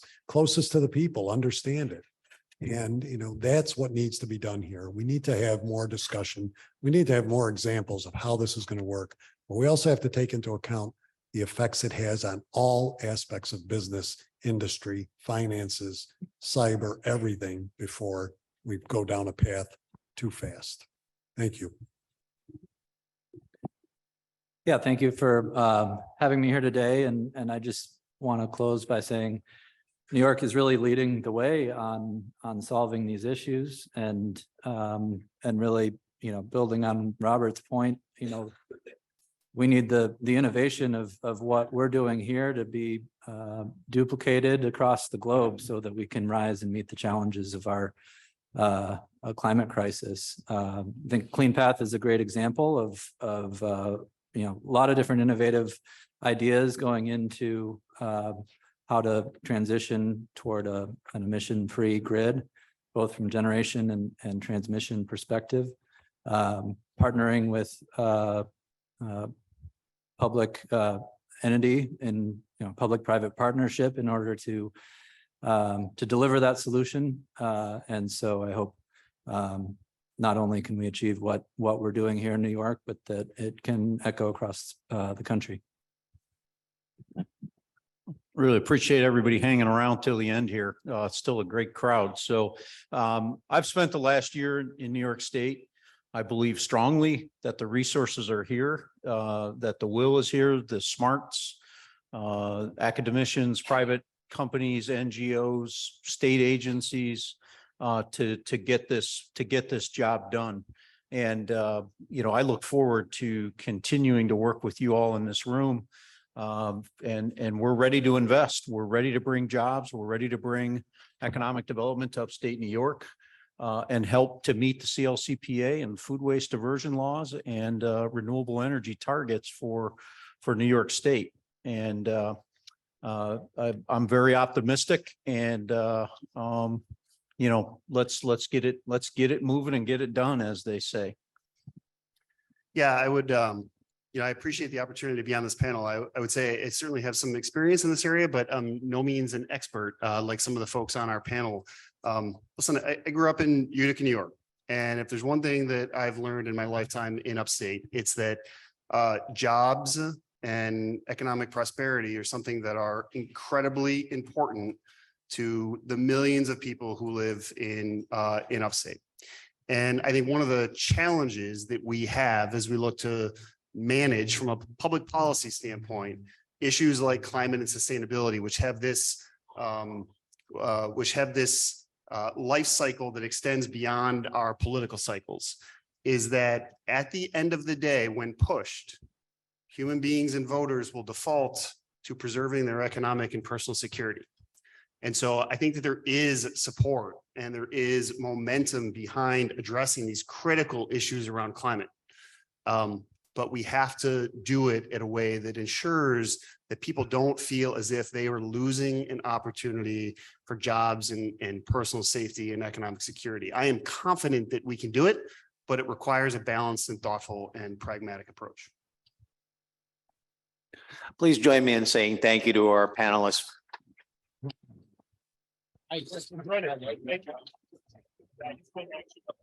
Very nice.